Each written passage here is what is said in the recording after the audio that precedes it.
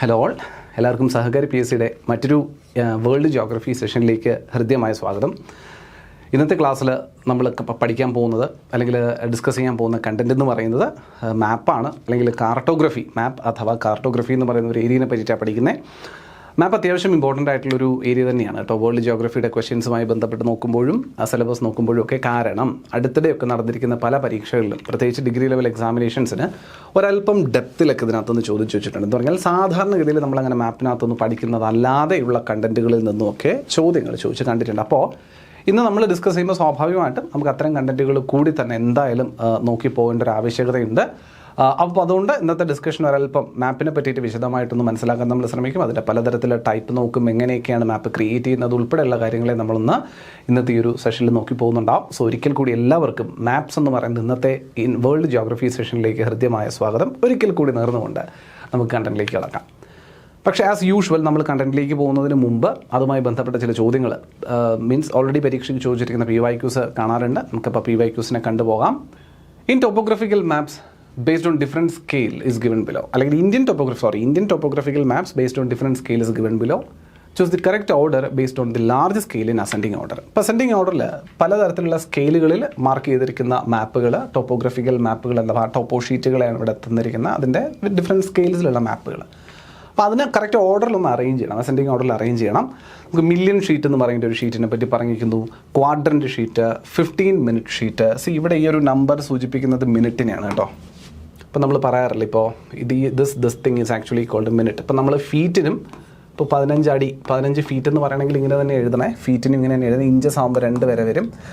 അതുപോലെ ഇത് മിനിറ്റിനും ഇങ്ങനെ എഴുതുക. നമ്മളിപ്പോൾ മാപ്പിനകത്തൊക്കെ നമ്മൾ ഡിഗ്രീസ്, ലാറ്റിറ്റ്യൂഡും ലോഞ്ചിറ്റ്യൂഡും ഒക്കെ ആണല്ലോ മാപ്പിനകത്ത് എസെൻഷ്യലി നമ്മൾ മാർക്ക് ചെയ്യുന്നത്. അപ്പോൾ അതുകൊണ്ട് നമ്മൾ ലോഞ്ചിറ്റ്യൂഡ്സും ലാറ്റിറ്റ്യൂഡ്സ് ഒക്കെ പറയുന്നത് ഡിഗ്രീസിലല്ലേ. ഇപ്പോൾ 0 ഡിഗ്രി, 30 ഡിഗ്രി, 60 ഡിഗ്രി ലാറ്റിറ്റ്യൂഡ് എന്നൊക്കെ പറയുമ്പോൾ, ഇപ്പോൾ ഇന്ത്യയുടെ ആണെങ്കിൽ നമുക്കറിയാം 6 ഡിഗ്രി 4 മിനിറ്റ് നോർത്ത് ലാറ്റിറ്റ്യൂഡ് എന്നൊക്കെ പറഞ്ഞ് എഴുതുന്നത് നമുക്കറിയാം. അപ്പോൾ ആ കൂട്ടത്തിലുള്ള മിനിറ്റാണിത്. ഡിഗ്രീസിൻ്റെ ഒരു സബ് കാറ്റഗറിയാണ് മിനിറ്റ് എന്ന് ആലോചിച്ചാൽ മതി.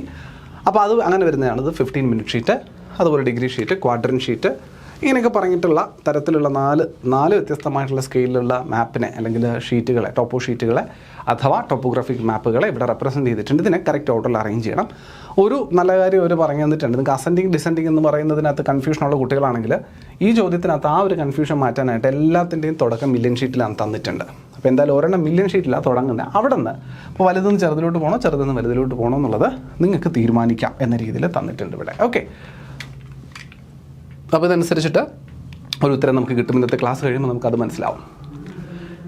അടുത്ത ചോദ്യം, ആധുനിക ഭൂപട നിർമ്മാണത്തിൻ്റെ പിതാവ് എന്നറിയപ്പെടുന്ന മനുഷ്യൻ ആരാണ്? ചോദ്യം, ആധുനിക ഭൂപട നിർമ്മാണം, മോഡേൺ മാപ്പ് മേക്കിംഗ്, അതിൻ്റെ ഫാദർ ആരെന്നാണ് ചോദ്യം.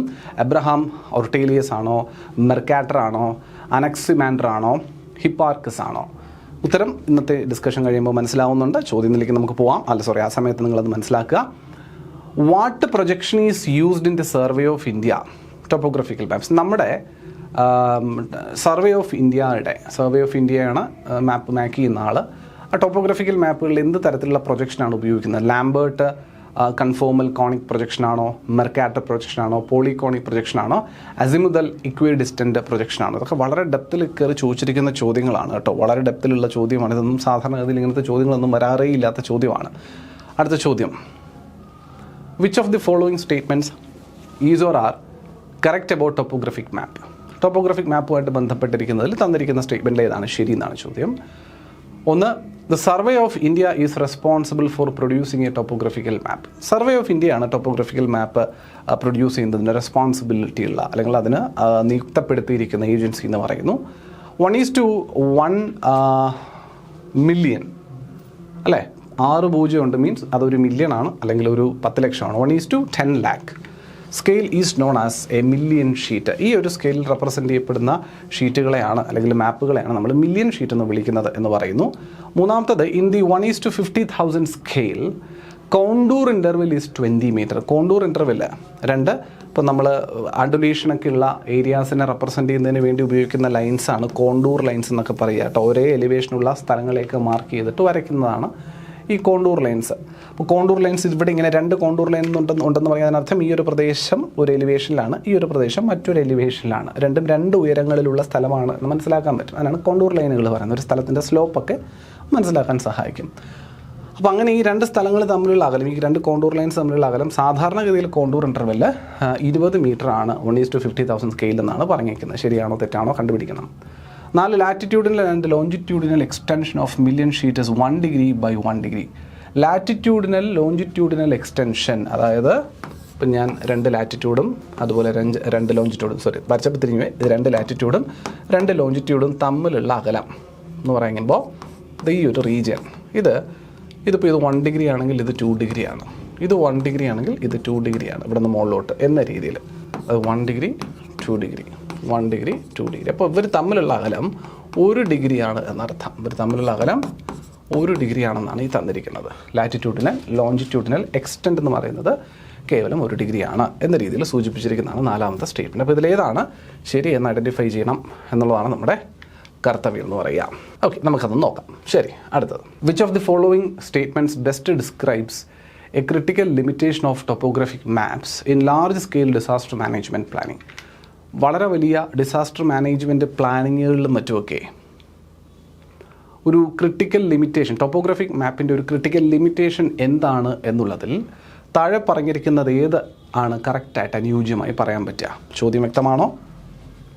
ഒരു ലാർജ് സ്കെയിൽ ഡിസാസ്റ്റർ മാനേജ്മെൻറ്റ് പ്ലാനിങ്ങിനകത്ത് ഒരു ടോപ്പോഗ്രാഫിക് മാപ്പ് ഉപയോഗിക്കുന്നതിൻ്റെ പോരായ്മകൾ, ലിമിറ്റേഷൻസ്, കുറവുകൾ എന്ന രീതിയിൽ താഴെ 4 പേര് തന്നിട്ടുണ്ട്. അപ്പോൾ അതിലേറ്റവും ബെസ്റ്റായിട്ടുള്ളൊരു കുറവ്, അത് പർപ്പസ് വെച്ച് നോക്കിയതാണ്. ഡിസാസ്റ്റർ മാനേജ്മെൻറ്റ് പ്ലാനിങ്ങിൽ ടോപ്പോഗ്രാഫിക് മാപ്പ് ഉപയോഗിക്കുന്നതിൽ തന്നിരിക്കുന്നതിൽ ഏറ്റവും ബെസ്റ്റ് ഡ്രോബാക്ക് ഏതാണെന്ന് കണ്ടെത്താനാണ് ചോദ്യം. 1, they provide precise elevation details but may not account for real time changes in terrain due to natural disasters. അവർ എലിവേഷൻ്റെ ഡീറ്റെയിൽസ് തന്നേക്കാം, ഉയരങ്ങളിലെ വ്യത്യാസങ്ങളെ മനസ്സിലാക്കിക്കൊണ്ടുള്ള ഡീറ്റെയിൽസ് തന്നിരിക്കാം. പക്ഷേ റിയൽ ടൈം ആയിട്ടുള്ള, ഇപ്പോൾ നാച്ചുറൽ ഹസാർഡോ ഡിസാസ്റ്ററോ എന്തായാലും ഉണ്ടായത് കാരണമുള്ള റിയൽ ടൈം ആയിട്ടുള്ള, ആ സമയത്ത് ശരിക്കും നടന്നുകൊണ്ടിരിക്കുന്ന റിയൽ ടൈം ആയിട്ടുള്ള ചേഞ്ചസ് അതിനകത്ത് ഉണ്ടാവില്ല എന്ന് പറയുന്നുണ്ട്. 2, they use standardized contour lines for elevation representation, making them unsuitable for differentiating between urban and rural landscape. അവർ സ്റ്റാൻഡേർഡ് ആയിട്ടുള്ള കോണ്ടൂർ ലൈനുകൾ ഉപയോഗിച്ചിട്ടാണ് ഇവിടെ ചിത്രം വരയ്ക്കുക എന്നുള്ളത് കൊണ്ട് അത് അർബൻ ലാൻഡ്സ്കേപ്പിനെയും റൂറൽ ലാൻഡ്സ്കേപ്പിനെയും, അതായത് നഗരമേഖലയും അതുപോലെ തന്നെ നമ്മുടെ ഗ്രാമമേഖലയും തമ്മിൽ വേർതിരിക്കുന്നതിന് ബുദ്ധിമുട്ടുണ്ടാക്കുന്നു. അങ്ങനെ ഒരു ബുദ്ധിമുട്ടുമില്ല. ഏത് കോണ്ടൂർ ലൈൻ ആയാലും നമ്മൾ അത് വെച്ചിട്ടല്ല, കോണ്ടൂർ ലൈൻ വെച്ചിട്ടല്ല നഗരമാണോ വില്ലേജ് ഗ്രാമമാണോ എന്ന് കണ്ടെത്തുന്നത്. അതുകൊണ്ട് അതൊരു പ്രശ്നമേ അല്ല. 4, സിൻസ് ടോപ്പോഗ്രാഫിക് മാപ്സ് ആർ, മൂന്നാമത്തെ ഉണ്ട് അല്ലേ, topographic maps offer extensive information on hydrological features but fail to include data on manmade infrastructure. Topographical മാപ്പുകളിൽ എക്സ്റ്റെൻസീവായിട്ട് നമ്മുടെ ഹൈഡ്രോളജിക്കൽ ഫീച്ചേഴ്സ്, വെള്ളവുമായി ബന്ധപ്പെട്ട് വരുന്ന ഫീച്ചേഴ്സൊക്കെ ഉണ്ടാവും. നദി, കുളം, പിന്നെ ഈ തടാകങ്ങൾ, അങ്ങനത്തെ ഐറ്റംസൊക്കെ ഉണ്ടാവും. പക്ഷേ മാൻമെയ്ഡ് ആയിട്ടുള്ള ഇൻഫ്രാസ്ട്രക്ചർ അതിനത് കാണിച്ചിട്ടുണ്ടാവില്ല എന്നാണ് ഓപ്ഷൻ സി പറയുന്നത്. അതും എത്രത്തോളം ശരിയാണ് നമ്മൾ പരിഗണിക്കേണ്ടതുണ്ട്. D, since topographic maps are designed for static landform analysis, they cannot be used for infrastructure planning in urban environment. അവർ സ്റ്റാറ്റിക് ആയിട്ടുള്ള ഒരു ലാൻഡ്ഫോമിൻ്റെ, ഇത് നിശ്ചലമായി നിൽക്കുന്ന, എന്താ പറയുക, ഒരു ഒരു ഒരു ഒരു ഒരു കൃത്യതയുള്ള ഒരു ലാൻഡ്ഫോമിൻ്റെ ഒരു ഡീറ്റെയിൽസ് മാത്രമാണ് അത് തരുന്നത് എന്നുള്ളത് കൊണ്ട് ഒരിക്കലും ഇൻഫ്രാസ്ട്രക്ചർ പ്ലാനിങ്ങിന് വേണ്ടി, പ്രത്യേകിച്ച് അർബൻ എൻവയോൺമെൻറ്റിൽ ഇൻഫ്രാസ്ട്രക്ചർ പ്ലാനിങ്ങിന് വേണ്ടി ഉപയോഗിക്കില്ല അത് എന്നാണ് പറയുന്നത്. അല്ലെങ്കിൽ ഉപയോഗിക്കാൻ സാധിക്കില്ല എന്നാണ് പറയുന്നത്. അതും നമ്മുടെ ഡിസാസ്റ്റർ മാനേജ്മെൻറ്റ് പ്ലാനിങ്ങും തമ്മിൽ ബന്ധമൊന്നുമില്ല, അല്ലെങ്കിൽ തന്നെ അതിനെ നമുക്ക് എലിമിനേറ്റ് ചെയ്യാൻ പറ്റും. അപ്പോൾ ഇതിലേതാണ് ഏറ്റവും അനുയോജ്യമായിട്ട് നമുക്ക് കൊടുക്കാൻ സാധിക്കുന്ന ഉത്തരം നിങ്ങൾ തന്നെ നോക്കിയിട്ട് മനസ്സിലാക്കുക. ഓക്കെ, ഇതൊരു ജനറലിസ്റ്റിക് സ്റ്റേറ്റ്മെൻ്റ് ആണ്. നിങ്ങൾ തന്നെ നോക്കി മനസ്സിലാക്കി എന്തായിരിക്കും. നിങ്ങൾക്ക് അതിന് സാധിക്കുന്നുണ്ടെങ്കിൽ നിങ്ങൾ അടിപൊളിയാണ്. ഓക്കെ, അടുത്ത ചോദ്യത്തിലേക്ക് പോവാം. ധരാതലീയ ഭൂപടങ്ങളിൽ, ധരാതലീയ ഭൂപടം കഡസ്ട്രൽ മാപ്പ് എന്ന് പറയും, അടുത്തടുത്തായി വരയ്ക്കുന്ന കോണ്ടൂർ രേഖകൾ എന്തിനെ പ്രതിനിധാനം ചെയ്യുന്നു? അടുത്തടുത്തായി വരയ്ക്കുന്ന കോണ്ടൂർ രേഖകൾ, നമ്മളിപ്പോൾ സൂചിപ്പിച്ച കോണ്ടൂർ ലൈൻസ്, അപ്പോൾ അടുത്തടുത്തായി വരച്ചാൽ അത് എന്തിനെ പ്രതിനിധാനം ചെയ്യുന്നു എന്നുള്ളതാണ് ചോദ്യം. നദീ താഴ്വരയെയാണോ, കുത്തനെയുള്ള ചരിവിനെയാണോ, സമതലത്തെയാണോ, നേർത്ത ചരിവിനെയാണോ സൂചിപ്പിക്കുന്നത് എന്നുള്ളതാണ് ചോദ്യം. കോണ്ടൂർ ലൈനുകൾ അടുത്തടുത്ത് വരുമ്പോൾ എന്താണ് വ്യത്യാസം എന്നുള്ളത് ഞാൻ പറഞ്ഞു. കോണ്ടൂർ ലൈൻ എന്തിനെ സൂചിപ്പിക്കുന്നു എന്ന് ഞാൻ പറഞ്ഞു. അത് വെച്ച് കണക്കൂട്ടിക്കഴിഞ്ഞാൽ തന്നെ നിങ്ങൾക്ക് ഇപ്പോൾ ഉത്തരം കിട്ടിക്കാണും ഏതാണ് എന്ന്. ശരിയല്ലേ? അടിപൊളി. അടുത്ത ചോദ്യം, ചുവടെ കൊടുത്തിരിക്കുന്നവയിൽ ലാർജ് സ്കെയിൽ മാപ്പ് ഏതാണ്? അപ്പോൾ അപ്പോൾ നമ്മൾ സ്കെയിൽ ഉപയോഗിച്ചിട്ട് മാപ്പിനെ ക്ലാസിഫൈ ചെയ്യുന്നു. ലാർജ് സ്കെയിൽ, സ്മോൾ സ്കെയിൽ എന്നൊക്കെ പറയാം. അപ്പോൾ ഇതിൽ ലാർജ് സ്കെയിൽ ഏത്? ലോക ഭൂപടമാണോ, കഡസ്ട്രൽ ഭൂപടമാണോ, ഏഷ്യ ഭൂപടമാണോ, ഇന്ത്യൻ ഭൂപടമാണോ? അതിൽ ഏറ്റവും വലുത് എന്തായാലും ഇതിനകത്ത് ഇന്ത്യനും ഏഷ്യനും വരണ്ട, ലോകവും കഡസ്ട്രലും നോക്കിയാൽ മതി. ഒന്നുകിലേ അല്ലെങ്കിൽ സി. ഇതിലെനിക്ക് ഒന്നായിരിക്കും ഉത്തരം വരും. അതിൻ്റെ ഇടയിൽ നിൽക്കുന്നവരാണല്ലോ. അപ്പോൾ ഒന്നുകിൽ എന്താ പറയുക, ലാർജ് സ്കെയിൽ മാപ്പ് എന്ന് പറയുമ്പോൾ ഒന്നുകിൽ ഏറ്റവും വലുത് അല്ലെങ്കിൽ ഏറ്റവും ചെറുത്, ഏറ്റവും വലിയ ഏരിയ റെപ്രസെൻറ്റ് ചെയ്യും അല്ലെങ്കിൽ ഏറ്റവും ചെറിയ ഏരിയ റെപ്രസെൻറ്റ് ചെയ്യുന്നതായിരിക്കും. അപ്പോൾ അങ്ങനെ വരുമ്പോൾ എന്തായാലും ഏറ്റവും വലുതെന്ന് പറയുകയാണെങ്കിൽ ലോകം, ഏറ്റവും ചെറുതെന്ന് പറയുകയാണെങ്കിൽ കഡസ്ട്രൽ. ഇതിലേതെങ്കിലും എടുത്താൽ മതി. അതുകൊണ്ടാണ് അത് രണ്ടിനെ എലിമിനേറ്റ് ചെയ്യാമെന്ന് പറഞ്ഞത്. പക്ഷേ ഇതിൽ രണ്ടിൽ ആരാണ് ശരി എന്നുള്ളത് എന്തായാലും കണ്ടുപിടിക്കേണ്ടതുണ്ട്. വരച്ചിരിക്കുന്ന കോണ്ടൂർ രേഖകളാണ് ഈ തന്നിരിക്കുന്നത്. മേൽ തന്നിരിക്കുന്ന അടയാളം ഭൂപടങ്ങളിൽ എന്തിനെ സൂചിപ്പിക്കുന്നു? കോണ്ടൂർ രേഖകൾ, കോട്ടകൾ, ന്യൂനമർദ്ദ മേഖലകൾ, മിതോഷ്ണ മേഖലകൾ എന്തിനെ സൂചിപ്പിക്കുന്നു? ഓൾറെഡി ഞാൻ പറഞ്ഞു, അത് കോണ്ടൂർ രേഖകളെ സൂചിപ്പിക്കുന്നു എന്ന് പറഞ്ഞു. അടുത്ത ചോദ്യം, ധരാതലീയ ഭൂപടങ്ങളിൽ വടക്ക് തെക്ക് ദിശയിൽ വീശപ്പെടുന്ന ചുവന്ന രേഖകൾ, ദിശയിൽ വരയ്ക്കപ്പെടുന്ന, വീശുന്നില്ലല്ലോ, വരയ്ക്കപ്പെടുന്ന ചുവന്ന രേഖകൾ അറിയപ്പെടുന്നത്? ധരാതലീയ ഭൂപടത്തിൽ വടക്ക് തെക്ക് ദിശയിൽ വരയ്ക്കുന്ന ചുവന്ന രേഖകൾ അറിയപ്പെടുന്നത്? ഈസ്റ്റിംഗ്, നോർത്തിങ്, ഗ്രീനിഷ് രേഖ, കോണ്ടൂർ രേഖ. ഈസ്റ്റിങ്, വടക്ക് തെക്ക് ദിശ എന്ന് പറയുമ്പോൾ ഇങ്ങനെയായിരിക്കുമല്ലോ നമ്മൾ വരയ്ക്കുക. നോർത്തും സൗത്തും കാണിക്കുന്ന രേഖയാണത്. ശരി, അടുത്തത് അതെന്തിനെ സൂചിപ്പിക്കുന്നു എന്നുള്ളതാണ് ചോദ്യം. അടുത്ത ചോദ്യം, താഴെ തന്നിരിക്കുന്നവയിൽ നിന്നും കോണ്ടൂറിൻ്റെ നിർവചനം കണ്ടെത്തുക. ഒരേ താപമുള്ള പ്രദേശങ്ങളെ തമ്മിൽ ബന്ധിപ്പിക്കുന്ന സാങ്കല്പിക രേഖ, അത് ഐസോത്തം, സമതാപരേഖയാണ്. അപ്പോൾ അതല്ല. ഒരേ മർദ്ദമുള്ള മേഖലകളെ തമ്മിൽ ബന്ധിപ്പിക്കുന്ന സാങ്കല്പിക രേഖ, അത് ഐസോബാറാണ്, സമമർദ്ദ മേഖലകൾ. 3, ഒരേ ഉയരമുള്ള പ്രദേശങ്ങൾ തമ്മിൽ ബന്ധിപ്പിക്കുന്ന സാങ്കല്പിക രേഖ, യെസ്. ഡി, ഒരേ അളവിൽ മഴയുള്ള പ്രദേശങ്ങളെ തമ്മിൽ ബന്ധിപ്പിക്കുന്ന ഒരേ അളവിൽ മഴ എന്ന് പറയുമ്പോൾ അത് ഐസോ ഹൈറ്റ് എന്നാണ് പറയുന്നത്. ഐസോ ഹൈറ്റൽ പ്ലേസസ് ആണ്. അപ്പോൾ ഇതിനകത്ത് നമുക്ക് കോണ്ടൂർ രേഖയുടെ പ്രത്യേകത ഞാൻ നേരത്തെ നിങ്ങളുടെ ക്ലാസ് തുടങ്ങിയപ്പോൾ ഡിഫൈൻ ചെയ്തതാണല്ലേ, ജസ്റ്റ് ഒന്ന് പറഞ്ഞു പോയതാണ്. അപ്പോൾ ഉത്തരം നിങ്ങൾക്ക് കിട്ടിയിട്ടുണ്ടാവും ആരാണ് കോണ്ടൂർ രേഖ എന്നുള്ളത്. ശരിയല്ലേ? ശരിയാണ്. അടുത്ത ചോദ്യം, ഭൂപടങ്ങളിൽ കൃഷിസ്ഥലങ്ങൾ ചിത്രീകരിക്കാൻ ഉപയോഗിക്കുന്ന നിറമേത്? വെളുപ്പ്, മഞ്ഞ, പച്ച, ചെമപ്പ്, ചുവപ്പ്. ഇതിലേതാണ് ഭൂപടങ്ങളിൽ കൃഷിസ്ഥലങ്ങളെ ചിത്രീകരിക്കാനായിട്ട് ഉപയോഗിക്കുന്ന നിറം? അടുത്ത ചോദ്യം, ധരാതലീയ ഭൂപടങ്ങളിൽ തരിശുഭൂമി ചിത്രീകരിക്കാൻ ഉപയോഗിക്കുന്ന നിറമേത്? തവിട്ട്, കറുപ്പ്, മഞ്ഞ, വെള്ള. അടുത്ത ചോദ്യം, ഭൂനികുതി ഈടാക്കുന്നതിനും ഉടമസ്ഥാവകാശം കണക്കാക്കുന്നതിനും വേണ്ടി നിർമ്മിച്ച് സൂക്ഷിക്കുന്ന ഭൂപടം ഏത് എന്നാണ് ചോദ്യം. അതുപോലെ തന്നെ ഈസ്റ്റിങ്ങിനെ സംബന്ധിച്ച ചില പ്രസ്താവനകൾ, താഴെ കൊടുത്തിരിക്കുന്ന പ്രസ്താവനകൾ വായിച്ച് അതിൽ ശരിയായത് കണ്ടെത്തുക. വടക്ക് തെക്ക് ദിശയിൽ വരച്ചിട്ടുള്ള രേഖയാണോ, അതോ കിഴക്ക് പടിഞ്ഞാറ് ദിശയിൽ വരച്ചിട്ടുള്ള രേഖയാണോ, ധരാതലീയ ഭൂപടത്തിൽ കാണുന്നതാണോ, മൂല്യം രേഖപ്പെടുത്താത്തതാണോ? ഇതിലേതാണ് ഈസ്റ്റിങ്ങുമായി ബന്ധപ്പെട്ടതിൽ ശരിയായിട്ടുള്ള ചോദ്യം എന്നാണ് സ്റ്റേറ്റ്മെൻറ്റ് എന്നുള്ളതാണ് ചോദ്യം. അടുത്ത ചോദ്യം, on A map the scale is given as a statement 1 centimeter represents 2 kilometer on the ground. Which of the following fractional scales correctly represents this? സ്കെയിലിങ്ങിന് ചെയ്യുന്ന രീതികളിലൊന്നാണിത്. സ്റ്റേറ്റ്മെൻറ്റ് തരത്തിൽ, പ്രസ്താവനാ തരത്തിൽ സ്കെയിലിംഗ് നമുക്ക് ചെയ്യാൻ സാധിക്കും. ഇപ്പോൾ 1 സെൻറ്റിമീറ്റർ എത്ര കിലോമീറ്ററിനെ സൂചിപ്പിക്കുന്നു? 1 സെൻറ്റിമീറ്റർ റെപ്രസെൻറ്റ്സ് 2 കിലോമീറ്റർ എന്ന് തന്നിട്ടുണ്ട്. 1 സെൻറ്റിമീറ്റർ 2 കിലോമീറ്ററിനെ സൂചിപ്പിക്കുന്നു എങ്കിൽ അതിനെ ഫ്രാക്ഷണൽ വാല്യൂവിൽ 1:2 എന്ന് പറഞ്ഞ് എഴുതുന്നതാണ് ഫ്രാക്ഷണൽ വാല്യൂ. അല്ലെങ്കിൽ 1/- എന്ന് പറഞ്ഞ് എഴുതുന്നതാണ് ഫ്രാക്ഷണൽ. അപ്പോൾ 1/x അല്ലെങ്കിൽ 1:x എന്ന രീതിയിൽ എഴുതും. അതാണ് ഫ്രാക്ഷണൽ വാല്യൂ എന്ന് പറയുക. അപ്പോൾ ഈ നമ്മൾ പൊതുവെ സ്കെയിൽ പറയുന്നത് 1:2 ആണ്. അപ്പോൾ 1:2 സ്കെയിലിൽ വരയ്ക്കുക, 1:100 സ്കെയിലിൽ വരയ്ക്കുക എന്നൊക്കെ നമ്മൾ പറയാറുണ്ട്. 1:10 സ്കെയിലിൽ വരയ്ക്കുക എന്നൊക്കെ പറയുമല്ലോ. അങ്ങനെയാണെങ്കിൽ ഇത് ഈ 1 സെൻറ്റിമീറ്റർ 2 കിലോമീറ്ററിനെ റെപ്രസെൻറ്റ് ചെയ്യുന്നത് ഈ ഒരു രീതിയിലേക്ക് മാറ്റിയാൽ, ഫ്രാക്ഷണൽ വാല്യൂവിലേക്ക് മാറ്റിയാൽ ഇതിലേതാണ് ഉത്തരമായിട്ട് വരിക? 1:2000 ആണോ, 20,000 ആണോ, 2 lakh ആണോ, 20 lakh ആണോ ഉത്തരം? ഇപ്പോൾ ഉത്തരം ഓൾറെഡി തന്നിട്ടുണ്ട്. ഓപ്ഷൻ സി എന്നുള്ളത് 1:2 ലക്ഷം, 1:2 lakh എന്നാണ് ഉത്തരം വരിക. 1 സെൻറ്റിമീറ്ററിനെ നമ്മൾ കിലോമീറ്ററിലേക്ക് മാറ്റുമ്പോൾ എത്ര പൂജ്യം വേണ്ടി വരും എന്നാലോചിച്ചാൽ മതി. മീറ്ററിലേക്ക് മാറുമ്പോൾ തന്നെ 1 സെൻറ്റിമീറ്റർ മീറ്ററിലേക്ക് മാറുമ്പോൾ 100. ഓക്കെ, ആ മീറ്റർ എത്രയിലേക്ക് മാറണം?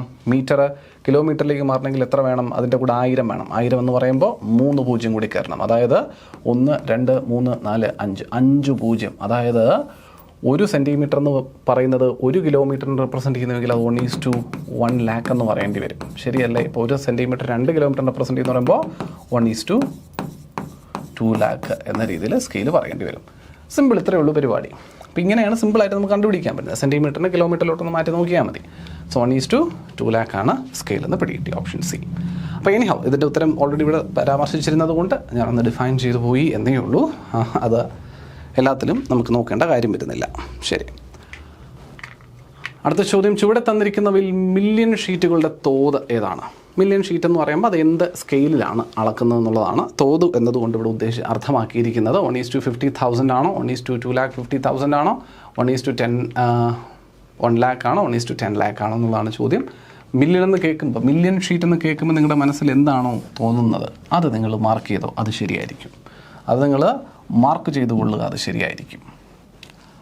അടുത്ത ചോദ്യം. സമുദ്രനിരപ്പിൽ നിന്നും ഒരേ ഉയരമുള്ള സ്ഥലങ്ങളെ തമ്മിൽ യോജിപ്പിച്ച് ഭൂപടത്തിൽ വരയ്ക്കുന്ന സാങ്കല്പിക രേഖയെ വിളിക്കുന്ന പേര്. സമുദ്രനിരപ്പിൽ നിന്നും ഒരേ ഉയരമുള്ള സ്ഥലങ്ങളെ ബന്ധിപ്പിച്ച് കോണ്ടൂർ, ഐസോബാർ, ഐസോതേം, ഐസോഹാലൈൻ. ഐസോഹാലൈൻ എന്ന് പറയുന്നതൊക്കെ ടെമ്പറേച്ചർ അല്ല, സലൈനിറ്റി ഒരു പോലുള്ള ഇടങ്ങളൊക്കെയാണ് കേട്ടോ. ഐസോഹാലൈൻ എന്ന് പറയും, സലൈനിറ്റി ഒരു പോലുള്ള. പോട്ടെ, അപ്പോൾ ഇതിൻ്റെ ഉത്തരം നമ്മൾ ഓൾറെഡി പറഞ്ഞു കഴിഞ്ഞതാണ്. ആരാണ് ഇതിന് ഉത്തരമായി വരേണ്ടതെന്നുള്ളത്. അടുത്ത ചോദ്യം. ദുർഘടമായ പ്രദേശങ്ങളുടെ ഉയരം ഭൂസർവേയിലൂടെ കണ്ടെത്താൻ കഴിയാതെ വരുമ്പോൾ ആ പ്രദേശത്തിൻ്റെ ഉയരം തുടർച്ചയില്ലാത്ത രേഖകളാൽ ഭൂപടങ്ങളിൽ സൂചിപ്പിക്കുന്ന രീതി എന്ത്? കോണ്ടൂർ ലൈൻ, ഹോം line, spot height, bench mark. ഇതിലെങ്ങനെയാണ് സൂചിപ്പിക്കുന്നത് എന്നുള്ളതാണ് ചോദ്യം. സിമ്പിളാണ്, നമുക്കതിൻ്റെയും ഉത്തരം നോക്കാവുന്നതാണ്. ഓക്കെ അല്ലേ? യെസ്. അപ്പോൾ എന്താണ് നമുക്ക് മാപ്സ് എന്നുള്ളതൊന്ന് വിശദമായിട്ട് പഠിക്കാനായിട്ട് ശ്രമിക്കാം, എന്നിട്ട് ബാക്കി കാര്യങ്ങളിലേക്ക് പോവാം. Okay, so introduction to map. എന്താണ് map? A map is defined as a selective, symbolized and generalized representation of a whole or a part of the Earth's surface on a plane surface at a reduced scale. അതായത് നമ്മുടെ ഭൂമി മൊത്തമായിട്ടോ അല്ലെങ്കിൽ ഭൂമിയിലെ ഒരു പ്രദേശത്തിനെയോ, നമുക്കറിയാം ഭൂഗോളം ഉരുണ്ടതാണ്, അതിനെ ഒരു പരന്ന പ്രതലത്തിൽ, ഒരു പ്ലെയിൻ ആയിട്ടുള്ള സർഫസിൽ നമുക്ക് മനസ്സിലാക്കാൻ സാധിക്കുന്ന തരത്തിൽ ഭൂമി വളരെ വലിപ്പമുള്ളതാണ്, വളരെയധികം വിസ്തൃതിയുള്ളതാണ്. അതിനെ നമുക്ക് തിരിച്ചറിയാൻ സാധിക്കുന്ന, നമുക്ക് മെഷർ ചെയ്യാൻ സാധിക്കുന്ന, നമുക്ക് മുഴുവനായി കാണാൻ പറ്റുന്ന തരത്തിൽ ചെറുതാക്കി ഒരു 2D സർഫസിൽ റെപ്രസെൻറ്റ് ചെയ്യപ്പെടുന്ന പ്രതിഭാസത്തെയാണ് നമ്മൾ മാപ്പ്, അല്ലെങ്കിൽ അങ്ങനെ കാണുന്ന ഒരു 2D സർഫസിനെയാണ് നമ്മൾ മാപ്പ് എന്ന പേരിട്ട് വിളിക്കുക എന്ന് മനസ്സിലാക്കിയിരിക്കാം. ആരാണ് മാപ്പ് എന്ന് വിളിക്കുക? ഒരു ഭൂമിയുടെ ഒരു മൊത്തം പ്രദേശത്തെയോ അല്ലെങ്കിൽ ഏതെങ്കിലും ഒരു പെർട്ടിക്കുലർ റീജിയനെയോ ഒരു 2D സർഫസിലേക്ക് പ്ലോട്ട് ചെയ്യുന്നതിനെ അല്ലെങ്കിൽ ചെറുതാക്കി റെപ്രസെൻറ്റ് ചെയ്ത് കാണിക്കുന്നതിനെയാണ് നമ്മൾ മാപ്പ് എന്ന രീതിയിൽ വിളിക്കുക. It may also be understood that A simple network of lines and polygons without a scale shall not be called a map and it is only referred to as a sketch. മാപ്പും സ്കെച്ചും എന്ന് പറയുന്ന രണ്ട് conditions, A map and A sketch, വ്യത്യാസമുണ്ട്. ഇപ്പോൾ വെറുതെ ഇതിപ്പോൾ നിങ്ങൾക്ക് ഈ കാണിച്ചിരിക്കുന്ന ചിത്രത്തിനകത്ത് കുറേ ലാറ്റിറ്റ്യൂഡ്സ് ഉണ്ട്, ലോഞ്ചിറ്റ്യൂഡ്സ് ഉണ്ട്, കുറേ ലാറ്റിറ്റ്യൂഡ്സ് ഉണ്ട്, ശരിയാണ്. ഓക്കെ, ഇങ്ങനെ കിടക്കുന്നു വെച്ചോ.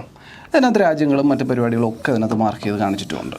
ശരി, അപ്പോൾ ഇത് മാപ്പാണോ എന്ന് ചോദിച്ചാൽ ഇത് മാപ്പല്ല. അപ്പോൾ മാപ്പ് ആകണമെങ്കിൽ ഒരു പർട്ടിക്കുലർ ക്രൈറ്റീരിയ മീറ്റ് ചെയ്യണം. എന്ത് ക്രൈറ്റീരിയ? ഈ മാപ്പ് ആകണമെങ്കിൽ ഒരു വസ്തു നമ്മൾ വരച്ചിരിക്കുന്ന ഈ 2D ചിത്രം മാപ്പ് എന്ന് പറയണമെങ്കിൽ അതിനകത്ത് നിർബന്ധമായിട്ടും എന്തുണ്ടാവണം? അവിടെ സ്കെയിലുണ്ടാകണം.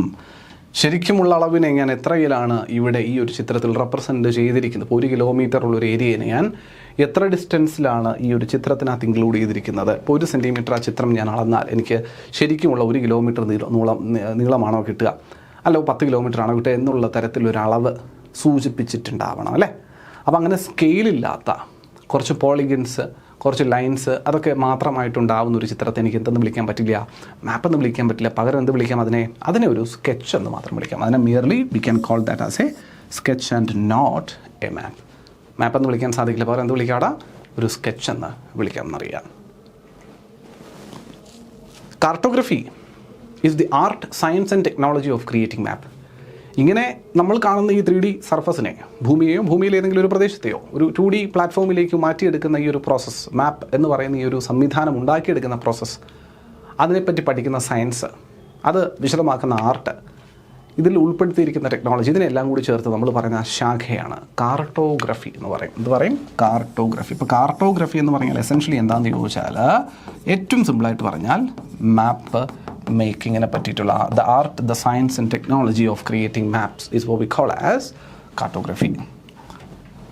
നമ്മൾ പറഞ്ഞ ഭൂമിയുടെ സർഫസിൻ്റെ visual representation which is used to analyze the spatial data, navigate and visualize geographical features. നമ്മൾ മാപ്പ് നോക്കി എന്തെല്ലാം കാര്യങ്ങൾ പഠിച്ചെടുക്കുന്നു, എന്തെല്ലാം തരത്തിലുള്ള മാപ്പ് നമ്മൾ ഇന്ന് പഠിക്കുന്നു.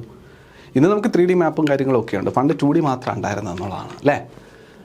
So we translate the complex 3-dimensional spaces into 2-dimensional scaled models using projections, symbols and data. അതെന്തൊക്കെയാണെന്നുള്ളത് നമുക്ക് നോക്കാം കേട്ടോ. എസെൻഷ്യൽസ് ഓഫ് മാപ്പ് മേക്കിംഗ്, എന്തൊക്കെ വേണം ഒരു മാപ്പ് ഉണ്ടാക്കാൻ എന്നുള്ളത് നമുക്ക് നോക്കാം. In the view of variety of map, we may find it difficult to summarize what they all have in common. See, cartography, being an art of science of map making, does include a series of processes that are common to all map. ഏതൊരു മാപ്പ് നിങ്ങൾ നിർമ്മിക്കുമ്പോഴായാലും കാർട്ടോഗ്രഫിയിൽ പറയുന്ന ഒരു ചെറിയ നിബന്ധന എന്ന് പറയുന്ന ഒരു series of process ഉണ്ട്. നിങ്ങൾ ഇന്ന കാര്യങ്ങൾ ഫോളോ ചെയ്തിട്ടാണ് എവിടേക്ക് എത്തുക, മാപ്പ് മേക്കിങ്ങിലേക്ക് എത്തുക.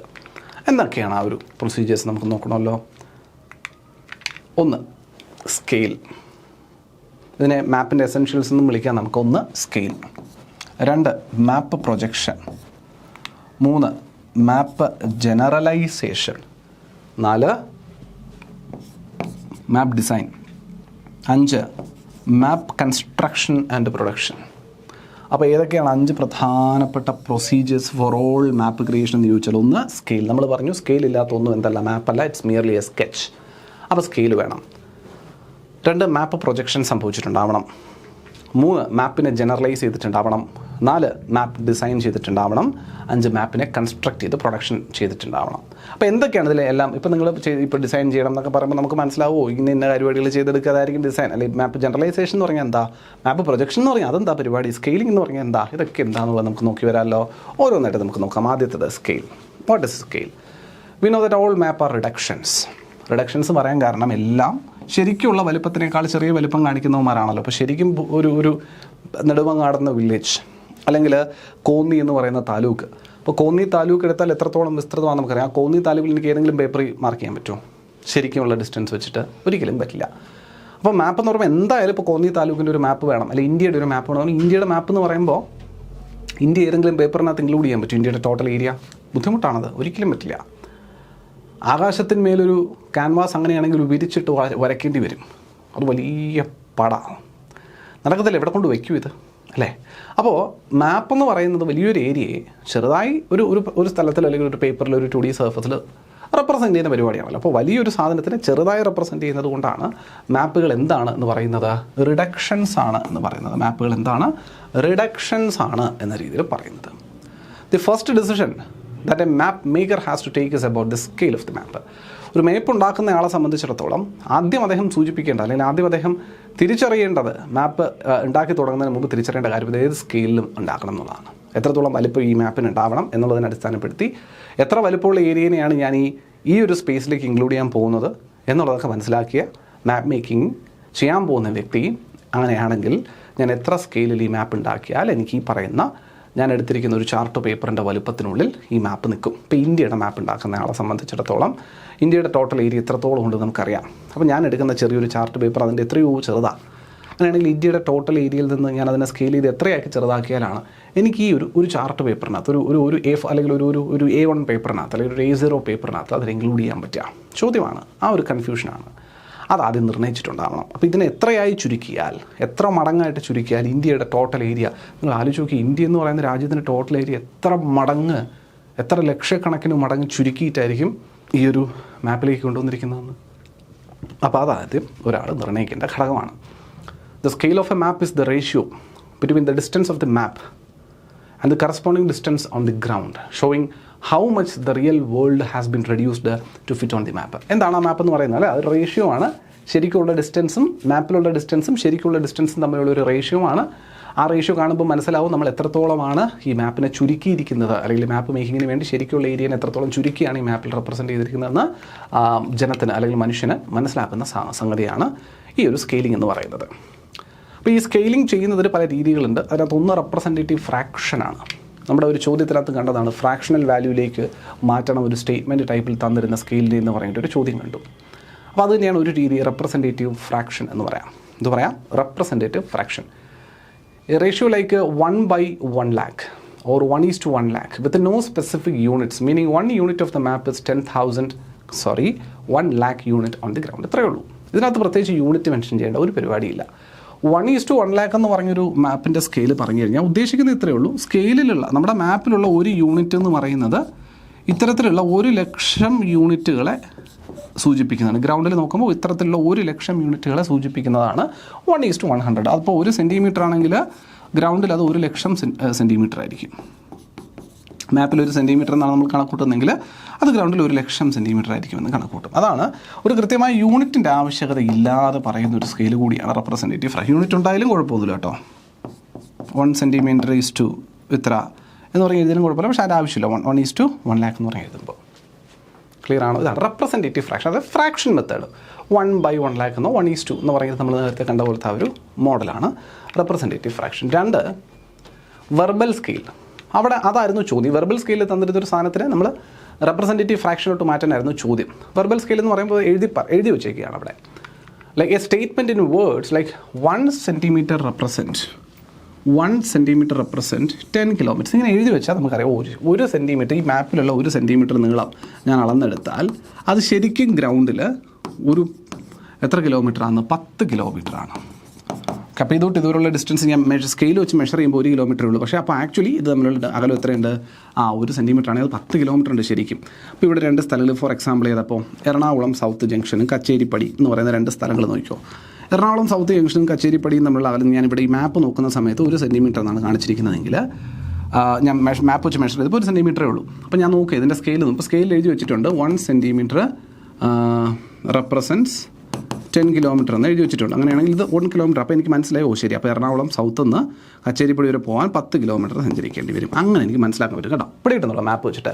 അപ്പോൾ ഈ സ്കെയിൽ ഇല്ലായിരുന്നുവെങ്കിൽ ഈ പറയുന്ന അകലങ്ങൾ എന്തിനെ സൂചിപ്പിക്കുന്നുവെന്നോ അല്ലെങ്കിൽ അകലങ്ങൾ എത്രയാണെന്നോ ശരിക്കും എത്രയാണെന്നോ ഒന്നും നമുക്ക് മനസ്സിലാക്കിയെടുക്കാൻ പറ്റാണ്ട് വന്നേനെ. അങ്ങനെയാണെങ്കിൽ മാപ്പ് കൊണ്ട് വലിയ പ്രയോജനമൊന്നുമില്ലല്ലോ. മാത്രമല്ല വരയ്ക്കുന്നത് മുഴുവനും പല വലുപ്പത്തിനും പല ഇതിലുമായി പോകും. ഇപ്പോൾ റോഡിൻ്റെ വലുപ്പം ചെറുതും ലോഡിങ്ങിൻ്റെ അടുത്തുള്ള റോഡിൻ്റെ വലുപ്പം ചെറുതും റോഡിൻ്റെ അടുത്തുള്ള കാറിൻ്റെ വലുപ്പം വലുതും ഒക്കെ ആയി പോകും. ഇത്രയും വലിയ കാറും ചെറിയ റോഡും ആനയൊക്കെ വരയ്ക്കാൻ പറ്റത്തില്ല.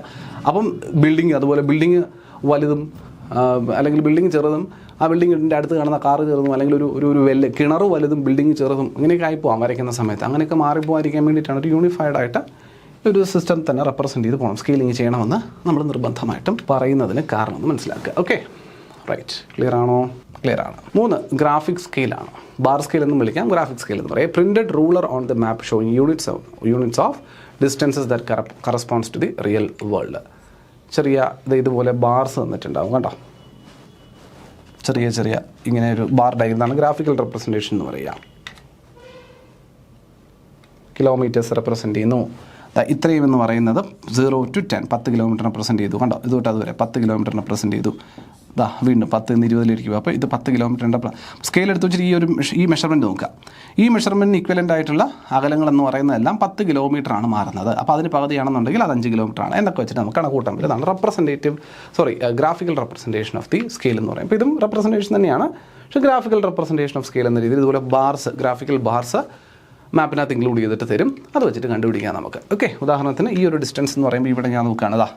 ഏതെങ്കിലും 2 സ്ഥലം നമുക്ക് വേണമെങ്കിൽ ചുമ്മാ നോക്കാം. സോബ്നയും ഭുണ്ടയും, ഭുണ്ടും സോബ്ന ആൻഡ് ഭുണ്ട് എന്ന് പറയുന്ന റീജിയൻ നോക്കി കഴിഞ്ഞാൽ ഏകദേശം ഈ പറയുന്ന 0 to 10 എന്ന്. അപ്പോൾ ഇവിടെ ഏകദേശം 10 കിലോമീറ്ററാണ്. അപ്പം ഇത് തമ്മിലുള്ള അകലം എന്നുള്ളത് നമുക്ക് മനസ്സിലാക്കാൻ പറ്റും. ഏകദേശം ഈ ഒരു ഡിസ്റ്റൻസ് തന്നെയാണ് വരുന്നത് അല്ലേ? അങ്ങനെ അപ്പോൾ അങ്ങനെ ഗ്രാഫിക്സ് തന്നിട്ട് നമുക്ക് എന്ത് ചെയ്യാം, റെപ്രസെൻറ്റേഷൻസ് ഉപയോഗിക്കാൻ പറ്റും. അതിനാണ് ഗ്രാഫിക്കൽ സ്കെയിൽ അഥവാ ബാർ സ്കെയിൽ എന്ന രീതിയിൽ നമ്മൾ വിളിക്കുന്ന ടൈപ്പ് ഓഫ് സ്കെയിലിംഗ് എന്ന് അറിഞ്ഞിരിക്കുക. ക്ലിയർ അല്ലേ പിള്ളേരെ? സെറ്റ് അല്ലേ?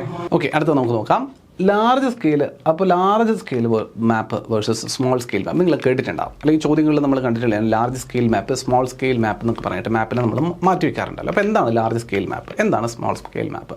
ഒന്ന് മനസ്സിലാക്കി വെക്കാം നമുക്ക് എന്താണ് ലാർജ് സ്മോൾ എന്ന്. ലാർജ് സ്കെയിൽ മാപ്പ് എന്താ? ലാർജ് സ്കെയിൽ മാപ്പ് എന്ന് പറഞ്ഞാൽ സൂം ഇൻ ചെയ്യപ്പെട്ടിരിക്കുന്നതെന്ന് വിചാരിച്ചാൽ മതി. ലാർജ് സ്കെയിൽ എന്ന് പറഞ്ഞാൽ സൂം ഇൻ ചെയ്യപ്പെട്ടിരിക്കുന്നതെന്ന് വിചാരിച്ചാൽ സൂം ഇൻ ചെയ്ത് പോകുമ്പോൾ ചെറിയ ഏരിയനല്ലേ നമുക്ക് വലുതായിട്ട് കാണാൻ പറ്റുക, അത്രയാണ്. ചെറിയ ഏരിയയെ വലുതായിട്ട് കാണാൻ പറ്റുന്ന സ്കെയിൽ മാപ്പുകളെ വിളിക്കുന്ന പേരാണ് ലാർജ് സ്കെയിൽ മാപ്പ്. ലാർജ് എന്ന് ഈ ലാർജ് ഉദ്ദേശിക്കുന്നത് എന്താ? വലുതായി കാണാം, മാഗ്നിഫൈഡ് ആയിട്ട് കാണാൻ പറ്റുന്നതാണ്. അപ്പോൾ ചെറിയ ഏരിയകളെ വളരെ വലുപ്പത്തിൽ കാണാൻ സാധിക്കുന്ന മാപ്പുകളെയാണ് ലാർജ് സ്കെയിൽ മാപ്പ് എന്ന് വിളിക്കുക. So it shows A small area in A great detail. ഉദാഹരണത്തിന് ഒരു town. So that the scale ratio is large. Scale ratio എന്തായിരിക്കും?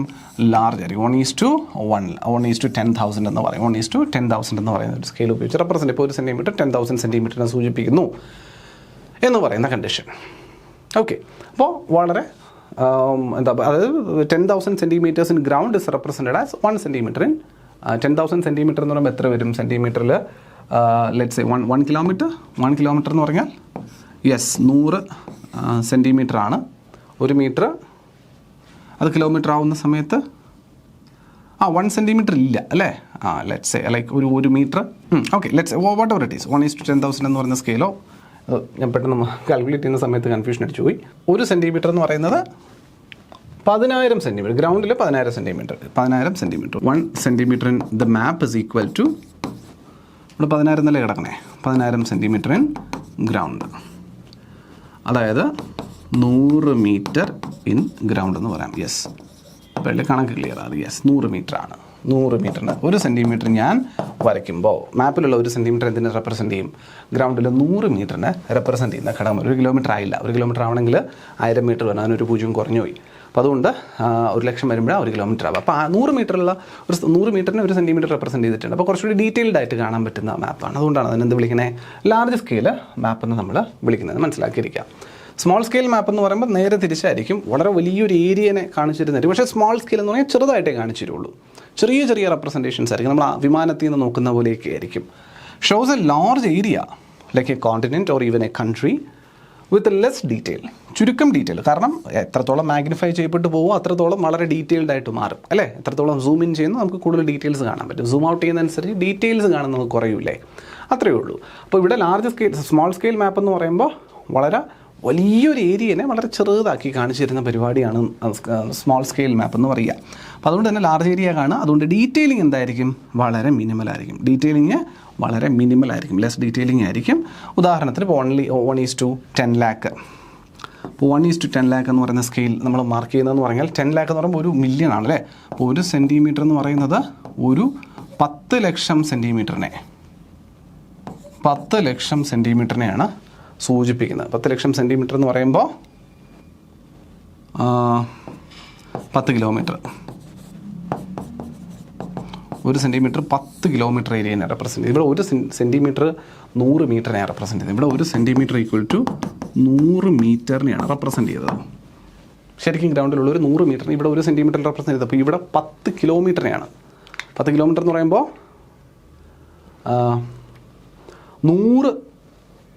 100 മീറ്റർ വേണം. 100 മീറ്റർ ഉണ്ട്. ഇതിൻ്റെ 100 മടങ്ങ് വലിപ്പം കൂടുതലുള്ളൊരു ഡിസ്റ്റൻസ്, ഇതിനേക്കാൾ 100 മടങ്ങ് വലിപ്പം കൂടുതലുള്ള ഡിസ്റ്റൻസിനാണ് ഇതിനകത്ത് മാർക്ക് ചെയ്തിരിക്കുന്നത്. അപ്പോൾ വളരെ വലിയ ഡിസ്റ്റൻസിനെയാണ് അപ്പോൾ ചെറിയ ദൂരത്തിൽ ചെറിയ വരയിൽ മാപ്പിൽ ഇവിടെ ഇൻക്ലൂഡ് ചെയ്തിരിക്കുന്നത്. ക്ലിയർ അല്ലേ? സ്മോൾ സ്കെയിൽ മാപ്പ് വേഴ്സസ് ലാർജ് സ്കെയിൽ മാപ്പ് എന്താണെന്നുള്ളത് സെറ്റ്. ഓക്കെ, ഇവിടെ നമ്മൾ നോക്കിക്കഴിഞ്ഞാൽ ഇത് കണ്ടോ, ഡൽഹിയുടെ 2 ചിത്രങ്ങളാണ്. അപ്പോൾ ഇതെന്ത് മാപ്പായിരിക്കും? അത് ലാർജ് സ്കെയിൽ മാപ്പ്. നമുക്ക് ഡൽഹി കാണാം, ഡൽഹിയിലുള്ള ഡീറ്റെയിലിംഗ് കാണാം, ഡൽഹിയിലെ 2 സ്ഥലങ്ങളെ പറ്റിയിട്ട് കൃത്യമായിട്ട് അറിയാം.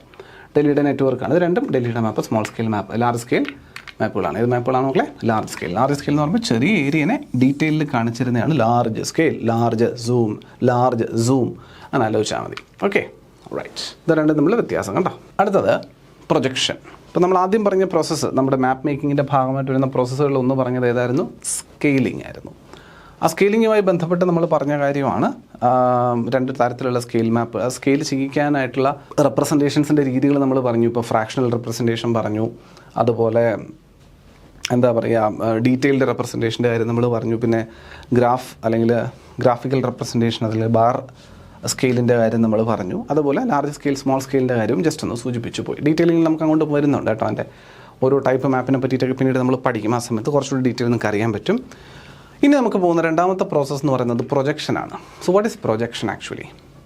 So we also know that map are simplified representation of 3-dimensional surfaces of the earth on a planet on a plain sheet of paper. നമുക്കറിയാം ഒരു 3D സർഫസിൻ്റെ റെപ്രസെൻറ്റേഷനാണ് ആര് ചെയ്യുന്നത്? മാപ്പ് ചെയ്യുന്നത്. 3D സർഫസിനെ 3D ആയിട്ടല്ല, പകരം ഒരു 2D ആയിട്ടാണ് കാണിച്ചിരുന്നത്. അപ്പോൾ ഒരു 3D സർഫസിനെ ഒരു 2D പ്ലെയിനിലേക്ക് ആക്കുന്ന പ്രോസസ്സിന് വിളിക്കുന്ന പേരാണ് projection. So what is projection? ഒരു 3D ഷേപ്പിനെ ഒരു 2D സർഫസിലേക്ക് പ്ലോട്ട് ചെയ്യുന്ന പ്രോസസ്സിന് വിളിക്കുന്ന പേരാണ് പ്രൊജക്ഷൻ. ഇത്രയേ ഉള്ളൂ. The transformation of all-side curved geoidal surface into a plane surface is another important aspect of the cartographic process, and a system of transformation of the spherical surface into plane surface is called a map projection. കണ്ടോ? ഇത്രയുള്ള simply പറഞ്ഞു കഴിഞ്ഞാൽ curved surface ആയിരിക്കുന്ന അല്ലെങ്കിൽ 3D surface ആയിരിക്കുന്ന എർത്തിൻ്റെ സർഫസിലുള്ള ഫീച്ചേഴ്സിനെ ഒരു 2D സർഫസിലേക്ക് 2D പ്ലെയിനിലേക്ക് മാറ്റുന്ന പ്രോസസ്സ്, 3D എടുത്ത് 2Dയിലോട്ട് ആക്കുന്ന പ്രോസസ്സ്. മാപ്പൊക്കെ വരയ്ക്കുന്ന സമയം നിങ്ങൾ ശ്രദ്ധിച്ചിട്ടുണ്ടാവും, ഈ 3Dയെ 2D ആക്കിയ സമയത്തുള്ള പല എറേഴ്സും നമ്മൾ മാപ്പ് മേക്കിങ്ങിനകത്ത് പറയും. ഫോർ എക്സാമ്പിൾ ഇപ്പോൾ റഷ്യയൊക്കെ വരയ്ക്കുമ്പോൾ നമുക്ക് വളരെ വലുതായിട്ട് തോന്നുമെങ്കിലും അത്ര വലിപ്പം റഷ്യയ്ക്ക് നമ്മൾ ആ മാപ്പിൽ കാണുന്ന അത്രത്തോളം വലിപ്പം ഉണ്ടാവില്ല എന്നൊക്കെയാണ് പറയുന്നത്. അത് ഈ പ്രൊജക്ഷനിലുണ്ടായ വ്യത്യാസമാണ്. Okay, right. അപ്പോൾ എന്താ പ്രൊജക്ഷൻ നമ്മൾ പിടികിട്ടിയല്ലോ? മാപ്പ് മേക്കിംഗ് പ്രോസസ്സിൽ വളരെ ഇമ്പോർട്ടൻ്റ് ആയിട്ടുള്ള ഘടകങ്ങളിലൊന്നാണ് പ്രൊജക്ഷൻ എന്ന് പറയുന്നത്. പ്രൊജക്ഷനാണ് നമ്മുടെ കർവ്ഡ് സർഫസിനെ എവിടേക്ക് മാറ്റുന്നത്? നമ്മുടെ പ്ലെയിൻ പേപ്പറിലേക്ക് മാറ്റുന്നത്. 3, ജനറലൈസേഷൻ. ഇപ്പോൾ എന്താണ് ജനറലൈസേഷൻ എന്ന് വെച്ചാൽ, നമുക്ക് ഒരു മാപ്പ് എന്തിനു വേണ്ടി, ഇപ്പോൾ പല തരത്തിലുള്ള മാപ്പ് നമ്മൾ അങ്ങോട്ട് പോകുമ്പോൾ പഠിക്കും. There are different types of map and each type is demarcated for an individual purpose. ഓരോന്നിനും ഓരോ പർപ്പസും ഉണ്ട്. അപ്പോൾ ഓരോ മാപ്പും എന്ത് പർപ്പസിന് വേണ്ടിയിട്ടാണോ നമ്മൾ മേക്ക് ചെയ്യുന്നത്, ആ പർപ്പസ് മീറ്റ് ചെയ്യുന്നതിന് വേണ്ടിയിട്ടുള്ള എന്താ പറയുക ഇൻഫർമേഷൻസ് നമ്മൾ ആ മാപ്പിൽ കൊടുക്കേണ്ടതുണ്ട്. അങ്ങനെ മാപ്പിൽ എന്തൊക്കെ ഇൻഫർമേഷൻസ് കൊടുക്കണം, എന്തൊക്കെ കൊടുക്കണ്ട എന്ന് തീരുമാനിച്ച് റീഡബിൾ ആയിട്ടുള്ള ക്ലിയർ ആയിട്ടുള്ള നമുക്ക് ആവശ്യമുള്ളൊരു മാപ്പ് പ്രൊഡ്യൂസ് ചെയ്തെടുക്കുന്നതിനെയാണ് ജനറലൈസേഷൻ എന്ന് പറയുക. It is the map making process in the process of reducing detail and simplifying geographical informations to make a map readable, clear and relevant to its scale and purpose. Relevant ആക്കണം. നമ്മൾ മാപ്പ് ഉണ്ടാക്കുന്നത് എന്തിനു വേണ്ടി ആകരുതല്ലോ, ചെയ്യുന്ന പ്രയത്നത്തിനൊരു പ്രതിഫലം ഉണ്ടാകണം എന്ന രീതിയിൽ നമ്മൾ ഉണ്ടാക്കുന്ന മാപ്പ് റീഡബിളായി ക്ലിയറായിട്ട് അതെന്ത് പർപ്പസ് മീറ്റ് ചെയ്യാൻ വേണ്ടിയിട്ടാണോ ചെയ്യുന്നത്, ആ പർപ്പസ് മീറ്റ് ചെയ്യാൻ തക്കവണ്ണം കേപ്പബിളാക്കി എടുക്കുന്ന പ്രോസസ്സിനെയാണ് നമ്മൾ ജനറലൈസേഷൻ എന്ന് പറയുക. As maps are smaller representations of reality, not all detail can be shown. So features are selected, simplified or even highlighted to emphasize key information. അതാണ് ഞാൻ പറഞ്ഞത്. ഇപ്പോൾ ഇതൊരു വലിയ ഏരിയയുടെ ചെറിയ റെപ്രസെൻറ്റേഷൻസ് ആണെന്നുള്ളത് കൊണ്ട് തന്നെ എല്ലാ ഡീറ്റെയിൽസും എനിക്ക് ആ ചെറിയ പേപ്പറിനകത്ത് അല്ലെങ്കിൽ മാപ്പിനകത്ത് ഇൻക്ലൂഡ് ചെയ്യാൻ പറ്റില്ല. അപ്പോൾ ഇതിനകത്ത് ചില കാര്യങ്ങളെ നമ്മൾ മാറ്റി നിർത്തേണ്ടി വരും, ചിലതിന് ഇൻക്ലൂഡ് ചെയ്യേണ്ടി വരും, ചിലതിനെ ഹൈലൈറ്റ് ചെയ്യേണ്ടി വരും. അത് അതിൻ്റെ പർപ്പസ് നോക്കിയിട്ടാണ് നമ്മൾ എന്തൊക്കെ മാറ്റണം, എന്തൊക്കെ കൂട്ടണം, എന്തൊക്കെ ഹൈലൈറ്റ് ചെയ്യണം എന്നൊക്കെ തീരുമാനിക്കുന്നത് അല്ലേ. ആ പ്രോസസ്സാണ് ഈ ജനറലൈസേഷൻ എന്ന് പറയുന്നത്. ഹിസ്റ്ററി നോക്കിക്കഴിഞ്ഞാൽ generalization in map making is the process നമ്മൾ ഓൾറെഡി പറഞ്ഞതാണ്. The Babylonian map of the world or Imago Mundi. എന്താണ് പറയുക? Imago Mundi. ഇത് ചോദ്യത്തിൽ വന്നിട്ടുള്ളതാണ്. Imago Mundi. Babylonian map of the world or Imago Mundi, അതിന് ഇമേഗോ മുണ്ടി എന്ന് വിളിക്കും. Is considered as the oldest known world map dating back to approximately 700 to 500 BC. BC 700-500 കാലഘട്ടത്തിൽ നിർമ്മിക്കപ്പെട്ടതെന്ന് കരുതുന്ന ഈ ഇമേഗോ മുണ്ടി എന്ന് പറയുന്ന ഈ ബാബിലോണിയൻ മാപ്പാണ് മനുഷ്യൻ കണ്ടെത്തിയിരിക്കുന്നതിൽ ഏറ്റവും പഴക്കം ചെന്ന മാപ്പ് എന്ന രീതിയിൽ നമ്മൾ മനസ്സിലാക്കുന്നത്.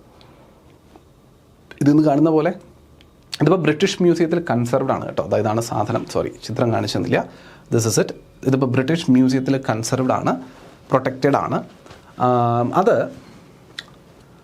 Created in Mesopotamia. നമ്മൾ ഇന്നത്തെ ഇറാഖാണ് മെസപ്പൊട്ടോമിയ എന്നൊക്കെ പറഞ്ഞാൽ നമ്മൾ ഇറാഖൊക്കെ നിൽക്കുന്ന സ്ഥലമാണ്. The house in the British museum and housed in the British museum this small clay tablet depicts Babylon at the center surrounded by a circular salt sea. നോക്കിയേ എന്താ പരിപാടി നോക്കിയേ. ഈ ഒരു മാപ്പിനകത്ത് ബ്രിട്ടീഷ് മ്യൂസിയത്തിൽ വെച്ചിരിക്കുന്ന ഈ ഒരു മാപ്പിന് ഇതൊരു ക്ലേയുടെ ഒരു ചെറിയ ടാബ്ലറ്റാണ്. കളിമണ്ണ് കൊണ്ടുണ്ടാക്കിയ മാപ്പ് എന്നർത്ഥം. അത്രയും കാലം പഴക്കമുള്ളതാണേ. കളിമണ്ണ് കൊണ്ടുണ്ടാക്കിയ മാപ്പാണ്. അതിലൊരു ബാബിലോണിയ കാണാം. ബാബിലോണിയയ്ക്ക് ചുറ്റും എന്തും കാണാം, സമുദ്രവും കാണാം. സമുദ്രം എന്ന് പറയുമ്പോൾ ഓഷൻ, സോൾട്ട് സീ എന്ന് എഴുതിയിരിക്കുന്നത്. അത് ഇന്ന് കാണുന്ന പോലെ അത്ര വിശാലമായ ഒരു കടലാണെന്നോ അല്ലെങ്കിൽ മറ്റ് മേഖലകളോ മറ്റ് കോണ്ടിനെൻറ്റുകളോ ഉണ്ടെന്നോ ഒന്നും അന്ന് ഈ മാപ്പ് ഉണ്ടാക്കിയവരെ സംബന്ധിച്ചിടത്തോളം അവർക്ക് അറിവുണ്ടായിട്ടില്ല. അപ്പോൾ അതുകൊണ്ടാണ് ഈ ഒരു രീതിയിൽ ആ ഒരു മാപ്പ് ക്രിയേറ്റ്. അപ്പോൾ എന്താണ് മെസപ്പൊട്ടോമിയ മാപ്പിനകത്ത് കാണുന്നത് വെച്ചെങ്കിൽ ബാബിലോണിയ സെൻട്രലായിട്ട് കാണിച്ചിരിക്കുന്നു, അതിന് ചുറ്റും ഒരു സോൾട്ട് സീ ഉണ്ട് എന്നതും റെപ്രസെൻറ്റ് ചെയ്തിരിക്കുന്നതാണ് ഈ ഒരു ബാബിലോണിയൻ മാപ്പ് എന്ന രീതിയിൽ മനുഷ്യൻ കണ്ടെത്തിയിരിക്കുന്ന ഏറ്റവും പഴക്കം ചെന്ന മാപ്പ് എന്ന് മനസ്സിലാക്കിയിരിക്കുക. Okay, Greek and the Arabs laid the foundation for modern cartography. അങ്ങനെ ഗ്രീക്കുകാരും അറബികളും ചേർന്നിട്ടാണ് ആധുനിക കാല മാപ്പ് മേക്കിങ്ങിന് വേണ്ടിയിട്ടുള്ളൊരു തറക്കല്ലിടുന്നത് എന്ന് പറയാം. ശരിയാണത് ഈ ഒരു മാപ്പ് പ്രകാരം. അനാക്സിമാൻഡർ 610 BC ഒരു ഗ്രീക്ക് ഫിലോസഫറാണ്. ഫ്രം മിലറ്റസ്.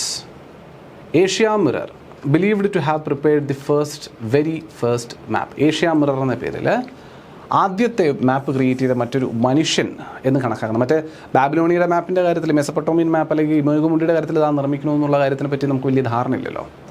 അപ്പോൾ ഈ അനാക്സിമാൻഡറാണ് ആദ്യമായിട്ടൊരു മാപ്പ് ക്രിയേറ്റ് ചെയ്ത മനുഷ്യനായിട്ട്, ഗ്രീക്ക് ഫിലോസഫറായ അദ്ദേഹമാണ് ആദ്യമായിട്ടൊരു മാപ്പ് ക്രിയേറ്റ് ചെയ്ത മനുഷ്യൻ എന്ന രീതിയിൽ നമ്മൾ പറയുന്നത്. ലെതറിലും ബ്രോൺസിലും ഒക്കെയാണ് അന്ന് ആ മാപ്പ് ക്രിയേറ്റ് ചെയ്യാൻ ഉദ്ദേശിച്ചിരിക്കുന്നത്. അതുപോലെ എറാസ്തോസ്തനീസ്. എന്താണ് എറാസ്തോത്തനീസിൻ്റെ? എനിക്ക് ഇദ്ദേഹത്തിൻ്റെ പേര് എപ്പോഴും എറിസ്തോസ്തനീസ്, ഞാൻ പഠിച്ചു വച്ചിരിക്കുന്ന എറിസ്തോസ്തനീസ് എന്നാണ് കേട്ടോ. അപ്പോൾ അറിയാതെ എൻ്റെ ആ ഒരു പേര് കയറി വന്നതാണ്. എറാസ്തോത്തനീസ്. അപ്പോൾ എറാസ്തോത്തനീസ് ഒരു ഗ്രീക്ക് മാത്തമാറ്റിഷ്യൻ. ഇദ്ദേഹമാണ് ഭൂമിയുടെ റേഡിയസൊക്കെ കണ്ടുപിടിക്കുന്ന ഒരു മനുഷ്യനൊക്കെയാണ് എറാസ്തോത്തനീസ്. അദ്ദേഹം നമ്മുടെ വെറും ഒരു വടിയും സൂര്യൻ്റെ നിഴലും ഒക്കെ കൊണ്ട് ലോകം ചുറ്റി നടന്ന് സഞ്ചരിച്ചിട്ട് ഭൂമിയുടെ റേഡിയസ് കണ്ടെത്താനായിട്ട് ശ്രമിച്ച മനുഷ്യനാണ് എറാസ്തോത്തനീസ്. അപ്പോൾ അദ്ദേഹം മാപ്പ് മേക്കിങ്ങിൽ കോൺട്രിബ്യൂട്ട് ചെയ്തിട്ടുണ്ട്. അതുപോലെ ഹിപ്പാർക്കസ്, ടോളമി എന്നൊക്കെ പറയുന്ന മനുഷ്യനുണ്ടല്ലോ. ആദ്യമായിട്ട് ഈ ജിയോസെൻട്രിക് തിയറി എന്ന് പറയുന്നൊരു തിയറി ഉണ്ട്. നിങ്ങൾ പഠിക്കുന്നതാണ്. നിങ്ങൾക്കിപ്പോൾ ഡിഗ്രി ലെവലിൽ ആൾക്ക് സോളാർ സിസ്റ്റം പഠിക്കാനില്ല, അതുകൊണ്ടാണ് ഞാനത് പഠിപ്പിക്കാത്തത്. അല്ലെങ്കിൽ നമ്മൾ പഠിച്ചതിനെ ജിയോസെൻട്രിക് തിയറി എന്ന് പറഞ്ഞിട്ടൊരു തിയറി പ്രപ്പോസ് ചെയ്തിട്ടുണ്ട്. അതായത് നമ്മുടെ യൂണിവേഴ്സിൻ്റെ, പ്രപഞ്ചത്തിൻ്റെ കേന്ദ്രം ഭൂമിയാണെന്നും ഭൂമിക്ക് ചുറ്റും സൂര്യനും മറ്റ് പ്ലാനറ്റുകളൊക്കെ റൊട്ടേറ്റ് ചെയ്യുകയാണ് അല്ലെങ്കിൽ റിവോൾവ് ചെയ്യുകയാണെന്നൊക്കെ പറഞ്ഞിട്ടുള്ളൊരു തിയറിയാണ്. അപ്പോൾ അവിടെ അദ്ദേഹം യൂണിവേഴ്സിൻ്റെ തന്നെ ഒരു മാപ്പ് റെപ്രസെൻറ്റ് ചെയ്തിട്ടുണ്ട്. Ptolemy, Hipparchus. നമുക്ക് ഇതൊക്കെ മാപ്പ് മേക്കിങ്ങിനെ സപ്പോർട്ട് ചെയ്തിട്ടുള്ള അല്ലെങ്കിൽ മാപ്പ് മേക്കിങ്ങിനെ പറ്റി എന്തെങ്കിലുമൊക്കെ കോൺട്രിബ്യൂഷൻസ് ചെയ്തിട്ടുള്ള മനുഷ്യരാണെന്ന് പറയാം. ആക്യുറസി ഇഷ്യൂസ് 15ാമത്തെയും 16ാമത്തെയും സെഞ്ച്വറീസിൽ നമ്മൾ കാര്യമായിട്ട് പ്രകടമായിരുന്നൊരു പ്രശ്നം. കാരണം ഇതൊക്കെ ജസ്റ്റ് പിക്ടോറിക്കൽ റെപ്രസെൻറ്റേഷൻസ് ചെയ്തു എന്നല്ലാണ്ട് ഇതുകൊണ്ട് വലിയ പ്രയോജനമില്ല. വാല്യൂസൊന്നും ആക്യുറേറ്റ് അല്ല, ആകൃതികൾ ആക്യുറേറ്റ് അല്ല, ഒന്നും കൃത്യതയില്ല. Because of poor map, explorers like Columbus and Magellan faced long journeys and often lost their way. മാത്രമല്ല ഇതെല്ലാം ഓരോ ഇൻഡ്യൂഷൻ്റെ അടിസ്ഥാനത്തിൽ മേക്ക് ചെയ്ത മാപ്പ്, അല്ലാതെ സയൻറ്റിഫിക് ബാക്കിങ്ങോ കൃത്യമായിട്ട് ആ സ്ഥലങ്ങളിലേക്കുള്ള സഞ്ചാരം ഒന്ന് നടത്തി ഉണ്ടാക്കിയിരിക്കുന്ന മാപ്പുകളല്ല എന്നുള്ളത് കൊണ്ട് തന്നെ അറിവ് പരിമിതമാണല്ലോ. നമ്മൾ പതുക്കെ ഓരോ കാര്യങ്ങൾ പഠിച്ചു വന്നുകൊണ്ടിരിക്കുക. കുറേ കാലങ്ങൾക്ക് ഇപ്പുറം നമ്മൾ നല്ല കേപ്പബിളാണ്, നമ്മൾ കേമന്മാരാണെന്ന് നമുക്ക് തോന്നുന്നുണ്ടെങ്കിൽ അതിന് കാരണം ഈ പറയുന്ന കാലഘട്ടങ്ങളിൽ നിന്നുള്ള മനുഷ്യരുടെ എല്ലാം ഓരോ തെറ്റും ശരിയും ഒക്കെ നമ്മൾ നോക്കിക്കണ്ട് പഠിച്ച് അതിൽ നിന്ന് തെറ്റിനെ മാറ്റി ശരീനെ പഠിച്ച് മനസ്സിലാക്കി മുന്നോട്ട് വന്നതുകൊണ്ടാണ് നമ്മൾ ഇത്രയും കേമന്മാരായി നിൽക്കുന്നതെന്നുള്ളതാണ്. അപ്പോൾ അന്ന് ഇൻഫർമേഷൻസ് അവരുടെ ചുറ്റുമുള്ള ഇൻഫർമേഷൻസ് വെച്ച് അവരത് പരിശ്രമിച്ചു മേക്ക് ചെയ്തു എന്നുള്ളത് പറയുന്നത് തന്നെ വലിയ കാര്യമാണ്. അപ്പോൾ അതുകൊണ്ട് തന്നെ ഈ ഇനാക്യുറസീസ് അന്ന് കിട്ടിയിട്ടുണ്ട്. ആദ്യത്തെ മാപ്പുകളിലൊക്കെ ഉണ്ടായിരുന്നത് കൊണ്ട് തന്നെ അന്ന് യാത്രികർക്ക് വലിയ ബുദ്ധിമുട്ട്. ഇന്ന് GPS ഒക്കെ ഉണ്ട്, നമുക്ക് യാത്ര പോകാൻ ഭയങ്കര എളുപ്പമാണ്. കുറേ കാലം മുമ്പ് മാപ്പ് നോക്കി യാത്ര പോകും. ഇന്ന് മാപ്പ് പോലും നമുക്ക് നോക്കാനായിട്ട് മൊബൈൽ ഫോണുണ്ട്, GPS ഉണ്ട്. മാപ്പിൽ ഇങ്ങാനും വഴിതെറ്റിയാലും റീറൂട്ട് ചെയ്ത് പുതിയ വഴി കാണിച്ചു തരും. പണ്ട് ആ പരിപാടിയൊന്നുമില്ലല്ലോ. അപ്പോൾ അങ്ങനെ ലൈഫ് ഇന്ന് ഭയങ്കര സിമ്പിളാണ്. അപ്പോൾ അന്ന് കൊളംബസും മഗല്ലൻ പോലുള്ള മനുഷ്യരൊക്കെ നല്ലൊരു മാപ്പ് പോലും ഇല്ലാതിരുന്ന കാലഘട്ടങ്ങളിൽ ഇറങ്ങി തിരിച്ച യാത്രികരാണ്, എക്സ്പ്ലോറേഴ്സാണ്. അപ്പോൾ അവരുടെ യാത്രകൾ അതുകൊണ്ട് ദുഷ്കരമായിരുന്നു എന്നാണ് പറയുന്നത്. The feedback loop, conversely, the voyagers and the sailors and explorers eventually led to the preparation of more accurate map. സംഭവം ഇത്രേ ഉള്ളൂ. ഈ മാപ്പുകൾ ഉപയോഗിച്ചിട്ട് സഞ്ചരിക്കാൻ പോയ ആൾക്കാരാകപ്പാടെ നട്ടം തിരിയുന്നത് കണ്ട് ഈ സഞ്ചാരികൾ തന്നെ, കാരണം ഇവർ സഞ്ചരിക്കുന്നുണ്ട്, they know places, they know the routes. അപ്പോൾ ഇവർക്ക് ഈ റൂട്ടും സ്ഥലങ്ങളൊക്കെ അറിയാമല്ലോ. അപ്പം ഇവർക്ക് തന്നെ ആയിക്കൂടെ മാപ്പ് മേക്കിംഗ് എന്ന രീതിയിൽ ഇവർ കുറച്ചുകൂടി ആക്യുറേറ്റ് ആയിട്ടുള്ള മാപ്പുകൾ ക്രിയേറ്റ് ചെയ്യാനായിട്ട് ഈ സെയിലേഴ്സും അല്ലെങ്കിൽ ഈ വോയേജ് പോകുന്ന എക്സ്പ്ലോറേഴ്സും മറ്റ് ആൾക്കാരും ഒക്കെ തുടങ്ങി എന്നുള്ളതാണ് മാപ്പ് മേക്കിങ്ങിന്. അവർക്ക് വേണ്ടിയിട്ട് എന്ന രീതിയിൽ തുടങ്ങി വെക്കുന്നതാണ്. അങ്ങനെ മോഡേൺ കാർട്ടോഗ്രഫി, ആധുനിക മാപ്പ് മേക്കിങ്ങിൻ്റെ ഫാദർ എന്നറിയപ്പെടുന്ന മനുഷ്യനാണ് ജെറാർഡസ് മെർക്കാറ്റർ. ആരാണ്? ജെറാർഡസ് മെർക്കാറ്റർ ആധുനിക മാപ്പ് മേക്കിങ്ങിൻ്റെ പിതാവ് എന്ന രീതിയിൽ അറിയപ്പെടാൻ ശ്രമിച്ചു അറിയപ്പെടാൻ തുടങ്ങി. അതുപോലെ എബ്രഹാം ഒർട്ടീലിയസ്. ഈ പല മാപ്പുകൾ പലരും ക്രിയേറ്റ് ചെയ്തതിനെല്ലാം കൂടി ഒരുമിപ്പിച്ച് മാപ്പിൻ്റെ ഒരു കളക്ഷൻ ക്രിയേറ്റ് ചെയ്ത മനുഷ്യനാണ് എബ്രഹാം ഒർട്ടീലിയസ്. അതായത് അന്ന് അദ്ദേഹം ഈ മാപ്പിൻ്റെ കളക്ഷനെ വിളിച്ച പേരാണ്, ഒരു ഗ്രീക്ക് ദേവൻ്റെ പേരാണ് അറ്റ്ലസ്. എന്താണ് അറ്റ്ലസ്? അല്ലാതെ അറ്റ്ലസിന് വേറൊരു മീനിങ് ഇല്ല. നമ്മൾ ഇന്നും പോയി ആ മാപ്പിൻ്റെ കളക്ഷൻ വാങ്ങുമ്പോൾ അതിൻ്റെ പേര് അറ്റ്ലസ് എന്നാണ്, അല്ലേ? നമ്മൾ ജിയോഗ്രഫി പഠിക്കുമ്പോൾ ഞാനും പറയാറുണ്ട്, എല്ലാവരും ഓരോ അറ്റ്ലസ് വാങ്ങി വെക്കുന്നത് നല്ലതാണ് മാപ്പ് മേക്കിങ്ങിന് വേണ്ടി, അല്ലെങ്കിൽ മാപ്പ് സ്റ്റഡി നടത്തുന്നതിന് വേണ്ടി അറ്റ്ലസ് ഉള്ളത് നല്ലതാണെന്ന് ഞാനും നിങ്ങളോട് പറയുന്നത് കേട്ടിട്ടുണ്ടാവും, ഞാനും പറയാറുണ്ട് അങ്ങനെ. അപ്പോൾ അത് അറ്റ്ലസ്. ഓക്കെ, അപ്പോൾ അത് പ്രിപ്പയർ ചെയ്ത മനുഷ്യനാരാണ്? ഒർട്ടീലിയസ് ആണ്. ആദ്യമായിട്ട് അറ്റ്ലസ് ക്രിയേറ്റ് ചെയ്ത മനുഷ്യനാരാണ്? ഒർട്ടീലിയസ് ആണ്. മാപ്പ് മേക്കിങ്ങിൻ്റെ പിതാവ് എന്നറിയപ്പെടുന്ന മനുഷ്യനാരാണ്? അത് മെർക്കാറ്ററാണ്. അതാരാണ്? അത് മെർക്കാറ്ററാണ്. മാറിപ്പോരും അങ്ങോട്ടും ഇങ്ങോട്ടും. പിന്നെ global contribution, significant development in modern cartography were made by the Greek, Rome, Arab, Indian geographers. അങ്ങനെ ഒരുപാട് പേര് പിന്നീട് മാപ്പിനെ മോഡിഫൈ ചെയ്തിട്ടാണ് നമ്മൾ ഇന്ന് കാണുന്ന രീതിയിലൊക്കെ വലിയ മെച്ചപ്പെട്ട രീതിയിൽ മാപ്പ് ഉണ്ടാക്കി എടുക്കാനൊക്കെ സാധിച്ചത്. യെസ്, കാർട്ടോഗ്രഫി എന്താണെന്ന് നമ്മൾ പറഞ്ഞു, അത് ഫ്രഞ്ച് വേർഡാണ്. കാർട്ടെ എന്ന് പറഞ്ഞാൽ മാപ്പ്, ഗ്രാഫിക് എന്ന് പറഞ്ഞാൽ ഡ്രോയിങ്. അങ്ങനെ മാപ്പ് ഡ്രോയിങ് എന്ന് പറയുന്ന അർത്ഥം വരുന്ന ഒരു ഫ്രഞ്ച് വേർഡിൽ നിന്നാണ് കാർട്ടോഗ്രഫി എന്ന വാക്ക് ഉരുത്തിരിഞ്ഞ് വന്നിരിക്കുന്നത് കേട്ടോ. കാർട്ടയും ഗ്രാഫിക്കും, കാർട്ടെ എന്ന് പറഞ്ഞാൽ മാപ്പും, ഗ്രാഫിക് എന്ന് പറഞ്ഞാൽ ഡ്രോയിങ്ങും. അങ്ങനെയാണ് മാപ്പ് ഡ്രോയിങ് എന്ന രീതിയിൽ കാർട്ടോഗ്രഫി എന്ന ടേം അതിന് വരുന്നതെന്ന് കൂടി മനസ്സിലാക്കുക. കാർട്ടോഗ്രഫി എന്ന് പറയുമ്പോൾ ഈ മാപ്പ് ഉണ്ടാക്കുന്ന ആളെ വിളിക്കുന്ന പേര് കാർട്ടോഗ്രാഫർ എന്ന് നമുക്ക് വിളിക്കാം. പിന്നീട് അങ്ങോട്ട് പല പല മാധ്യമങ്ങൾ എവോൾവായി വന്നു. ക്ലേ പ്ലാറ്റിൽ നിങ്ങൾ ഈ കണ്ട ബാബിലോണിയൻ മാപ്പിൽ തുടങ്ങി, പിന്നീട് ബ്രോൺസ് ഷീറ്റുകളിലും എന്താ പറയുക ഇരുമ്പ് തളികകളിലുമൊക്കെ ആയിട്ട് മാപ്പുകൾ മാറി, പിന്നീട് ഓലകളിലേക്ക് വന്നു. പിന്നീട് ഇന്ന് നമുക്ക് കാണാൻ സാധിക്കുന്നത് ഡിജിറ്റൽ റവല്യൂഷനാണ്. Modern capabilities computers allows for exact location details. ഇന്ന് നമുക്ക് കൃത്യതയോടുകൂടിയ ലൊക്കേഷൻ ഡീറ്റെയിൽസ് പോലും പറഞ്ഞു തരാൻ ആധുനിക സിസ്റ്റങ്ങൾക്ക് സാധിക്കും. 2D സർഫസുകളെയാണ് പൊതുവേ നമ്മൾ മാപ്പുകൾ എന്ന രീതിയിൽ വിശേഷിപ്പിക്കുന്നതെങ്കിൽ കൂടി 3 ഡൈമെൻഷണൽ വ്യൂസ് ഇന്നൊരു മൗസ് ക്ലിക്കിനകലെയുണ്ട്. ഇപ്പോൾ ഗൂഗിൾ മാപ്പൊക്കെ എടുത്താൽ നമുക്ക് 3D ആയിട്ട് സ്ഥലങ്ങളെയും പ്രതലങ്ങളെയും കാണാൻ സാധിക്കുന്ന തരത്തിൽ ഇന്നും മാറിക്കൊണ്ടിരിക്കുന്ന ആ ഒരു സഞ്ചാരം മാപ്പ് മേക്കിങ്ങിൽ പറഞ്ഞുകൊണ്ടേയിരിക്കുന്നുണ്ട്. So to be accurate and clear, every map require specific fundamental components. അത് നമ്മൾ ഓൾറെഡി പറഞ്ഞ കാര്യമാണ്. 6 എലമെൻറ്റ്സ് ഏതൊക്കെ വേണം? അപ്പോൾ ടൈറ്റിൽ വേണം, സ്കെയിൽ വേണം, ഡയറക്ഷൻസ് വേണം, ലാറ്റിറ്റ്യൂഡ്സും ലോഞ്ചിറ്റ്യൂഡ്സും വേണം, കൺവെൻഷണൽ സൈൻസും സിമ്പിൾസും. ഇതിനകത്ത് ഒരു മാപ്പ് നോക്കിയാൽ അതിനകത്ത് ഒരുപാട് സിമ്പിളുകൾ ഉണ്ടാവും. അപ്പോൾ ആ സിമ്പിളൊക്കെ പല മാപ്പിലും നമുക്ക് ഒരേ സിമ്പിളുകൾ റിപ്പീറ്റ് ചെയ്ത് കാണുന്നതും ഉണ്ടാവും. അപ്പോൾ എന്താണ് ഈ സിമ്പിൾ മനസ്സിലാക്കുന്നത്? ബിക്കോസ് ഞാൻ നേരത്തെ സൂചിപ്പിച്ചത് ഒരു വലിയ ഏരിയയുടെ ചെറിയ റെപ്രസെൻറ്റേഷൻ ആയതുകൊണ്ട് തന്നെ ഒരുപാട് ഡീറ്റെയിൽസ് ഇതിനകത്തേക്ക് ഇൻക്ലൂഡ് ചെയ്ത് കൊണ്ടുപോകാനായിട്ട് പറ്റാണ്ട് വരും. അപ്പോൾ ചെയ്യുന്ന പരിപാടിയാണ് സിമ്പിളുകൾ കൊടുക്കുക. ഇപ്പോൾ എനിക്ക് വലിയൊരു കാര്യം എഴുതി വെക്കാറുണ്ട്, ഇത്രയും ഫണ്ടമെൻ്റൽ കമ്പോണൻസ് എന്ന വലിയൊരു എഴുതി വെക്കുന്നതിനേക്കാൾ പകരം ഞാനതിനെ FC എന്ന് മാറ്റിക്കഴിഞ്ഞാൽ എനിക്ക് മാപ്പ് ഇതിലേതാണ് മാപ്പിൽ റെപ്രസെൻറ്റ് ചെയ്യാൻ എളുപ്പം? FC ആണോ ഫണ്ടമെൻ്റൽ കമ്പോണൻസ് എന്ന് എഴുതി വെക്കുന്നതാണോ? എടാ, വലിയ ഇഷ്ടംപോലെ ഏരിയകൾ മാറിക്കാനുള്ള സ്ഥലമല്ലേ, അവിടെയൊക്കെ FC ചെയ്യാൻ ഫണ്ടമെൻ്റൽ നമ്മൾ ഡീറ്റെയിൽ എഴുതിക്കൊണ്ടിരുന്ന് കഴിഞ്ഞാൽ മാപ്പിനകത്ത് മുഴുവൻ ചിത്രത്തിന് വരും എഴുത്ത് മാത്രമേ കാണുള്ളൂ, അതും തികയത്തില്ല. അപ്പോൾ അതുകൊണ്ട് ഞാൻ FC ചെയ്യുന്നത്. അപ്പോൾ ഇതിനെയാണ് സിംബോളിക്, അല്ലെങ്കിൽ ഞാൻ ഇങ്ങനൊരു സിമ്പൽ ഇട്ടു, ഇത് ഫണ്ടമെൻ്റൽ കമ്പോണൻസിനെ സൂചിപ്പിക്കുന്ന ഒരു സിമ്പലാണ്. ഇതൊന്ന് ജനറലൈസ് ചെയ്ത് വെച്ചാൽ തീർന്നില്ലേ പ്രശ്നം. ട്രയാങ്കിൾ നിങ്ങൾ മാപ്പിൽ കണ്ട, അല്ല ഒരു ചുവന്ന നിറമുള്ള ട്രയാങ്കിൾ നിങ്ങൾ മാപ്പിൽ കണ്ട, പിടിച്ചോ അത് ഫണ്ടമെൻ്റൽ കമ്പോണൻസിനെ ഉദ്ദേശിക്കുന്നത്. ഉദാഹരണം പറയുകയാണേ, അങ്ങനെയല്ല, ഉദാഹരണം പറയാം അതാണ് ഉദ്ദേശിക്കുന്നതെന്ന് പറയാം. നിങ്ങൾ മാപ്പ് എടുത്ത് നോക്കുമ്പോൾ മാപ്പിൽ എവിടെയും ഇങ്ങനെ ഒരു ട്രയാങ്കിൾ ഉണ്ടാവും, ഓക്കെ ഫണ്ടമെൻ്റൽ കമ്പോണൻസ് എന്ന് പറഞ്ഞിട്ട് മനസ്സിലാക്കാം. അല്ലെങ്കിൽ ഏതെങ്കിലും ഒരു സ്ഥലം, ഏതെങ്കിലും ഒരു കെട്ടിടം, ഇപ്പോൾ എന്താണ് കിടപ്പം നമ്മൾ കണ്ടിട്ടുള്ളതായിരിക്കും. PS police station, PO post office, okay. അല്ലെ ചുവന്ന നിറത്തിലൊരു കട്ട, ചുവന്ന നിറത്തിൽ ഇങ്ങനെ ഒരു കട്ട കിടക്കുക, ഒരു ചെറിയൊരു സ്ക്വയർ ബ്ലോക്ക്, അതൊരു കെട്ടിടത്തെ സൂചിപ്പിക്കുന്നതാണ്. അപ്പോൾ അവിടെ ഒരു ബിൽഡിംഗ് എന്നൊക്കെ എഴുതി വെക്കുന്നതിനേക്കാളും ബിൽഡിംഗ് 1 അല്ലെങ്കിൽ ഇതിൻ്റെ ബിൽഡിംഗ്, അപ്പോൾ പോസ്റ്റ് ഓഫീസ്, പോലീസ് സ്റ്റേഷൻ, അത് ഇത്രയും മതി ഒരു മാപ്പിനകത്ത്. അതല്ലേ എളുപ്പം. അത് സ്റ്റാൻഡർഡൈസ് ചെയ്ത് വെച്ചാൽ പ്രശ്നം തീർന്നുമല്ലോ. അപ്പോൾ ഏത് മാപ്പ് എടുത്ത് നോക്കിയാലും നിങ്ങൾക്ക് ഒരു ചുവന്ന കെട്ട കാണുകയാണെന്നുണ്ടെങ്കിൽ അതൊരു കെട്ടിടമാണ് ഒന്ന് മനസ്സിലാക്കാൻ സാധിക്കണം. അപ്പോൾ കളറുകളും കൂടി മാറ്റാം. കളർ മാറ്റിയാലോ, ചുവന്ന കെട്ടിടത്തിന് പകരം ഒരു കറുത്ത കട്ടയാണെങ്കിലോ അല്ലെങ്കിൽ ഒരു നീലക്കട്ടയാണെങ്കിലോ അതെന്തോ ജലസ്രോതസ്സാണ്. കറുപ്പാണെങ്കിലോ അതെന്തോ റോഡ് നിർമ്മാണവുമായി ബന്ധപ്പെട്ട പരിപാടി. എന്തെങ്കിലും ഇതുപോലെ കളർ മാറിയാൽ പോലും നമുക്കതിനെ തന്നെ പല രീതിയിൽ റെപ്രസെൻറ്റ് ചെയ്യാൻ പറ്റും. അപ്പോൾ ഇങ്ങനെ കളറുകളും സിമ്പലുകളൊക്കെ ഉപയോഗിച്ചിട്ട്, സയൻസും സിമ്പലുകളൊക്കെ ഉപയോഗിച്ചിട്ട് നമ്മൾ മാപ്പിനകത്ത് പല കാര്യങ്ങളും സംസാരിക്കാൻ തുടങ്ങി, അല്ലെങ്കിൽ പല കാര്യങ്ങളെയും കൺവേ ചെയ്യാനായിട്ട് തുടങ്ങി. കൂടുതൽ ഡീറ്റെയിലിംഗ് ആക്കുകയാണ് മാപ്പിനെ. പണ്ടതൊന്നും ഇല്ലല്ലോ. കൂടുതൽ ഡീറ്റെയിലിംഗ് ആക്കാം മാപ്പ് പ്രയോജനപ്രദമാക്കുന്നതിൻ്റെ ഭാഗമായിട്ട്. Okay, title and scale. അതിൽ ടൈറ്റിൽ എന്ന് പറഞ്ഞാൽ indicates the area depicted and content of the map. എന്താണ് ഈ കണ്ടന്റ്, എന്താണ് ഈ മാപ്പ് ഉദ്ദേശിക്കുന്നത്, ഏത് ഏരിയയാണ് ഈ മാപ്പ് പറയുന്നത്. അപ്പോൾ നമ്മൾക്കിപ്പോൾ നമ്മുടെ ഇന്ത്യൻ മാപ്പ് ഫിസിക്കൽ, ഇന്ത്യൻ മാപ്പ് ഫിസിക്കൽ, അല്ലെങ്കിൽ ഇന്ത്യ ഫിസിക്കൽ, അല്ലെങ്കിൽ ഇന്ത്യ പൊളിറ്റിക്കൽ, അല്ലെങ്കിൽ ഇന്ത്യ ക്ലൈമറ്റ്, ഇന്ത്യ സോയിൽ, എന്തോ ആയിക്കോട്ടെ, മിനറൽസ്. അതായത് ടൈറ്റിൽ എന്ന് പറഞ്ഞാൽ എത്രയേ ഉള്ളൂ, ഇത് ഏത് ഏരിയനെ റെപ്രസെൻ്റ് ചെയ്യുന്നു, ഇന്ത്യ. എന്ത് കണ്ടൻറ്റ് റെപ്രസെൻ്റ് ചെയ്യുന്നു, political content, physical content, climatic content, soil content, mineral content, വോട്ടവർ. ഇവിടെ കിട്ടുന്നുണ്ടോ? ഇതാണ് ടൈറ്റിലിൻ്റെ സൂചന. മനസ്സിലായല്ലോ? ഇത്രയേ ഉള്ളൂ ടൈറ്റിൽ ഓഫ് എ മാപ്പ് എന്ന് പറഞ്ഞാൽ.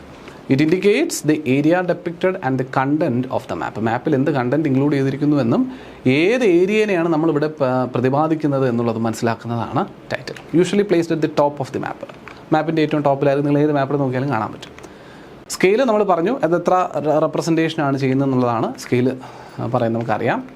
അതുപോലെ ഓൾറെഡി ഞാൻ സ്കെയിലിൻ്റെ കാര്യം നമ്മളത് പറഞ്ഞതാണ്. പിന്നെ ഉള്ളത് ഡിറക്ഷൻ. യെസ്, ഡിറക്ഷൻ മാർക്ക് ചെയ്യും. സ്കെയിൽ കഴിഞ്ഞിട്ട് വരുന്നതാണ് direction. So essential for understanding the exact location of the place. നമ്മളിപ്പോൾ ഇന്ത്യയുടെ ഒരു മാപ്പ് വരച്ചാൽ നമ്മൾ ഇങ്ങനെ ഒരു സാധനമെങ്കിലും അറ്റ്ലീസ്റ്റ് ഇട്ട് വെച്ചിട്ട് ഇവിടെ നോർത്ത് എന്ന് എഴുതിയിട്ടുണ്ടാവും അല്ലേ. അപ്പോൾ മുകളിലോട്ട് നോർത്താണ്, അപ്പോൾ ഇങ്ങോട്ട് ഈസ്റ്റാണ്, അങ്ങോട്ട് വെസ്റ്റാണ്, താഴോട്ട് സൗത്താണ് എന്നുള്ളതിൻ്റെ ഒരു ധാരണ നമ്മൾ ക്രിയേറ്റ് ചെയ്യാൻ വേണ്ടിയിട്ടാണ്. ഓക്കെ, എവിടെയാണ് വടക്ക്, എങ്ങോട്ട് പോയാൽ തെക്കാണ്, അതിൻ്റെ വടക്ക് ഭാഗമാണ്. നമുക്ക് ഒരു ഡിറക്ഷൻ സെൻസ് വേണമല്ലോ. ഓരോ സ്ഥലങ്ങളും അങ്ങോട്ടും ഇങ്ങോട്ടും ഇന്ന സ്ഥലത്തിൻ്റെ ഏത് ഭാഗത്താണ് മറ്റൊരു സ്ഥലം നിൽക്കുക എന്നൊക്കെ പറയുമ്പോൾ സൗത്ത് അമേരിക്കയുടെയും നോർത്ത് അമേരിക്കയും എന്ന് തന്നെ പേര് കൊടുത്തിരിക്കുന്നത് ഒരു ഡയറക്ഷൻ സെൻസ് ഉള്ളതുകൊണ്ടാണ്. നോർത്ത്, സൗത്ത്, ഈസ്റ്റ്, വെസ്റ്റ് എന്ന രീതിയിൽ ഡയറക്ഷൻസ് കൊടുക്കുക. പിന്നെ ഇൻ്റർമീഡിയറ്റ് ഡയറക്ഷൻസ് വേണമെങ്കിൽ, അത് നിർബന്ധമൊന്നുമില്ല. ഇൻ്റർമീഡിയറ്റ് ഡയറക്ഷൻസ് വേണമെങ്കിൽ മാർക്ക് ചെയ്തിരിക്കാം. North east, south west, north west എന്നൊക്കെ പറഞ്ഞിട്ടുള്ള ഏരിയാസ് വേണമെങ്കിൽ അതിനിടയിലായിട്ട് മാർക്ക് ചെയ്ത് കൊടുക്കാവുന്നതേ ഉള്ളൂ.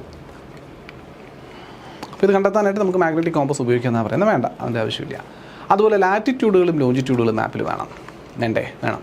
കാരണം അടിസ്ഥാനപരമായിട്ട് ലാറ്റിറ്റ്യൂഡുകളും ലോഞ്ചിറ്റ്യൂഡുകളും റെപ്രസെൻറ്റ് ചെയ്യുന്നതാണ് ഈ മാപ്പ്. സ്ഥലങ്ങൾ എങ്ങനെയാണ് മാർക്ക് ചെയ്യുന്നത്? ലാറ്റിറ്റ്യൂഡിൻ്റെ ലോഞ്ചിറ്റ്യൂഡ് അടിസ്ഥാനത്തിലാണ്. ഇമാജിനറി സർക്കിൾസ് ആണ്. 0 ഡിഗ്രി ലാറ്റിറ്റ്യൂഡ് എന്ന് പറഞ്ഞ് വരയ്ക്കുന്ന ഇക്വേറ്റർ, 90 ഡിഗ്രി ലാറ്റിറ്റ്യൂഡ് എന്ന് പറഞ്ഞ് വരയ്ക്കുന്ന പോളാർ റീജൻസ്, ലോഞ്ചിറ്റ്യൂഡ്സിൽ അതുപോലെ 0 ഡിഗ്രി എന്ന് പറഞ്ഞ് വരയ്ക്കുന്ന പ്രൈം മെറിഡിയൻ, 360 ഡിഗ്രി വരെ പോകുന്ന മെറിഡിയൻസ് വെച്ച് നമ്മൾ പല റെപ്രസെൻറ്റേഷൻസ് ഇതിന് തതുല്യമായിട്ടുള്ള രീതി. ഇപ്പോൾ ഇവിടെയാണ് ഇന്ത്യ നിൽക്കുന്നതെങ്കിൽ ശരി, ഇന്ത്യ നിൽക്കുന്ന ഏതൊക്കെ 2 ലോഞ്ചിറ്റ്യൂഡിനിടയിലാണ്, ഏതൊക്കെ 2-3 ലാറ്റിറ്റ്യൂഡ്സിനിടയിലാണെന്നുള്ളത് കണക്കാക്കി എനിക്ക് കൃത്യമായിട്ട് അതിനെ ലൊക്കേറ്റ് ചെയ്യാൻ പറ്റുമല്ലോ. അപ്പം ഇന്ത്യയുടെ ഈ സൈഡിൽ ഇന്ന ലാറ്റിറ്റ്യൂഡ്, ഈ സൈഡിൽ ലോഞ്ചിറ്റ്യൂഡ്, ഇവിടെ ടോപ്പിൽ ഇന്ന ലാറ്റിറ്റ്യൂഡ്, ബോട്ടം ഇന്ന ലോഞ്ചിറ്റ്യൂഡാണ് വരിക. ഫംഗ്ഷൻ നമുക്കറിയാം. ഒരു സ്ഥലം ഒരു പർട്ടിക്കുലർ റീജിയനെ അല്ലെങ്കിൽ പെർട്ടിക്കുലർ ആയിട്ടുള്ള ഒരു പ്രദേശത്തിനെ ലൊക്കേറ്റ് ചെയ്യാൻ വേണ്ടി നമ്മൾ ലാറ്റിറ്റ്യൂഡ് ലോഞ്ചിറ്റ്യൂഡ് ഉപയോഗിക്കും. നമ്മൾ ആദ്യത്തെ ക്ലാസ്സിൽ ഡിസ്കഷനിൽ പറഞ്ഞതാണ്. അതുകൊണ്ട് ഞാൻ കൂടുതൽ ലാറ്റിറ്റ്യൂഡ് ലോഞ്ചിറ്റ്യൂഡിലും കിടന്നിട്ട് വലിയ ചെയ്യുന്നില്ല. നമുക്കൊരു കൃത്യമായിട്ട് സ്ഥലത്തെ പിൻ പോയിന്റ് ചെയ്യണമെന്നുണ്ടെങ്കിൽ നമുക്ക് 2 ലൈൻസ് വേണമെന്ന് പറഞ്ഞു. അതിനാണ് ഈ ലാറ്റിറ്റ്യൂഡ് ലോഞ്ചിറ്റ്യൂഡ്സ് ഉപയോഗിക്കുക. ഇന്ന സ്ഥലം എന്ന് പറയുന്നത് നമുക്ക് പറയാൻ പറ്റും. കൃത്യമായിട്ടൊരു സ്ഥലം പിൻ പോയിന്റ് ചെയ്യണമെങ്കിൽ വി നീഡ് ദീസ് 2 ലൈൻസ്. പിന്നെ സിമ്പിളുകളും ഇൻഡെക്സുകളും ഓൾറെഡി ഞാൻ പറഞ്ഞ കൺവെൻഷണൽ ആയിട്ടുള്ള പല സിമ്പിളുകൾ ഉപയോഗിക്കുന്നുണ്ട്. വലിയ റെപ്രസെൻറ്റേഷൻ സാധിക്കില്ല. ഇപ്പോൾ mountains, plateaus, plains, water body, route, settlement, agricultural land, പിന്നെ ഫോറസ്റ്റ് ലാൻഡ്, ഇങ്ങനെയുള്ള സ്ഥലങ്ങൾ, പോലീസ് സ്റ്റേഷൻ, പോസ്റ്റ് ഓഫീസ്, കെട്ടിടങ്ങളിൽ തന്നെ പ്രത്യേകതയുള്ളത്, ബ്രിഡ്ജസ് ഉണ്ടെങ്കിൽ അങ്ങനെ.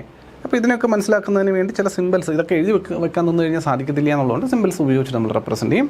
അതുപോലെ ഇൻഡെക്സ് എന്തൊക്കെ ഇതിനകത്തുണ്ട് എന്നുള്ളതിൻ്റെ ഒരു കീ ആണ്. മാപ്പ് റീഡിങ്ങിൻ്റെ ഒരു കീ ഇൻഡെക്സ് ആണ്. ഇൻഡെക്സ് നോക്കി അറിയും ഇന്ന സാധനങ്ങൾ എന്തിനെയൊക്കെ സൂചിപ്പിച്ചിരിക്കുന്നു, ഓരോരോ കട്ടകൾ. ഇപ്പോൾ നമ്മൾ പറഞ്ഞില്ലേ, ഇപ്പോൾ ഒരു ചുവന്ന നിറത്തിലുള്ള ഒരു സ്ക്വയർ ബ്ലോക്ക് ഉണ്ട്, അതിനെ സൂചിപ്പിക്കുന്നു എന്നൊക്കെ. ഇതുപോലെ എന്തൊക്കെയാണ് എന്തെങ്കിലും പ്രത്യേകതകൾ നമ്മൾ ആ മാപ്പിനകത്ത് ഇൻക്ലൂഡ് ചെയ്തിട്ടുണ്ടെങ്കിൽ അതെല്ലാം ഒരു സൈഡിൽ ഒരു ഇൻഡെക്സ് ആയിട്ട് കൊടുത്തു കഴിഞ്ഞാൽ അത് നോക്കിയിട്ട് നിങ്ങൾക്ക് മാപ്പിനകത്ത് എന്തൊക്കെ സ്ഥലങ്ങളാണ്, എന്തൊക്കെ സാധനങ്ങളാണുള്ളതെന്നുള്ളത് നമുക്ക് മനസ്സിലാക്കാൻ പറ്റും. ഇപ്പോൾ സ്പെസിഫിക് കളേഴ്സ്, സയൻസ് ഒക്കെ ഈ മാപ്പിനകത്ത് ഉപയോഗിച്ചിരിക്കുന്ന കളേഴ്സ് ഏതാണ്, ഒരു കളർ എന്തിനെ റെപ്രസെൻറ്റ് ചെയ്യുന്നു, അതുപോലെ സയൻസ് എന്തൊക്കെ നമ്മൾ ഉപയോഗിച്ച് സിഗ്നൽസ്, സിമ്പിൾസ് എന്തൊക്കെ ഉപയോഗിച്ചിട്ടുണ്ട്, അതെന്തിനെ റെപ്രസെൻറ്റ് ചെയ്യുന്നു തുടങ്ങിയ കാര്യങ്ങളൊക്കെ ഇൻക്ലൂഡ് ചെയ്യുന്നത് അവിടെയാണ്. ക്ലിയർ അല്ലേ? സെറ്റ്. യെസ്. ഇപ്പോൾ സ്കെയിലിൻ്റെ അടിസ്ഥാനത്തിൽ ഓൾറെഡി നമ്മൾ മാപ്പിനെ ഡിഫറൻഷ്യേറ്റ് ചെയ്ത് പറഞ്ഞതാണ്. ലാർജ് സ്കെയിൽ മാപ്പ് എന്നും സ്മോൾ സ്കെയിൽ മാപ്പ് എന്നും നമ്മൾ പറഞ്ഞു. അതിൽ ലാർജ് സ്കെയിൽ മാപ്പുകൾ അതായത് ലാർജ് സ്കെയിൽ എന്ന് പറയുമ്പോൾ സൂം ഇൻ ചെയ്ത മാപ്പാണ്, വളരെ ഡീറ്റെയിൽഡ് ആയിട്ടുള്ള മാപ്പാണെന്ന് നമ്മൾ പറഞ്ഞു. ആ ലാർജ് സ്കെയിൽ മാപ്പുകൾ എനിക്ക് 2 ആയിട്ട് ഡിവൈഡ് ചെയ്ത് പറയാം, അല്ലെങ്കിൽ 2 ഡീറ്റെയിൽസ് ആയിട്ട് പറയാം. 1 കഡസ്ട്രൽ മാപ്പ്, 2 ടോപ്പോഗ്രഫിക്കൽ മാപ്പ്. ഏതൊക്കെയാണ്? കഡസ്ട്രൽ മാപ്പും ടോപ്പോഗ്രഫിക്കൽ മാപ്പ്. ലാർജ് സ്കെയിൽ മാപ്പിന് ഉദാഹരണമാണ് കഡസ്ട്രൽ മാപ്പ്, ടോപ്പോഗ്രഫിക്കൽ മാപ്പ്. എന്താണ് കഡസ്ട്രൽ മാപ്പ്? ധരാതലീയ ഭൂപടം എന്നൊക്കെ നമ്മൾ പറയും. കഡസ്ട്രൽ മാപ്പ് മലയാളത്തിൽ ധരാതലീയ ഭൂപടം. The term cadastral is derived from the French word cadastre. കഡാസ്ട്രേ എന്ന് പറയുന്ന ഫ്രഞ്ച് വേർഡിൽ നിന്ന് എടുത്തിരിക്കുന്ന ടേമാണ് cadastral, meaning register of territorial property. Cadastre എന്ന് പറഞ്ഞു കഴിഞ്ഞാൽ എന്താ അർത്ഥം? Register of territorial property. അപ്പോൾ എന്താ കഡസ്ട്രൽ മാപ്പ് സൂചിപ്പിക്കുക? നമുക്കൊരാളുടെ പേരിലുള്ള വസ്തുവകകളുടെയൊക്കെ ഓണർഷിപ്പും അതിർത്തികളുമൊക്കെ മാർക്ക് ചെയ്തിട്ട് വരച്ചിരിക്കുന്ന മാപ്പുകളെ വിളിക്കുന്ന പേരാണ് കഡസ്ട്രൽ മാപ്പ്. നമ്മൾ വില്ലേജ് ഓഫീസിലേക്ക് പോയിട്ട് നമ്മുടെ എൻ്റെ ഉടമസ്ഥതയിൽ എനിക്ക് ഇത്ര 10 സെൻറ്റ് സ്ഥലം ഉണ്ടെങ്കിൽ ആ 10 സെൻറ്റ് സ്ഥലത്തിൻ്റെ ഒരു മാപ്പ് നമ്മൾ വില്ലേജിൻ്റെ അടിസ്ഥാനം, വില്ലേജിലൊക്കെ ഈ മാപ്പ് ക്രിയേറ്റ് ചെയ്ത് സൂക്ഷിച്ചിട്ടുണ്ടാവുമല്ലോ. അപ്പോൾ ഇതിനകത്ത് എൻ്റെ വസ്തു, എൻ്റെ അതിർത്തിയിൽ കിടക്കുന്ന ഇന്നയാളുടെ വക വസ്തു എന്നൊക്കെ പറഞ്ഞിട്ട് എഴുതി മാർക്ക് ചെയ്ത് വെച്ചിട്ടുണ്ടാവും. അതിൻ്റെ ഡീറ്റെയിലിങ്ങും ഡിസ്റ്റൻസും ഒക്കെ അതിനകത്ത് മാർക്ക് ചെയ്തിട്ടുണ്ടാവും. ഇതിനെയാണ് കഡസ്ട്രൽ മാപ്പ് എന്ന് പറയുക. ഇത്രേ ഉള്ളൂ. ഒരു വില്ലേജിൻ്റെ മാപ്പ് എടുത്താൽ അത് കഡസ്ട്രൽ മാപ്പ് എന്ന് പറയാം. So the map are drawn to show the ownership of the landed property by demarcating field boundaries of agricultural land and the plan of individual houses in urban areas. Urban areas ഒരു individual ഹൗസസിൻ്റെ plans, അതുപോലെ agricultural land, അതിൻ്റെയൊക്കെ ബൗണ്ടറികൾ, എനിക്കൊരു സ്വന്തം സ്ഥലം ഉണ്ടെങ്കിൽ ആ സ്ഥലത്തിൻ്റെ അതിർത്തി തുടങ്ങിയ കാര്യങ്ങളെല്ലാം ഇൻക്ലൂഡ് ചെയ്തുകൊണ്ട് വരയ്ക്കുന്ന ഈ മാപ്പിന് വിളിക്കുന്ന പേരാണ് കഡസ്ട്രൽ മാപ്പ്. ബേസിക്കലി പറഞ്ഞാൽ ഇതൊരു രജിസ്റ്റർ ഓഫ് പ്രോപ്പർട്ടിയാണ്. എൻ്റെ പ്രോപ്പർട്ടിയുടെ ഒരു രജിസ്ട്രേഷൻ, അതോറിറ്റി, ഓണർഷിപ്പ് ഒക്കെ മാർക്ക് ചെയ്യുന്നതിന് വേണ്ടി നമ്മൾ ഉദാഹരണമായിട്ട് വയ്ക്കുന്ന മാപ്പ്.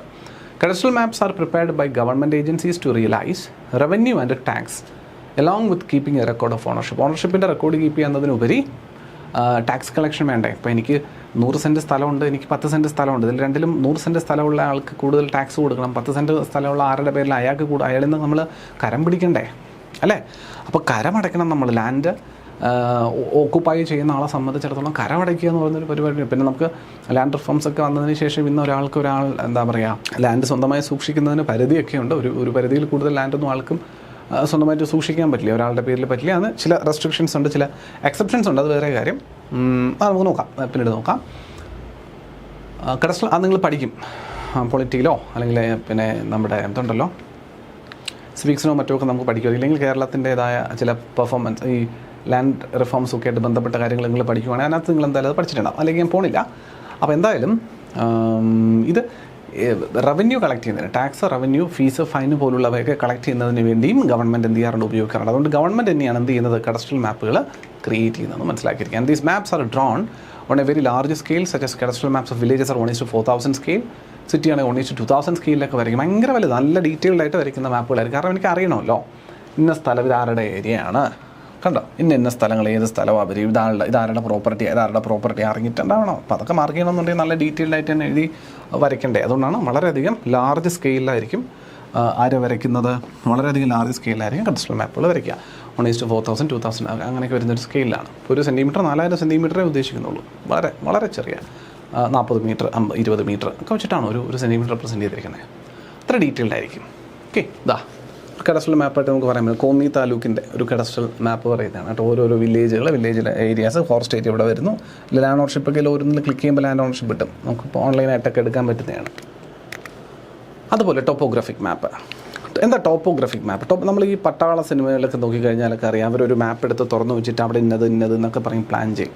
ടോപ്പോ ഷീറ്റുകൾ എന്നാണ് അതിനെ വിളിക്കുക, അല്ലെങ്കിൽ ടോപ്പോഗ്രാഫിക് മാപ്പ്. ഇത് ഡീറ്റെയിൽഡ് ആയിട്ടുള്ള ലാർജ് സ്കെയിൽ മാപ്പാണ്, showing earth surface features both natural as well as man made. ഇത് ഇമ്പോർട്ടൻ്റ് ആണ്.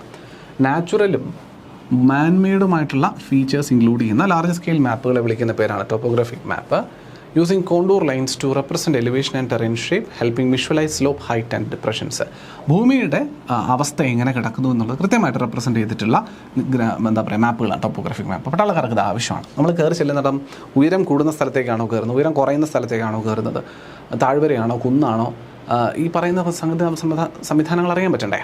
അപ്പോൾ അതൊക്കെ റെപ്രസെൻറ്റ് ചെയ്തിട്ടുള്ള തരത്തിലുള്ള മാപ്പുകളെ വിളിക്കുന്ന പേരാണ് ടോപ്പോഗ്രാഫിക് മാപ്പ് എന്ന് പറയുന്നത്. എന്താ പറയുക, ടോപ്പോഗ്രാഫിക് മാപ്പ് എന്ന രീതിയിൽ നമ്മൾ വിളിക്കുന്ന മാപ്പ് മനസ്സിലാക്കുക കേട്ടോ.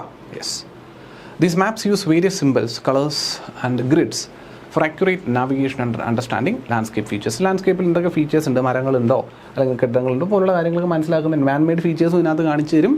അതുപോലെ നാച്ചുറൽ ഫീച്ചേഴ്സും കാണിക്കും കേട്ടോ. അതിനകത്ത് നമ്മളൊരു ചോദ്യത്തിനകത്ത് കണ്ടിട്ടുണ്ടായിരുന്നു, അതിനകത്ത് ഉള്ളി നാച്ചുറലേ കാണിക്കുള്ളൂ എന്ന്. അങ്ങനെയൊന്നുമില്ല. ടോപ്പോഗ്രാഫിക്കിൽ എന്തും കാണിക്കും, നാച്ചുറൽ ഫീച്ചറും കാണിക്കും, മാൻമെയ്ഡ് ഫീച്ചറും കാണിക്കുന്നുണ്ടാവും. അപ്പോൾ അത് വെച്ച് നമുക്ക് ആ ക്വസ്റ്റ്യൻ കൃത്യമായിട്ട് എലിമിനേറ്റ് ചെയ്യാൻ പറ്റും, ഉത്തരം കണ്ടെത്താനായിട്ട് പറ്റുമെന്ന് സാരം.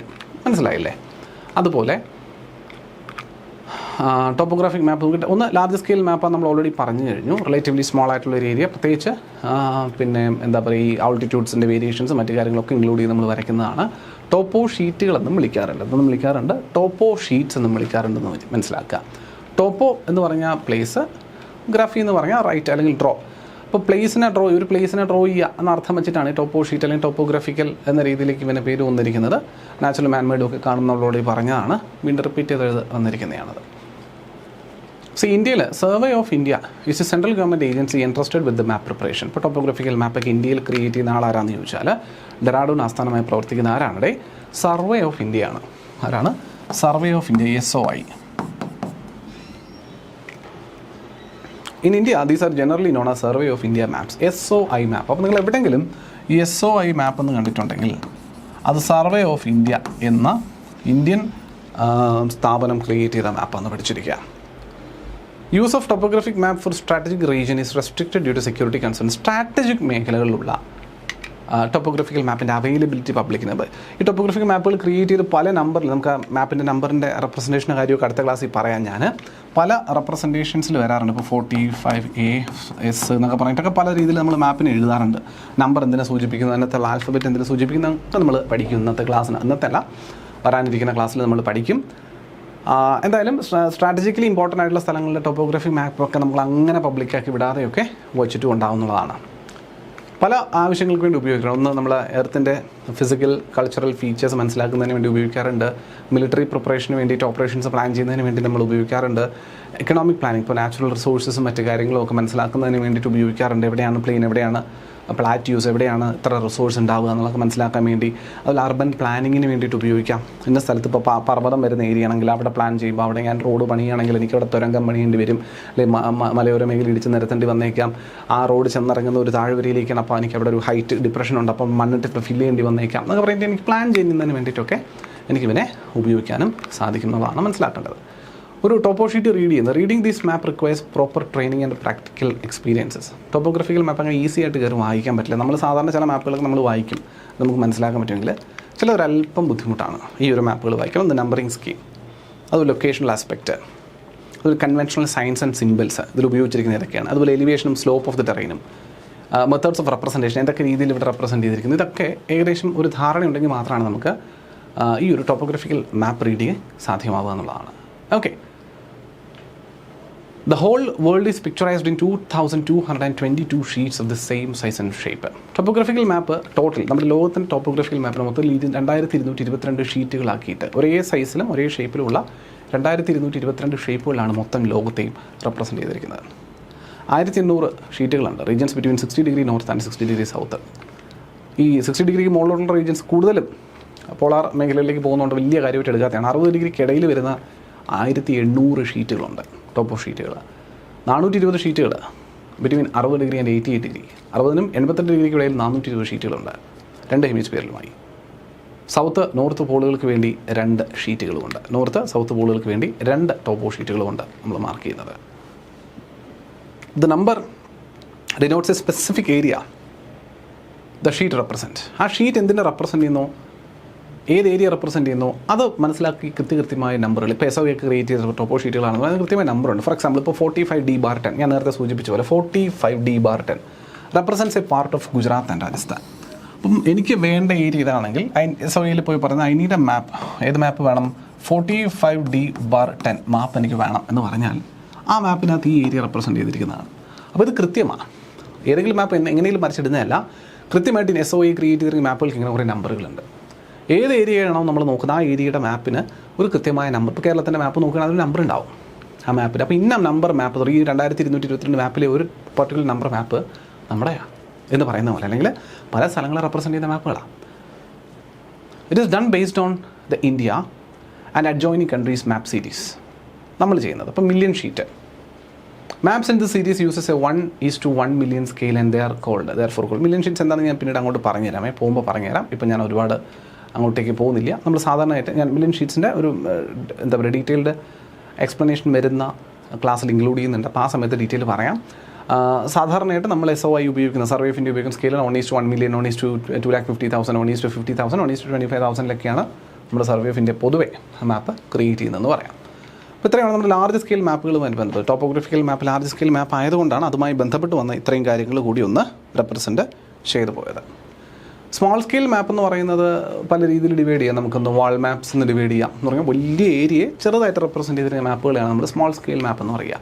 വാൾ മാപ്പ് ഉണ്ട്, നമ്മുടെ ചുമരിൽ തൂക്കുന്ന മാപ്പുകൾ, അതുപോലെ അറ്റ്ലസ് എന്നൊക്കെ പറയുന്നതൊക്കെ ലാർജ് സ്കെയിൽ സ്മോൾ സ്കെയിൽ മാപ്പുകളാണ്. വാൾ മാപ്പ് നമ്മൾ ക്ലാസ് റൂമുകളിലും മറ്റുമൊക്കെ ആയിട്ട് തൂക്കുന്ന മാപ്പ് ഉണ്ടല്ലോ പിള്ളേരെ, അത്രയേ ഉള്ളൂ. സ്മോൾ സ്കെയിൽ മാപ്പ് എന്ന് പറയുമ്പോൾ, അറ്റ്ലസ് മാപ്പ് എന്ന് പറയുമ്പോൾ നമ്മുടെ ഇതിൻ്റെ ഒരു ഗ്രൂപ്പിംഗ് ആണ്. എല്ലാ മാപ്പുകളും ചെറിയ ചെറിയ മാപ്പുകളെല്ലാം കൂടി ചേർത്ത് ഉണ്ടാക്കി വെച്ച ഗ്രൂപ്പിനെയാണ്, മാപ്പിൻ്റെ ഒരു ഗ്രൂപ്പിനെയാണ് നമ്മൾ അറ്റ്ലസ് മാപ്പ് എന്ന് വിളിക്കുക. വെരി സ്മോൾ സ്കെയിൽ മാപ്പ് തന്നെയാണ്. But these map represent fairly large areas and present highly generalised picture of physical or cultural features. Even so, an atlas map serves a graphic encyclopedia of the geographical informations about the world, continent, countries and regions. അല്ലേ, പല മേഖലയുടെയും പല രാജ്യങ്ങളുടെയും പല കോണ്ടിനെൻറ്റുകളുടെയൊക്കെ ഒരു encyclopedia എന്ന് പറയുന്നത് പോലെ, complete എന്നല്ല, ഒരു ഗ്രാഫിക്കൽ എൻസൈക്ലോപീഡിയ ആയിട്ട് നമുക്ക് തരാൻ പറ്റുന്ന ആളാണ് അറ്റ്ലസ്. കാരണം ഒന്നിൽ കൂടുതൽ പ്രദേശങ്ങളുടെ റെപ്രസെൻറ്റേഷൻ അതിനകത്തുണ്ട് എന്നുള്ളതുകൊണ്ട്, ഒരു ഗ്രൂപ്പാണെന്നുള്ളതുകൊണ്ട് കേട്ടോ, അത്രയുള്ളൂ വ്യത്യാസം. When consulted properly, these maps provide a wealth of generalized information regarding location, relief, drainage, climate, vegetation, distribution of cities, population, ഇൻഡസ്ട്രീസിൻ്റെ location, transport, tourism, heritage, etcetera അങ്ങനെ ഒന്ന് ഡീറ്റെയിൽഡ് ആയിട്ട് അനലൈസ് ചെയ്യാൻ പറ്റിയാൽ പല സ്ഥലങ്ങളും അല്ലെങ്കിൽ പല മാപ്പുകളും വളരെ ഡീറ്റെയിൽഡ് ആയിട്ടുള്ള ഇൻഫർമേഷൻസ് തരും എന്നുള്ളതാണ്. അപ്പോൾ അതിൻ്റെ ഭൂപ്രകൃതി എങ്ങനെയാണ് നിൽക്കുന്നത്, പർവ്വതമാണോ താഴ്വരയാണോ, അവിടുത്തെ ഡ്രെയിനേജിൻ്റെ പാറ്റേൺ എങ്ങോട്ടാണ്, അതിൻ്റെ ചെരിവ് എങ്ങോട്ടാണ്, നദികൾ എത്രത്തോളം ഉണ്ട്, അവിടുത്തെ ജലസ്രോതസ് എങ്ങനെയാണ്, ക്ലൈമറ്റ് എന്താ അവസ്ഥ, വെജിറ്റേഷൻസ് എങ്ങനെയാണ്, അവിടുത്തെ പാറകളും വന്യതയും എങ്ങനെയാണ്, ഇൻഡസ്ട്രീസ് ഉണ്ടെങ്കിൽ അതെങ്ങനെ, ട്രാൻസ്പോർട്ടേഷൻ സിസ്റ്റം, എന്നിങ്ങനെ ഒരുപാട് ഡീറ്റെയിൽസ് നമുക്ക് പറഞ്ഞു തരും. The use of the word atlas in the geographical context dated from 1595 when Flemish geographer അല്ലെങ്കിൽ കാർട്ടോഗ്രാഫറായ Gerardus Mercator published atlas sive cosmographicae meditationes de fabrica mundi. നമ്മൾ പറഞ്ഞതായിരുന്നു അല്ലേ, ഫാബ്രിക്കാത്തി ഫിഗുർ atlas or cosmographical mediations upon the creation of universe and the universe as created എന്ന് പറഞ്ഞിട്ടൊരു representations create ചെയ്തു ആദ്യം ജെറാർഡസ് മെർക്കാറ്റർ ഒരു അറ്റ്ലസ് പബ്ലിക്കേഷൻ നടത്തിയെന്നുള്ളത്. അതിന് മുന്നത്തെ കാര്യം നമ്മൾ പറഞ്ഞു, അറ്റ്ലസ് ക്രിയേറ്റ് ചെയ്ത് ഒന്ന് ഫോർമുലേറ്റ് ചെയ്ത ആളുടെ പേര് നമ്മൾ വേറെ പഠിച്ചിട്ടുണ്ട്. അപ്പോൾ ഇദ്ദേഹം ആദ്യം 1595 ഇങ്ങനെ ഒരു പബ്ലിക്കേഷൻ ചെയ്ത് വെച്ചിട്ടുണ്ട്, അദ്ദേഹത്തിൻ്റെ ഒരു പബ്ലിക്കേഷനാണ്. പിന്നെ നമ്മൾ നോക്കാൻ പോകുന്നത് മാപ്പിൻ്റെ വിവിധ ടൈപ്പാണ് ബേസ്ഡ് ഓൺ ഫങ്ഷൻസിനെ അടിസ്ഥാനപ്പെടുത്തിക്കൊണ്ട് പ്രവർത്തനത്തിൻ്റെ അടിസ്ഥാനത്തിൽ അല്ലെങ്കിൽ ഇതിൻ്റെ ഓബ്ജക്റ്റീവ് എന്ത് ഫംഗ്ഷനാണ് ഒരു മാപ്പ് നിറവേറ്റുന്നത് എന്നുള്ളതിൻ്റെ അടിസ്ഥാനത്തിൽ നമ്മൾ മാപ്പിനെ ക്ലാസിഫൈ ചെയ്യുന്ന ചില രീതികളുണ്ട്, അല്ലെങ്കിൽ ചില ക്ലാസിഫിക്കേഷൻസ് ഉണ്ട്. The maps may also be classified on the basis of their functions. For example, a political map serves the function of providing administrative divisions of a continent or a country, and a soil map shows the distribution of different type of soil. അപ്പോൾ അതുകൊണ്ട് എങ്ങനെയാണ് ഈ പറയുന്ന പോലെ functions പല ഫങ്ഷനാണ്. അപ്പോൾ ഒരു political മാപ്പ് അഡ്മിനിസ്ട്രേറ്റീവായിട്ടുള്ള അതിർത്തികളെ പറ്റിയിട്ടുള്ള പരാമർശം നടത്തുന്നുവെങ്കിൽ സോയിൽ മാപ്പ് എന്ന് പറയുന്നത് ആ പ്രദേശത്തിൻ്റെ മണ്ണിനങ്ങളെ പറ്റിയിട്ടുള്ള വിവിധ ഇൻഫർമേഷൻ തരുന്നതാണ്. അപ്പോൾ ഓരോ ഫങ്ഷൻ അടിസ്ഥാനപ്പെടുത്തിക്കൊണ്ട് മാപ്പിനെ നമ്മൾ വെവ്വേറെ എന്ന രീതിയിൽ തരംതിരിച്ച് വെക്കാൻ സാധിക്കും. അങ്ങനെ വരുന്ന മാപ്പുകളിൽ ഒന്നാണ് പ്രധാനമായിട്ടും നമ്മൾ തരംതിരിച്ച് പറയുന്നതാണ് ഫിസിക്കൽ മാപ്പ് എന്നും കൾച്ചറൽ മാപ്പ് എന്ന് പറയും ഡിവൈഡ് ചെയ്യും. So maps based on function primarily divide ചെയ്യുന്നത് എങ്ങനെയാണെന്ന് എന്ന് മനസ്സിലാക്കിയിരിക്കുക. Physical map as well as cultural maps എന്ന് പറഞ്ഞിട്ട് നമുക്ക് രണ്ടായിട്ട് ഡിവൈഡ് ചെയ്യാം. ഓക്കെ, അപ്പോൾ ബേസ്ഡ് ഓൺ ഫങ്ഷൻ മാപ്പിനെ രണ്ടായിട്ട് നമ്മൾ ഡിവൈഡ് ചെയ്യുന്നുണ്ട്. ഒന്ന് ഫിസിക്കൽ, രണ്ട് കൾച്ചറൽ. ഫിസിക്കൽ ആൻഡ് കൾച്ചറൽ മാപ്പ് എന്ന് പറഞ്ഞിട്ട് അല്ല, ആദ്യത്തെ ഫിസിക്കൽ മാപ്സിൻ്റെ കാര്യം നോക്കാം.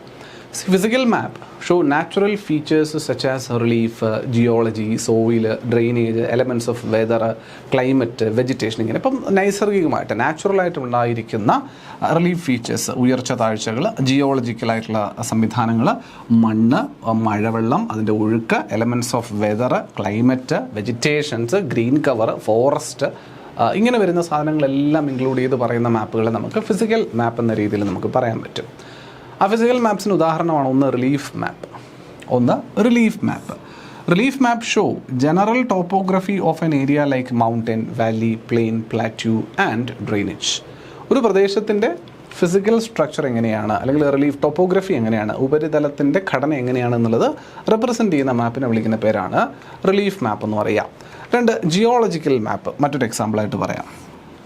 Which show the geological structures like rock, types of rock, depressions ഉണ്ടെങ്കിൽ അത്, കാനിയൻസോ എന്താ പറയുക ഗോർജസോ ഉണ്ടെങ്കിൽ അത്, അങ്ങനെയുള്ള ജിയോളജിക്കൽ സ്ട്രക്ചേഴ്സ് നമ്മുടെ ഈ ടോപ്പോഗ്രഫിയിൽ കാണുന്ന സ്ട്രക്ചേഴ്സുമായി ബന്ധപ്പെട്ട് അതിൻ്റെ ഡീറ്റെയിലിംഗ് തന്നിരിക്കുന്ന മാപ്പിന് വിളിക്കുന്ന പേരാണ് ജിയോളജിക്കൽ മാപ്പ് എന്ന് പറയുക. കണ്ടോ, ഉദാഹരണത്തിന് ഇപ്പോൾ റോക്സ് ആൻഡ് മിനറൽസുമായി ബന്ധപ്പെട്ട് തന്നിരിക്കുന്ന റോക്കിൻ്റെ ഒരു മാപ്പ്, മിനറൽസ് നിക്ഷേപങ്ങളും മാപ്പ് എന്താ പറയുക, റോക്കിൻ്റെ നിക്ഷേപങ്ങളും പലയിടങ്ങളിലും എങ്ങനെയാണ് എന്നുള്ളതിനെ കാണിച്ചു തന്നിരിക്കുന്ന ഒരു മാപ്പാണിത്. അപ്പോൾ ഇതൊരു ഫിസിക്കൽ മാപ്പാണോ? തീർച്ചയായിട്ടും അതെ. ക്ലൈമാറ്റിക് മാപ്പ് മറ്റൊരു ഉദാഹരണമാണ്. ക്ലൈമാറ്റിക് മാപ്പ് എന്ന് പറയുന്നതും നാച്ചുറൽ ആയിട്ടുള്ള സംവിധാനമല്ലേ. നാച്ചുറൽ ആയിട്ടുള്ള ക്ലൈമറ്റിൻ്റെ അവസ്ഥ മനസ്സിലാക്കിക്കൊണ്ട് ആഗോളതലത്തിലുള്ള ക്ലൈമറ്റിൻ്റെ ഡിസ്ട്രിബ്യൂഷൻ മനസ്സിലാക്കിക്കൊണ്ട് വരച്ചെടുക്കുന്ന മാപ്പാണ്.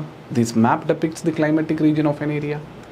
Besides maps are also drawn to show the distribution of temperature as well. ഇപ്പോൾ മഴ ആയിക്കോട്ടെ, ഇപ്പോൾ ഫോർ എക്സാമ്പിൾ ഇപ്പോൾ ഈ ഒരു ചിത്രം നോക്കിക്കഴിഞ്ഞാൽ നിങ്ങൾക്കിവിടെ ആനുവൽ ടെമ്പറേച്ചർ റെപ്രസെൻറ്റ് ചെയ്തിരിക്കുന്നത് വെച്ചിട്ട് കാണാൻ സാധിക്കുന്നുണ്ട്. പല മേഖലയിൽ പല കളറായിട്ട് ആനുവൽ റെയിൻഫോൾ മാർക്ക് ചെയ്തിരിക്കുന്ന ഒരു ചിത്രമാണിത്. അപ്പോൾ റെയിൻഫോൾ ക്ലൈമറ്റിനെ അഫക്റ്റ് ചെയ്യുന്ന ഒരു ഘടകമാണല്ലോ. റെയിൻഫോൾ ക്ലൈമറ്റിനെ അഫക്റ്റ് ചെയ്യുന്ന ഒരു ഘടകമാണ്. അപ്പോൾ ക്ലൈമാറ്റിക് മാപ്പിൻ്റെ കാര്യത്തിൽ എനിക്ക് എന്ത് പറയാം? ഇപ്പോൾ റെയിൻഫോളിൻ്റെ മാപ്പ് വന്നാൽ അത് ക്ലൈമാറ്റിക് മാപ്പാണ്. ഇപ്പോൾ ടെമ്പറേച്ചർ ഡിസ്ട്രിബ്യൂഷൻ കാണിച്ചിരിക്കുന്നത്, ടെമ്പറേച്ചർ ഡിസ്ട്രിബ്യൂഷൻ കാണിച്ചിരിക്കുന്ന ഒരു മാപ്പ് ഉണ്ട്.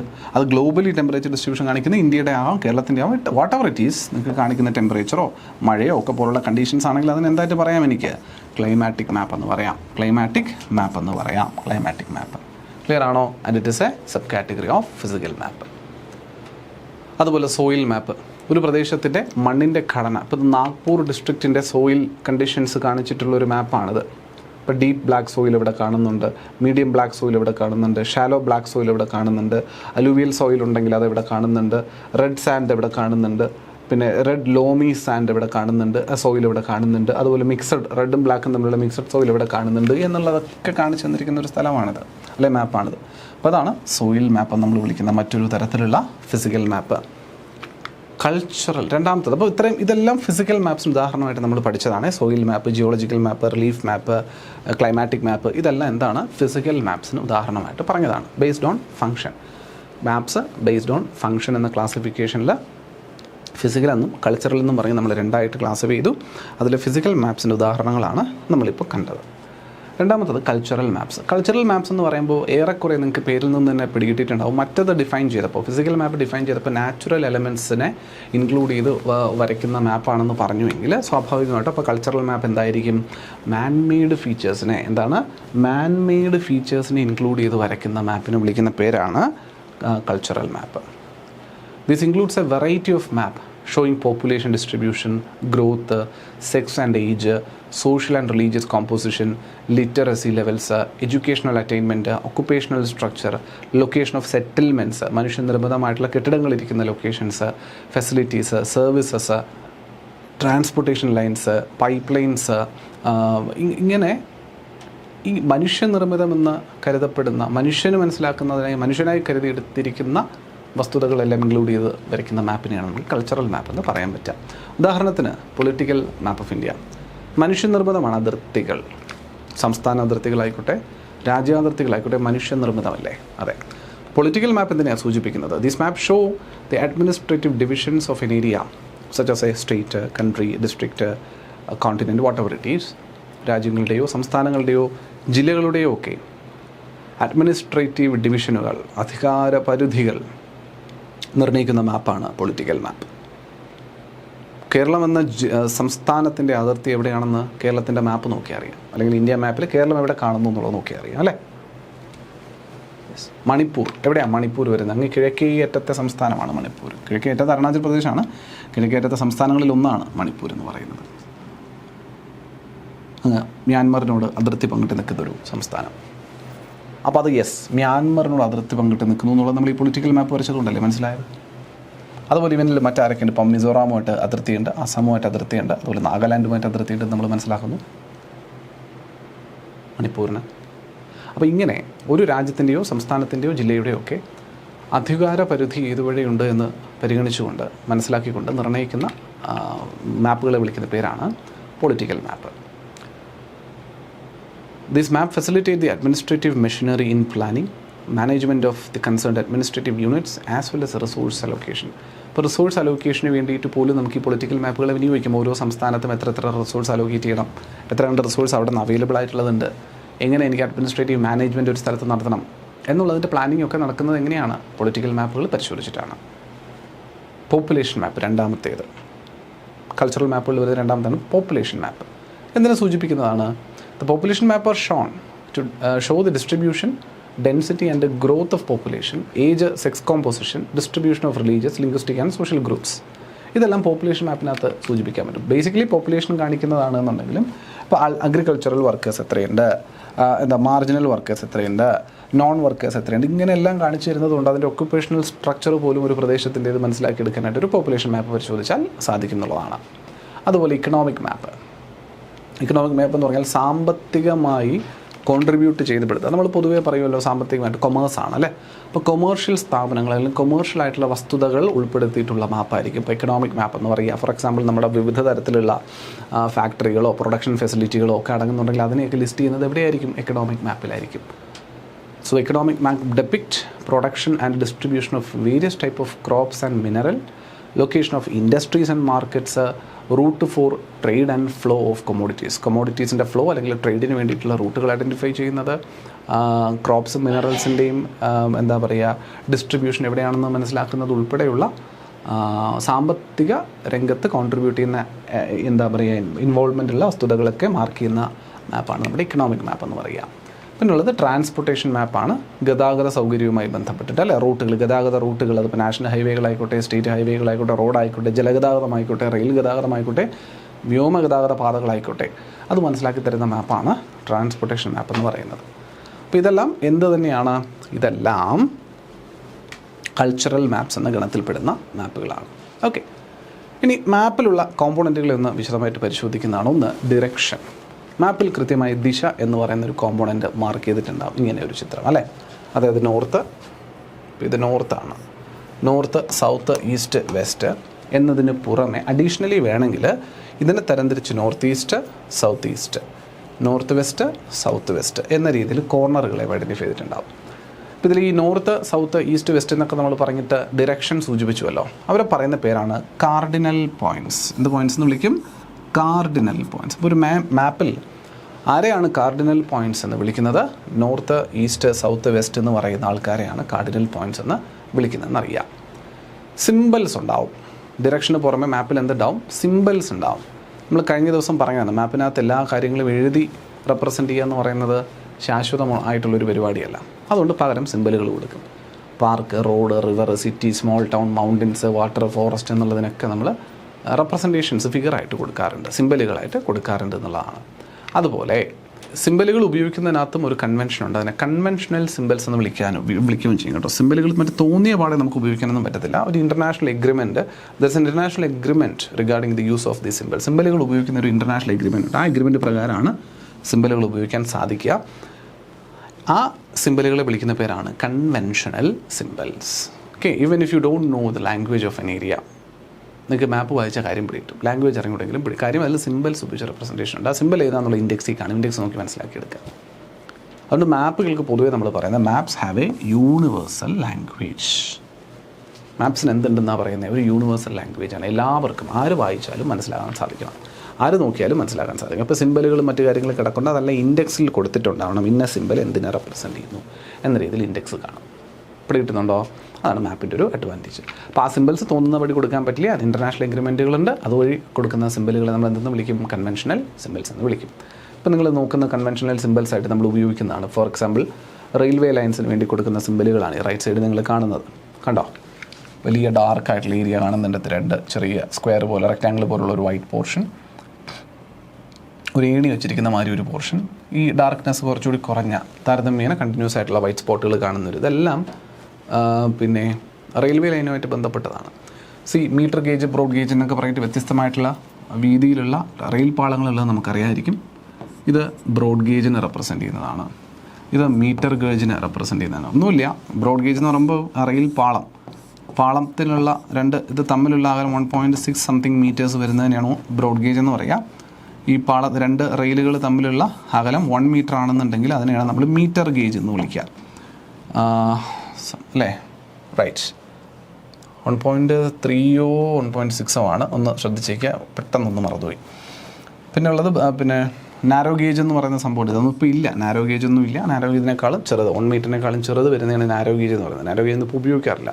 ബ്രോഡ് മീറ്ററുമാണ് നമ്മളിപ്പോൾ ഉപയോഗിച്ചുകൊണ്ടിരിക്കുന്ന ഗേജ്. അല്ലെങ്കിൽ ഏറ്റവും കൂടുതൽ നമ്മൾ ഉപയോഗിച്ചിരിക്കുന്ന ഇന്ത്യയിൽ ഉപയോഗിക്കുന്ന 1.3 സംതിങ് മീറ്റർ ആണെന്നാണ് എൻ്റെ ഒരു ഓർമ്മ കേട്ടോ. വാട്ടെവർ, അതായത് ബ്രോഡ് ഗേജ് ആണ് ഏറ്റവും കൂടുതൽ ഉപയോഗിക്കുന്ന ഇന്ത്യയിൽ ഉപയോഗിച്ചുകൊണ്ടിരിക്കുന്ന സംവിധാനം എന്ന് ഒന്ന് അറിഞ്ഞിരിക്കുക. ബ്രോഡ് ഗേജ് ആണ് ഏറ്റവും കൂടുതൽ ഉപയോഗിക്കുന്ന സംവിധാനം.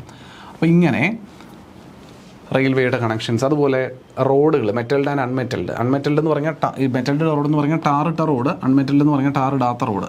റോഡുകളുടെ റെപ്രസെൻ്റ് ചെയ്ത് കേട്ടോ. മെറ്റൽഡ് റോഡാണെന്നുണ്ടെങ്കിൽ ഒരു തിക്കായിട്ടുള്ള ബ്ലാക്ക് കളറിലുള്ള ഡബിൾ ലൈനാണ് ഉപയോഗിക്കുന്നത്. ആ ബ്ലാക്ക് ഡബിൾ ലൈൻ തന്നെ ഇൻ്റർമീഡിയൻ്റ് ആയിട്ട് ഡിസ്കണ്ടിന്യൂഡ് ആയിട്ടുള്ള ലൈൻ ഉപയോഗിക്കുകയാണെങ്കിൽ അത് അൺമെറ്റൽഡ് റോഡാണെന്ന് മനസ്സിലാക്കാം.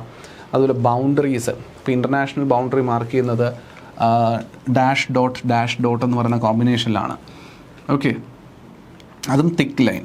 സ്റ്റേറ്റ് ബൗണ്ടറി ഡാഷ് ഡോട്ട് തന്നെയാണ്, പക്ഷേ കുറച്ചുകൂടി തിന്നാണ്. ഡിസ്ട്രിക്ട് ബൗണ്ടറി ഡാഷ് എന്ന് പറയുന്ന ഡാഷ് മാത്രം വരുന്ന രേഖ ഉപയോഗിച്ച് റെപ്രസെൻ്റ് ചെയ്യുന്നു. റിവർ, വെല്ല്, ടാങ്ക്, കനാല് എന്നിവയെ സൂചിപ്പിക്കുന്നതാണ് ഇത് റിവർ. ഇത് റിവറിനെ സൂചിപ്പിക്കുന്നു. ഇത് വെല്ലിനെ, മനുഷ്യ നിർബന്ധമായതുകൊണ്ടാണ് ബ്ലാക്ക് കളറിൽ കാണിച്ചിരിക്കുന്നത്. വെല്ല് കിണറിനെ സൂചിപ്പിക്കുന്നു. ഇത് ടാങ്കിനെ സൂചിപ്പിക്കുന്നു. ഓക്കെ, ഈ സംഭവം കനാലിനെ സൂചിപ്പിക്കുന്നു. ഇത് ബ്രിഡ്ജിനെ സൂചിപ്പിക്കുന്നതാണ്. ഇതൊക്കെ ചോദിക്കാം കേട്ടോ നല്ലപോലെ. ബ്രിഡ്ജിനെ സൂചിപ്പിക്കുന്ന സിമ്പിളാണത്. അതുപോലെ temple, church, mosque, chhatri, PO post office, post and telegraph office PTO, PS police station. അതിൽ റെഡ് കളറിൽ കാണുന്ന ഇത്തരം കട്ടകൾ സെറ്റിൽമെൻറ്റുകളെ സൂചിപ്പിക്കുന്നു. സെറ്റിൽമെൻറ്റ്സ്, മനുഷ്യനിർമ്മിതമായ കെട്ടിടങ്ങളെയാണ് സെറ്റിൽമെൻറ്റ്സ് എന്ന് പറയുന്നത്. തൊട്ടപ്പുറത്ത് കുറച്ച് വരച്ചു വെച്ചിട്ടുണ്ട്, അത് ഗ്രേവ് യാർഡാണ്. ശവപ്പറമ്പ്, ഗ്രേവ് യാർഡ്. അതുപോലെ ട്രീസും ഗ്രാസും ഒക്കെ കാണിക്കുന്നതിന് വേണ്ടിയിട്ട് ഗ്രീൻ കളറിലുള്ള ഇത്തരത്തിലുള്ള സിമ്പലുകൾ ഉപയോഗിക്കുന്നത്. ഇതെല്ലാം നമ്മൾ കൺവെൻഷനലി ഉപയോഗിക്കുന്ന രീതികളാണെന്ന് മനസ്സിലാക്കിയിരിക്കുക കേട്ടോ. സിമ്പിൾസ് ആണെന്ന് മനസ്സിലാക്കിയിരിക്കുക. അതുപോലെ തന്നെ സിമ്പിൾസ് മാത്രമല്ല, പല കളറുകളും ഇതിനു വേണ്ടി വിനിയോഗിക്കപ്പെടാറുണ്ട് അല്ലെങ്കിൽ വിനിയോഗിക്കാറുണ്ട്. കളേഴ്സ്, ഫോർ എക്സാമ്പിൾ ജനറലി നമ്മൾ ഉപയോഗിക്കുന്ന ബ്ലൂ കളർ വാട്ടർ ബോഡീസിന് വേണ്ടി ഉപയോഗിക്കുന്ന കളറാണ്. ബ്രൗൺ കളർ മൗണ്ടെയിൻസ്, പർവ്വതങ്ങളെ സൂചിപ്പിക്കുന്ന കളറാണ് brown. Yellow plateaus, agricultural land, low level പ്ലെയിൻസിനെയൊക്കെ സൂചിപ്പിക്കുന്നതിന് വേണ്ടിയിട്ട് യെല്ലോ കളർ ഉപയോഗിക്കാറുണ്ട്. അഗ്രികൾച്ചറൽ ലാൻഡാണ് അതിനകത്ത് കോമൺ ആയിട്ട് ചോദിക്കുന്ന ചോദ്യം കേട്ടോ. അഗ്രികൾച്ചറൽ ലാൻഡ് റെപ്രസെൻറ്റ് ചെയ്യുന്നത് ഏത് കളർ ഉപയോഗിച്ചിട്ടാണെന്ന് ചോദിച്ചാൽ യെല്ലോ കളറാണ്. അതുപോലെ ഗ്രീൻ, സമതലങ്ങളെയും അതുപോലെ ഫോറസ്റ്റിനെയും സൂചിപ്പിക്കുന്നതിന് വേണ്ടിയിട്ട് ഗ്രീൻ ഉപയോഗിക്കാറുണ്ട്. Forest areas. ബ്ലാക്ക് കളർ ഒരു മാപ്പ് ഉപയോഗിക്കുന്ന മാൻമെയ്ഡ് ആയിട്ടുള്ള ഫീച്ചേഴ്സ്, നമ്മുടെ റോഡ്, ബ്രിഡ്ജ്, ടണൽ, ബിൽഡിങ്സിൻ്റെ കാര്യത്തിൽ. ബിൽഡിങ്സ് റെഡ് കളറാണ് നമ്മൾ പറഞ്ഞു. റെഡ് ആയിട്ടുള്ള നിർമ്മിതികളായിരിക്കും വരെ ബിൽഡിങ്സ് വിട്ടോ കുഴപ്പമില്ല. വെല്ലൊക്കെ ഇതിനകത്ത് ബ്ലാക്കിലാണ് കാണിച്ചത്. അതാണ് നമ്മൾ ഉദ്ദേശിച്ചത് ബിൽഡിങ്സ് എന്ന് പറയുന്നത്, അതൊക്കെ നിർമ്മിച്ച സാധനം. അതുപോലെ വൈറ്റ് ഉണ്ട് കേട്ടോ. വൈറ്റ് എന്ന് പറയുന്നത് നമ്മുടെ തരിശു ഭൂമികളൊക്കെ സൂചിപ്പിക്കാനായിട്ടൊരു കാർട്ടോഗ്രാഫിക് മാപ്പുകളിൽ കഡസ്ട്രൽ മാപ്പുകളിൽ നമ്മൾ കഡസ്ട്രൽ മാപ്പ് കഴിഞ്ഞ ക്ലാസ്സിൽ പഠിച്ചതാണ്. കഡസ്ട്രൽ മാപ്പുകളിൽ ബാരൻ ലാൻഡ്, തരിശു നിലം, വൈറ്റ് കളറാണ് കേട്ടോ. വൈറ്റ് കളറാണ്. ടോപ്പോഗ്രാഫിക്കിലോ കഡസ്ട്രലിലോ ഒക്കെ ആയാലും ബാരൻ ലാൻഡിനെ സൂചിപ്പിക്കാനായിട്ട് വൈറ്റ് കളറാണ് സൂചിപ്പിക്കുക. വൈറ്റ് ആയിട്ടിരിക്കുന്ന സ്ഥലം ഉണ്ടെങ്കിൽ അത് തരിശു ഭൂമിയാണ് എന്ന് മനസ്സിലാക്കാം. നമ്മൾ ഇന്നലെ കണ്ട PYQസിൽ ഒരു ക്വസ്റ്റൻ അതായിരുന്നു ബാരൻ തരിശു ഭൂമി റെപ്രസെൻ്റ് ചെയ്യുന്ന കളർ ഏതെന്നുള്ളത് ചോദിച്ചിട്ടുണ്ട്. അപ്പോൾ ഈ മാപ്പിൽ നിന്ന് കളറുകളും ചോദിക്കാറുണ്ട് എന്നുള്ളതാണ്. ഓക്കെ, പിന്നെ നമുക്ക് നോക്കേണ്ടത് ഈ ടോപ്പോഗ്രാഫിക്കൽ മാപ്പ് എന്ന് പറയുന്നത് നമ്മൾ കഴിഞ്ഞ ക്ലാസ്സിൽ സൂചിപ്പിച്ച മാപ്പിൻ്റെ ഒരു ഡീറ്റെയിലിങ്ങിലേക്ക് നമുക്ക് പോകണം. അതും ചോദ്യമായിട്ട് വന്നിട്ടുള്ളതാണ്. അത് ടോപ്പോഗ്രാഫിക് മാപ്സിൻ്റെ ടൈപ്സ് എന്തൊക്കെ ടൈപ്പിൽ എത്ര വിഭാഗങ്ങളായിട്ട് നമ്മൾ ടോപ്പോഗ്രാഫിക് മാപ്പിനെ ഡിവൈഡ് ചെയ്യുന്നുണ്ട്. ഒന്ന് 4x4 ഡിഗ്രി ഷീറ്റ്സ് അഥവാ മില്യൺ ഷീറ്റ്സ് എന്ന് പറയും. എന്ത് ഷീറ്റാണ്? മില്യൺ ഷീറ്റ്സ് എന്ന് പറയുന്ന സാധനം. മില്യൺ ഷീറ്റ് PYQ ആയിട്ട് കണ്ടതാണ് നമ്മൾ. മില്യൺ ഷീറ്റ് അല്ല, അഥവാ 4x4 ഡിഗ്രി ഷീറ്റ്. എന്താണ് മില്യൺ ഷീറ്റ് അല്ലെങ്കിൽ 4x4 ഡിഗ്രി ഷീറ്റ് എന്ന് പറയുന്നത്? This is a series of topo sheet cover in area spanning 4 degree latitude and 4 degree longitude. അതായത് ഒരു 4 ഡിഗ്രി, ഇപ്പോൾ ഇതെല്ലാം 4 ഡിഗ്രി വെച്ച് വച്ചിരിക്കുന്ന രേഖകളാണെന്ന് വിചാരിച്ചോ. ഓക്കെ, ഫോർ എക്സാമ്പിൾ ഇത് 4 ഡിഗ്രി, ഇത് 4 ഡിഗ്രി ആണെന്ന് വെച്ചോ. ഇപ്പോൾ ഇതായതായിരിക്കും 8 ഡിഗ്രി ആയിരിക്കും. ഇത് 12, 16, 20 കണ്ടോ, 24, 28, 32, 36, 40 കണ്ടോ. അപ്പോൾ ഓരോ ഈ ലാറ്റിറ്റ്യൂഡ്സ്, ഈ പറയുന്ന 2 രേഖകൾ തമ്മിലുള്ള അകലം എന്ന് പറഞ്ഞാൽ 4 ഡിഗ്രിയാണ്. 4 ലാറ്റിറ്റ്യൂഡുകൾ ഡിഗ്രിയാണ്. അതുപോലെ തന്നെ ഈ വെർട്ടിക്കലായിട്ട് വരച്ചിരിക്കുന്ന വരകൾ തമ്മിലുള്ള അകലം എന്ന് പറയുന്നതും ഇതും തമ്മിലുള്ള അകലം എന്ന് പറയുന്നത് എത്ര തന്നെയാണ്? 4 ഡിഗ്രി തന്നെയാണെന്ന് മനസ്സിലാക്കിയിരിക്കുക.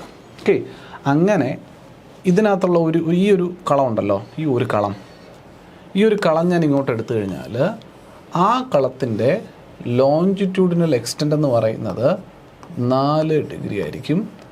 ലാറ്റിറ്റ്യൂഡിനൽ എക്സ്റ്റെൻറ്റ് എന്ന് പറയുന്നത് എത്ര തന്നെയായിരിക്കും? 4 ഡിഗ്രി തന്നെയായിരിക്കും. ശരിയല്ലേ? ആ ഒരു ടോപ്പോ ഷീറ്റിനെ നമ്മൾ വിളിക്കുന്ന പേരാണ് മില്യൺ ഷീറ്റ് അഥവാ 4/4 ഡിഗ്രി ഷീറ്റ്. 4/4 degree sheet. കാരണം 4 ഡിഗ്രിയുടെ കവറേജിൽ വരുന്ന ലാറ്റിറ്റ്യൂഡിനൽ ലോറ്റിറ്റ്യൂഡിനൽ കവറേജ് വരുന്ന ഏരിയയാണ് പരിഗണിച്ചിട്ടുള്ളത് എന്നുള്ളതുകൊണ്ടാണ് അതിനെ 4/4 ഡിഗ്രി ഷീറ്റ് എന്ന് പറയുന്നത്. പിടിയിട്ടുന്നുണ്ടോ? ഉദാഹരണത്തിന് ലാറ്റിറ്റ്യൂഡ് 10 ഡിഗ്രി ലാറ്റിറ്റ്യൂഡിൽ കൂടി കടന്നു പോകുന്ന ലൈനും 14 ഡിഗ്രി ലാറ്റിറ്റ്യൂഡിനും ഇടയിലുള്ള ഏരിയനെ എടുക്കുന്നു. അത് ലോഞ്ചിറ്റ്യൂഡ് ആണെങ്കിലും അതുപോലെ. For example 16 degree longitude east ലോഞ്ചിറ്റ്യൂഡും 20 ഡിഗ്രി ഈസ്റ്റ് ലോഞ്ചിറ്റ്യൂഡിനും ഇടയിലുള്ള ഏരിയനെ പരിഗണിക്കുന്നു. 10 degree north, 14 degree north, 16 degree east, 20 degree east. അപ്പോൾ ഈ റീജിയനാണ് നമ്മുടെ ഒരു മില്യൺ ഷീറ്റ് എന്ന് പറയുന്നത്. ഒരു ഇഷ്ടം പോലെ മില്യൺ ഷീറ്റിനെ നമ്മളിങ്ങനെ അറേഞ്ച് ചെയ്യും. ഒരു മാപ്പിനകത്ത് ഇഷ്ടം പോലെ അത്തരത്തിൽ മില്യൺ ഷീറ്റ് നമുക്ക് അറേഞ്ച് ചെയ്യാൻ പറ്റും. ഒരു മില്യൺ ഷീറ്റിൻ്റെ പരിധി എന്ന് പറയുന്നതാണ് 4 ഡിഗ്രി/4 ഡിഗ്രിയാണ്. അപ്പോൾ ഈ ലാറ്റിറ്റ്യൂഡിനൽ കവറേജ് ഉണ്ടല്ലോ പിള്ളേരെ, ഇത് വെച്ചിട്ടാണ് നമ്മൾ ഈ ടോപ്പോഗ്രാഫിക് ഷീറ്റുകളെ ഡിവൈഡ് ചെയ്ത് താഴോട്ട് കൊണ്ടുപോകുന്നത്. മില്യൺ ഷീറ്റ് കഴിഞ്ഞടുത്ത് ഡിഗ്രി ഷീറ്റ് വരും, ഹാഫ് ഡിഗ്രി ഷീറ്റ് വരും, മിനിറ്റ് ഷീറ്റ് വരും, അല്ലെങ്കിൽ ക്വാർട്ടർ ഷീറ്റ് വരും. അതൊക്കെ വരുന്നത് ഇതിൽ നിന്ന് ഈ ഡിഗ്രീസിൻ്റെ വ്യത്യാസമാണ്. ലാറ്റിറ്റ്യൂഡിൽ ലോഞ്ചിറ്റ്യൂഡിൽ ഡിഗ്രിയുടെ വ്യത്യാസത്തിലാണ് ബേസിക്കലി ഉണ്ടാകുന്നതെന്ന് മനസ്സിലാക്കിയിരിക്കുക. ക്ലിയർ ആവുന്നല്ലോ? അപ്പോൾ ആരാണ് ഒരു മില്യൺ ഷീറ്റ്? ഒരു മില്യൺ ഷീറ്റ് എന്ന് പറയുമ്പോൾ 4 ഡിഗ്രി ലാറ്റിറ്റ്യൂഡും 4 ഡിഗ്രി ലോഞ്ചിറ്റ്യൂഡിനും ഇടയിലായിട്ട് റെപ്രസെൻറ്റ് ചെയ്യുന്ന 4 ഡിഗ്രി ലാറ്റിറ്റ്യൂഡിനെ 4 ഡിഗ്രി ലോഞ്ചിറ്റ്യൂഡിനെ റെപ്രസെൻറ്റ് ചെയ്ത് വരയ്ക്കുന്ന ടോപ്പോഗ്രാഫിക്കൽ മാപ്പിനെ നമ്മൾ വിളിക്കുന്ന പേരാണ് മില്യൺ ഷീറ്റ്. അപ്പോൾ അത്ര ഏരിയ ആയിരിക്കും അതിനകത്ത് കാണാൻ പറ്റും. 4 ഡിഗ്രിയുടെ ഇടയിൽ വരുന്ന അത്ര ഏരിയാസ് നമുക്ക് ഇതിനകത്ത് കാണാൻ സാധിക്കുന്നുള്ളതാണ്. ക്ലിയർ ആയിട്ടെ? വിചിത്രം ക്ലിയർ ആയിട്ടെ? Yes. It has a scale of 1:1 million. അതുകൊണ്ടാണ് ഇതിനെ മില്യൺ ഷീറ്റ് എന്ന് കൂടി വിളിക്കുന്നത്. അതിൻ്റെ സ്കെയിൽ എത്രയാണ്? 1:10 ലക്ഷമാണ് അതിൻ്റെ സ്കെയിൽ എന്ന് പറയുന്നത്. എത്രയാണ് സ്കെയിൽ? ഒരു മില്യൺ ഷീറ്റിൻ്റെ സ്കെയിൽ എത്രയാണെന്ന് ചോദിച്ചാൽ 1:10 ലക്ഷം. അതായത് 1:1 മില്യൺ. 1:1 മില്യൺ എന്നുള്ളത് കൊണ്ടാണ്, സ്കെയിലിൽ 1:1 മില്യൺ എന്ന് വന്നതുകൊണ്ടാണ് ഇവനെ നമ്മൾ എന്തെന്ന് വിളിച്ചത്? മില്യൺ ഷീറ്റ് എന്നുകൂടി വിശേഷിപ്പിച്ചത്. ഇവനെ മില്യൺ ഷീറ്റ് എന്നുകൂടി വിശേഷിപ്പിച്ചത്. മനസ്സിലാക്കിയിരിക്കുക. ക്ലിയർ ആവുന്നുണ്ടോ പിള്ളേരെ? സെറ്റല്ലേ? ഇത്രയും പറഞ്ഞ കാര്യം ഓക്കെ അല്ലേ? യെസ്, ഇത്രയും പറഞ്ഞ കാര്യം ക്ലിയർ ആണ്. ദേ ആർ നമ്പേർഡ് ആസ് 1, 2, 3. ഇതിനെല്ലാം ഇനി നമ്പർ കൊടുക്കുന്ന രീതികൾ കൂടി നമ്മൾ ജസ്റ്റ് ഒന്ന് നോക്കിയിരിക്കുന്നത് നല്ലതായിരിക്കും കേട്ടോ. അപ്പോൾ ഇവരെ മില്യൺ ഷീറ്റ്സിന് നമ്പർ ചെയ്യണം 1, 2, 3, 4 എന്ന ന്യൂമറിക്കൽസ് ഉപയോഗിച്ചിട്ടാണ്. അപ്പോൾ എനിക്ക് പറയാൻ പറ്റും, ഞാൻ പറഞ്ഞില്ലേ 2222 ടോപ്പോ ഷീറ്റുകൾ ലോകത്തിൻ്റേത് മൊത്തം ഉണ്ട്. നമ്മൾ കഴിഞ്ഞ ക്ലാസ്സിൽ പഠിച്ചതാണ്. ഓരോ ടോപ്പോ ഷീറ്റിൻ്റെ നമ്പർ ഇട്ട് നമ്മൾ റെപ്രസെൻറ്റ് ചെയ്യാൻ. എനിക്കിപ്പം 23A സബ് 23Aയിൽ 1, 23Aയിൽ 10, 23Aയിൽ 16 വേണം എന്നൊക്കെ നമ്മൾ പറയുന്നു. 23B, 23X എന്നൊക്കെ പറയുന്നത് പോലെ ആൽഫബറ്റ്സ് നമ്പറൊക്കെ ഉപയോഗിച്ചിട്ട് നമ്മൾ റെപ്രസെൻറ്റ് ചെയ്യാറുണ്ട്.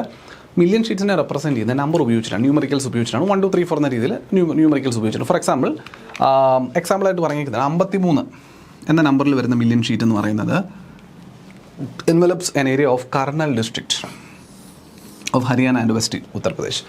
വെസ്റ്റ് ഉത്തർപ്രദേശ്, ഹരിയാന എന്നിവിടങ്ങളിലായിട്ട് നിൽക്കുന്ന കാർണൽ ഡിസ്ട്രിക്റ്റിനെ കവർ ചെയ്ത് നിൽക്കുന്ന, ഹരിയാനയിലും ഉത്തർപ്രദേശിലുമായിട്ട് നിൽക്കുന്ന ഒരു ടോപ്പോ ഷീറ്റാണ് ടോപ്പോ ഷീറ്റ് നമ്പർ 53 എന്ന് പറയുന്നത്, അല്ലെങ്കിൽ മില്യൺ ഷീറ്റ് നമ്പർ 53 എന്ന് പറയുന്നത്. അപ്പോൾ ഏത് മില്യൺ ഷീറ്റാണ് വേണ്ടതെന്ന് ചോദിക്കും, നമ്മൾ 53 വേണ്ടതെന്ന് പറഞ്ഞാൽ. അപ്പോൾ അതുപോലെ ഇന്ത്യയിൽ ഒരുപാട് എല്ലാ ഏരിയാസിനെയും ഓരോരോ എന്താ പറയുക നമ്പറിലായിട്ട് റെപ്രസെൻറ്റ് ചെയ്തിരിക്കുന്ന കണ്ടോ. ഇതിനകത്ത് നിങ്ങൾക്ക് പല നമ്പറുകൾ കൊടുത്തിട്ട് 57, 65, 56, 47, 46, 55, 16, 64, 72, 63, 54 എന്നൊക്കെ പറഞ്ഞിട്ട് 63, 62, 71, 70, 82, 44 എന്നൊക്കെ പറഞ്ഞിട്ട് ഒരുപാട് ഏരിയാസ് മാർക്ക് ചെയ്തിട്ട് 57 ബാംഗ്ലൂരൊക്കെ വരുന്നത് കണ്ടോ, 57 വരും, അല്ലെങ്കിൽ 48 വരും എന്നൊക്കെ നമുക്ക് കണക്കൂട്ടാനായിട്ട് സാധിക്കും.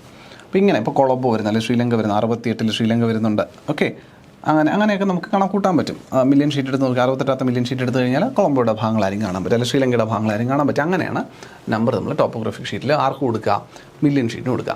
So it is a small scale മാപ്പ്. കാരണം സൂം ഔട്ട് ചെയ്തിരിക്കുന്ന മാപ്പല്ലേ, സ്മോൾ സ്കെയിൽ മാപ്പാണ്. വളരെയധികം ചെറിയ രീതിയിലാണ് എനിക്ക് ആ പ്രദേശങ്ങളെ കാണാൻ പറ്റുക. വലിയ പ്രദേശങ്ങളെയാണ് ഇത് ഇൻക്ലൂഡ് ചെയ്യുന്നത്. അതുകൊണ്ട് വളരെ ചെറുതായിട്ടേ എനിക്ക് പ്രദേശങ്ങളെ കാണാൻ പറ്റും. അപ്പോൾ അതുകൊണ്ട് ഇതിന് എന്താ നമ്മൾ വിളിക്കുക? പൊതുവേ ഒരു സ്മോൾ സ്കെയിൽ മാപ്പായിട്ടാണ് നമ്മൾ കൺസിഡർ ചെയ്തത്. This is a small scale map and show considerably large area on a single piece of land. വലിയൊരു ഏരിയ ഒരു സിംഗിൾ പീസ് ഓഫ് ലാൻഡിൽ പേപ്പറിൽ കാണിക്കുന്നതാണ് മില്യൺ ഷീറ്റിൻ്റെ ഒരു പ്രത്യേകം. മില്യൺ ഷീറ്റ് വലുതാണ്, അതുകൊണ്ട് കോണ്ടൂർ ഇൻ്റർവെൽ 500 മീറ്ററാണ്. കോണ്ടൂർ ഇൻ്റർവെൽസ് എത്രയാണ്? ജനറലി 500 മീറ്ററിൻ്റെ കോണ്ടൂർ ഇൻ്റർവെല്ലുകൾ അളങ്ങുന്നതാണ്. ആരെന്ന് മനസ്സിലാക്കുക? മില്യൺ ഷീറ്റ് എന്ന് മനസ്സിലാക്കിയിരിക്കുക. ക്ലിയർ അല്ലേ? രണ്ടാമത്തെ ആൾ ടോപ്പോഗ്രഫിക്കൽ ഷീറ്റിൻ്റെ രണ്ടാമത്തെ കാറ്റഗറിയാണ് ഡിഗ്രി ഷീറ്റ്. അപ്പോൾ തൊട്ട് മുന്നേ നമ്മൾ പറഞ്ഞത് മില്യൺ ഷീറ്റാണ്.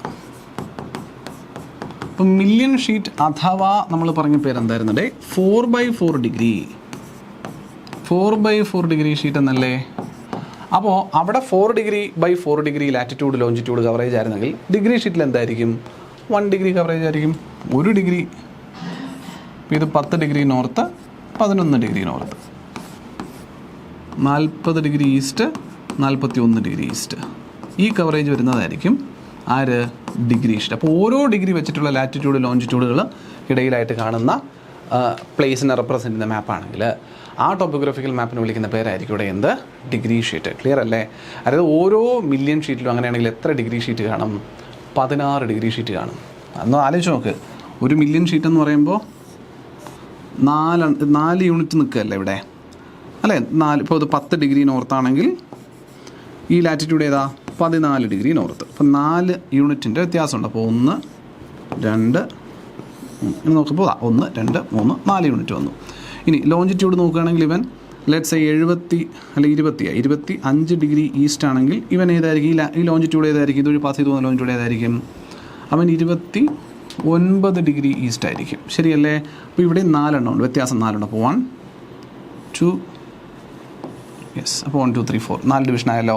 അപ്പോൾ ഇതിലെ ഓരോ ഡിവിഷൻ്റെയും വ്യത്യാസം എത്രയായിരിക്കും? നോക്കി. ഇതൊട്ട് ഇതുവരെ വരുന്ന വ്യത്യാസം എത്ര ഡിഗ്രി ആയിരിക്കും ഇവിടെ? 25, 26, 27, 28, 29. ശരിയാണല്ലോ? അപ്പോൾ ഇവിടെ 26, ഇത് 27 അല്ലേ? ഇത് 27 ഡിഗ്രി ഈസ്റ്റ്, ഇത് 28 ഡിഗ്രി ഈസ്റ്റ്. ശരിയാണല്ലോ? ഇത് 14 ഡിഗ്രി ആണെങ്കിൽ ഇത് എത്രയായിരിക്കും? 13 ഡിഗ്രി നോർത്ത്. ഇത് എത്രയായിരിക്കും? 12 ഡിഗ്രി നോർത്ത്. ഇത് എത്രയായിരിക്കും? 11 ഡിഗ്രി നോർത്ത്. ഇത് 10 ഡിഗ്രി നോർത്ത് ആണല്ലോ. അപ്പോൾ ഇവിടെയും രണ്ടെണ്ണത്തിനിടയിൽ, ഇപ്പോൾ ഈ 2 സ്ഥലത്തിനിടയിൽ 1 ഡിഗ്രിയുടെ വ്യത്യാസമല്ലേ ഉള്ളത്. അപ്പോൾ ഇവിടെ ഞാൻ ഈ ഒരു ഏരിയ കണക്കാക്കിയാൽ ഇതിൻ്റെ റേഞ്ച് എത്രയാണ്? ലാറ്റിറ്റ്യൂഡിനൽ റേഞ്ച് എത്രയാണ്? 1 ഡിഗ്രിയാണ്. ശരിയല്ലേ? ലോഞ്ചിറ്റ്യൂഡിനൽ റേഞ്ച് എത്രയാണ്? 1 ഡിഗ്രിയാണ്. ഇങ്ങനെ 1 ഡിഗ്രി ലാറ്റിറ്റ്യൂഡിനൽ ലോഞ്ചിറ്റ്യൂഡിനൽ റേഞ്ച് വരുന്നവനെ വിളിക്കുന്ന പേരാണ് ഡിഗ്രി ഷീറ്റ്. അപ്പോൾ ഡിഗ്രി ഷീറ്റ് കാണുന്നത് ഏതിനകത്തായിരിക്കും? മില്യൺ ഷീറ്റിനകത്താണ്. അതായത് മില്യൺ ഷീറ്റിനേക്കാൾ ചെറുതാണ് ആര്? Degree sheet. അങ്ങനെയാണെങ്കിൽ എത്ര ഡിഗ്രി ഷീറ്റ് കാണും ഒരു മില്യൺ ഷീറ്റിൽ?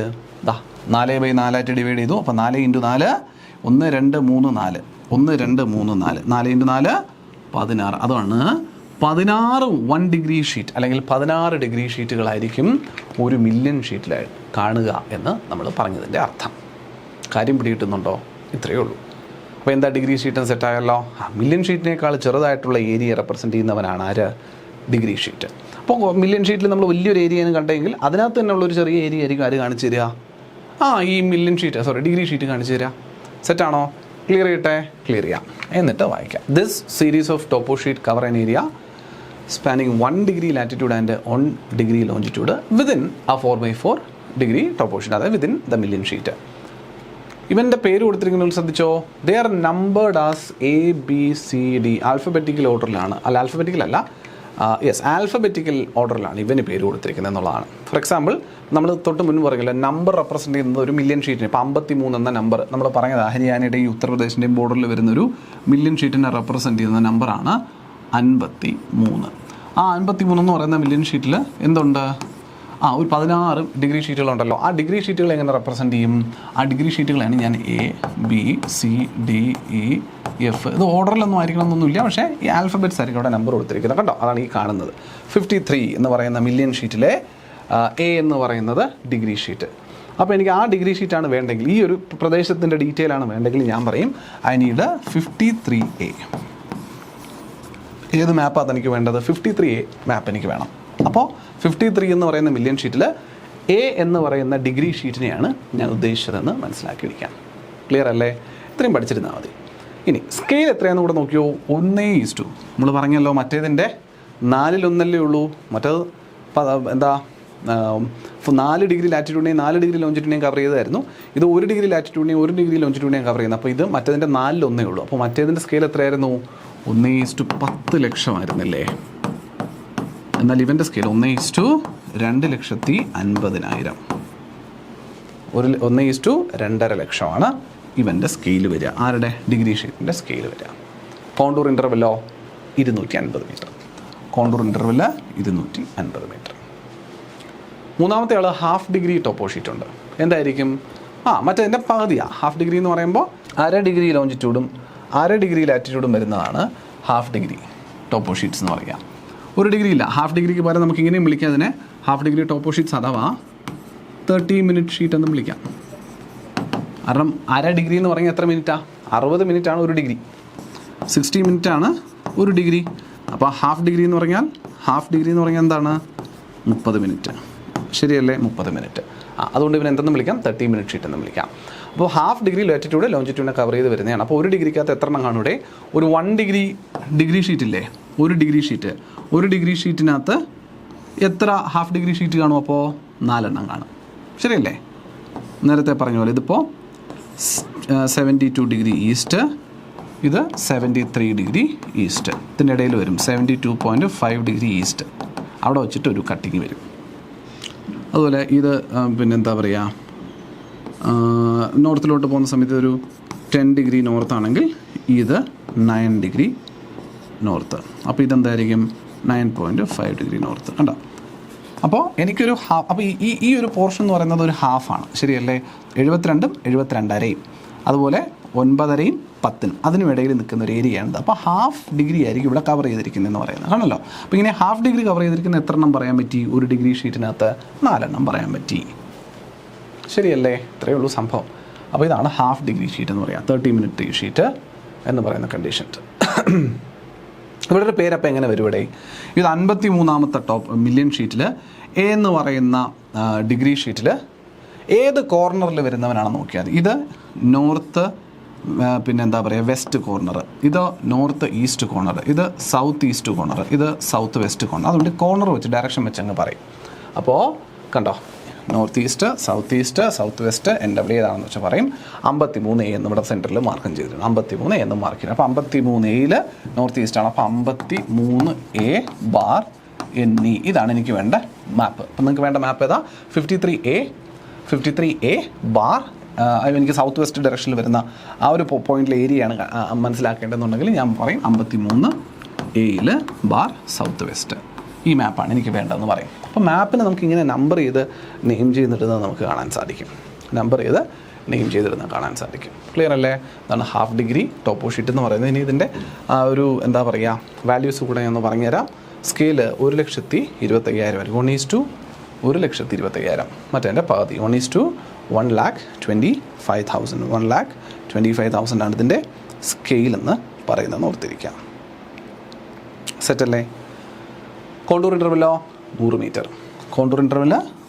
നമ്മൾ ആദ്യം പറഞ്ഞത് മില്യൺ ഷീറ്റ്. കോണ്ടൂർ ഇൻ്റർവെൽ 500 ആയിരുന്നു. പിന്നെ പറഞ്ഞ ഡിഗ്രി ഷീറ്റ് കോണ്ടൂർ ഇൻ്റർവെൽ 250 ആയിരുന്നു. ഇത് half degree sheet contour interval എത്ര മീറ്ററാണ്? 100 മീറ്ററാണ്. മനസ്സിലാക്കിയിരിക്കാം. അടുത്ത ചോദ്യമല്ല, 4ാമത്തെ ക്ലാസിഫിക്കേഷൻ എന്ന് പറയുന്നത് 15 മിനിറ്റ് ഷീറ്റ് അഥവാ ക്വാർട്ടർ ഡിഗ്രി ഷീറ്റ്. മറ്റതിൻ്റെ വീണ്ടും പകുതി, ഹാഫിനെ വീണ്ടും പകുതിയാക്കിയാൽ എന്തായി? 15 മിനിറ്റ് ഷീറ്റായി. ഹാഫ് എന്ന് പറഞ്ഞാൽ 30 മിനിറ്റ് ഷീറ്റ് അല്ലായിരുന്നു അവിടെ. അപ്പോൾ 30 ബൈ ഷീറ്റിനെ വീണ്ടും ബൈ 2 കൊണ്ട് ഡിവൈഡ് ചെയ്ത് എത്ര കിട്ടും? 15 മിനിറ്റ് ഷീറ്റ് കിട്ടും. അത്രയേ ഉള്ളൂ. അപ്പോൾ അതിൽ നിന്നും ചെറിയതാണ് ഏത്? 15 ക്വാർട്ടർ ഡിഗ്രി ടോപ്പോ ഷീറ്റ് അഥവാ 15 മിനിറ്റ് ഷീറ്റ് എന്ന് പറയുന്നത്. അപ്പോൾ നിങ്ങളുടെ മറ്റു ചോദ്യത്തിനകത്തൊരു ചെറിയ ഒരു കറക്ഷൻ എനിക്ക് പറയാൻ തോന്നിയതാണ്. 15 മിനിറ്റ് ഷീറ്റ് എന്ന് വേറൊരു ക്വാർട്ടർ ഡിഗ്രി ഷീറ്റ് എന്ന് പറയുന്നത് സെപ്പറേറ്റ് ആയിട്ട് തന്നിരിക്കുന്നതായിട്ട് തോന്നി. പക്ഷേ ക്വാർട്ടർ ഡിഗ്രി തീറ്റ തന്നെയാണ് ശരിക്കും പറയാൻ 15 ഡിഗ്രി ഷീറ്റ് എന്നും മനസ്സിലാക്കിയിരിക്കുക. Okay, so this series of topo sheet covers an area of spanning 1/4 degree ലാറ്റിറ്റ്യൂഡും 1/4 ഡിഗ്രി ലോഞ്ചിറ്റ്യൂഡും തമ്മിൽ 15 മിനിറ്റ് വരുന്ന ലാറ്റിറ്റ്യൂഡിനും ലോഞ്ചിറ്റ്യൂഡിനും കവറേജ് മാത്രം വരുന്നതാണ് ഈ ക്വാർട്ടർ ഡിഗ്രി ടോപ്പോ ഷീറ്റ്സ് എന്ന രീതിയിൽ പറയാവുന്ന സിമ്പിളാണ്.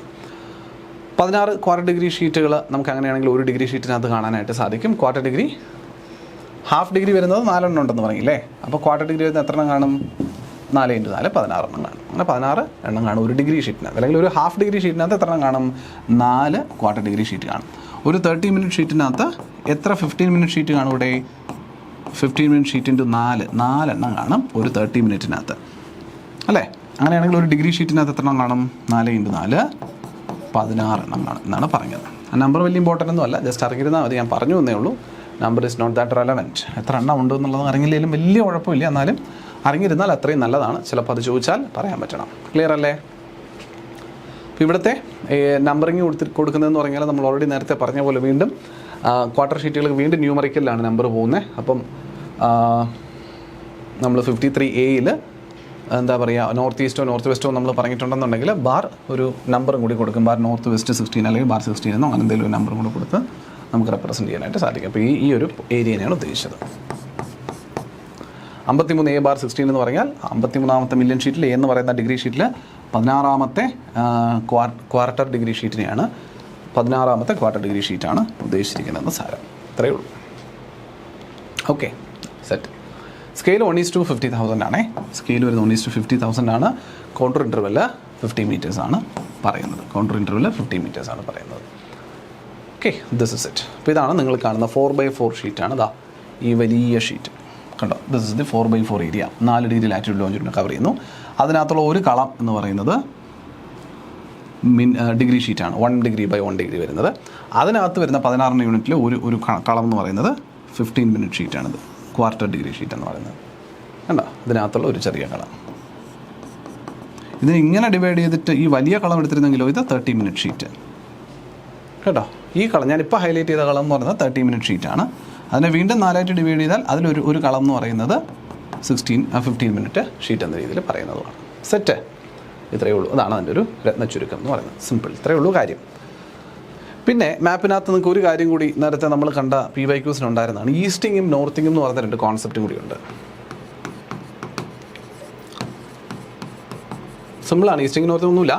ഈസ്റ്റിംഗ് എന്ന് പറഞ്ഞാൽ vertical lines drawn on the map which measures distance eastward ഡിസ്റ്റൻസുകൾ മെഷർ ചെയ്യുന്നതിന് വേണ്ടി വെർട്ടിക്കൽ ലൈൻസ് വരച്ചിട്ട് ഈസ്റ്റിലോട്ട് മെഷർമെൻറ്റുകൾ എടുക്കും നമ്മൾ മാപ്പിൽ. അപ്പോൾ ഇതിനെയാണ് നമ്മൾ ഈസ്റ്റിംഗ് എന്ന് വിളിക്കുന്നത്. ഇതിനെ എന്ത് വിളിക്കുന്നത്? ഈസ്റ്റിംഗ് എന്ന്. അപ്പോൾ ഈസ്റ്റിങ്ങിനകത്ത് നമ്മൾ വരയ്ക്കുന്നത്, അപ്പോൾ ഇതിനകത്ത് നമ്പറും ഒക്കെ ഉണ്ട്, ഡിസ്റ്റൻസ് ഒക്കെ മാർക്ക് ചെയ്തിട്ടൊക്കെ ഉണ്ടാവും, ന്യൂമറിക്കൽ വാല്യൂസും മാഗ്നിറ്റ്യൂഡും ഒക്കെ ഇതിനകത്ത് റെപ്രസെൻറ്റ് ചെയ്തിട്ടുണ്ടാവും.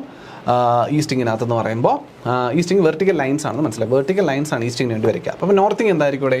ഹൊറിസോണ്ടൽ ലൈൻ വരച്ചിട്ട് നോർത്തിലോട്ട് മൂവ് ചെയ്ത് മെഷർമെൻറ്റുകൾ എടുക്കുന്ന പരിപാടിയാണ് നമ്മൾ നോർത്തിങ് എന്ന് പറയുക. അത്രയേ ഉള്ളൂ. സിമ്പിൾ. ഒരു മാപ്പ് എടുത്തു, അതിനകത്ത് ഞാൻ എന്താ ഇവിടെ ഒരു വര വരച്ചു, എന്നിട്ട് അവിടെ നിന്ന് ഇത്ര ഡിസ്റ്റൻസ് മാറി എന്ന് പറയുമ്പോൾ മുകളിലോട്ട് നോർത്തിലോട്ടുള്ള മൂവ്മെൻറ്റ് നമ്മൾ പറയുന്നത് വച്ച് വരയ്ക്കുന്നത്. അപ്പോൾ ഹൊറിസോണ്ടൽ ലൈൻ വരയ്ക്കുന്നതാണ് നോർത്തിങ് എന്ന് പറയുക. വെർട്ടിക്കൽ ലൈനാണ് ഈസ്റ്റിംഗ് എന്ന് പറയുക. ഇതിലെല്ലാത്തിലും നമ്മൾ മെഷർമെൻറ്റുകളുണ്ട്. ഇതാണ് ഈ പറയുന്ന വരയിലെ ഡിഗ്രി ഏതാണ്, ഇവിടെ നിന്ന് അങ്ങോട്ടുള്ള ഡിഗ്രി വ്യത്യാസം എത്രയാണ്, അല്ലെങ്കിൽ ഡിസ്റ്റൻസ് വ്യത്യാസം എത്രയാണ്, അല്ലെങ്കിൽ എന്തായാലും ഒന്നിലും ഡിഗ്രീസിലോ ഡിസ്റ്റൻസിലോ ഒക്കെ ആയിട്ടുള്ള മാഗ്നിറ്റ്യൂഡുകളും ഇതിനകത്ത് എന്ത് ചെയ്തിട്ടുണ്ടാവും? റെപ്രസെൻറ്റ് ചെയ്തിട്ടുണ്ടാവും എന്നറിഞ്ഞിരിക്കുക. ഓക്കെ, സോ അതാണ് നോർത്തിങ് ഈസ്റ്റിംഗ് എന്ന് പറയുന്നൊരു കോൺസെപ്റ്റ്. ടോപ്പോഗ്രാഫിക്കൽ ഷീറ്റുമായിട്ടോ നമ്മുടെ വാട്ടർ ഏത് മാപ്പുമായിട്ട് ബന്ധപ്പെട്ടും നമുക്ക് പറയാൻ പറ്റുന്ന സംഭവങ്ങളെന്നും കൂടി ഓർത്തിരുന്നേക്കാം. ഓക്കെ, അപ്പോൾ അതുമായി ബന്ധപ്പെട്ട ചോദ്യം ഉണ്ടായിരുന്നതുകൊണ്ട് ഞാനതിൻ്റെ ഉത്തരം ഒന്ന് ഓർമ്മിപ്പിച്ചു പോയി എന്നേ ഉള്ളൂ.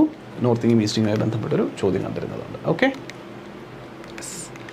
പിന്നെ നമുക്ക് ഇതുമായി ബന്ധപ്പെട്ട് നമ്മളിന്ന് കണ്ടതും ഇതുവരെ പഠിച്ച മാപ്പുമായിട്ട് ബന്ധപ്പെട്ടിട്ടുള്ള കുറച്ച് MCQs ഇന്ന് ഡിസ്കസ് ചെയ്തു പോവാം. ആദ്യ ചോദ്യം: Consider the following statements regarding the fundamental definition of a map.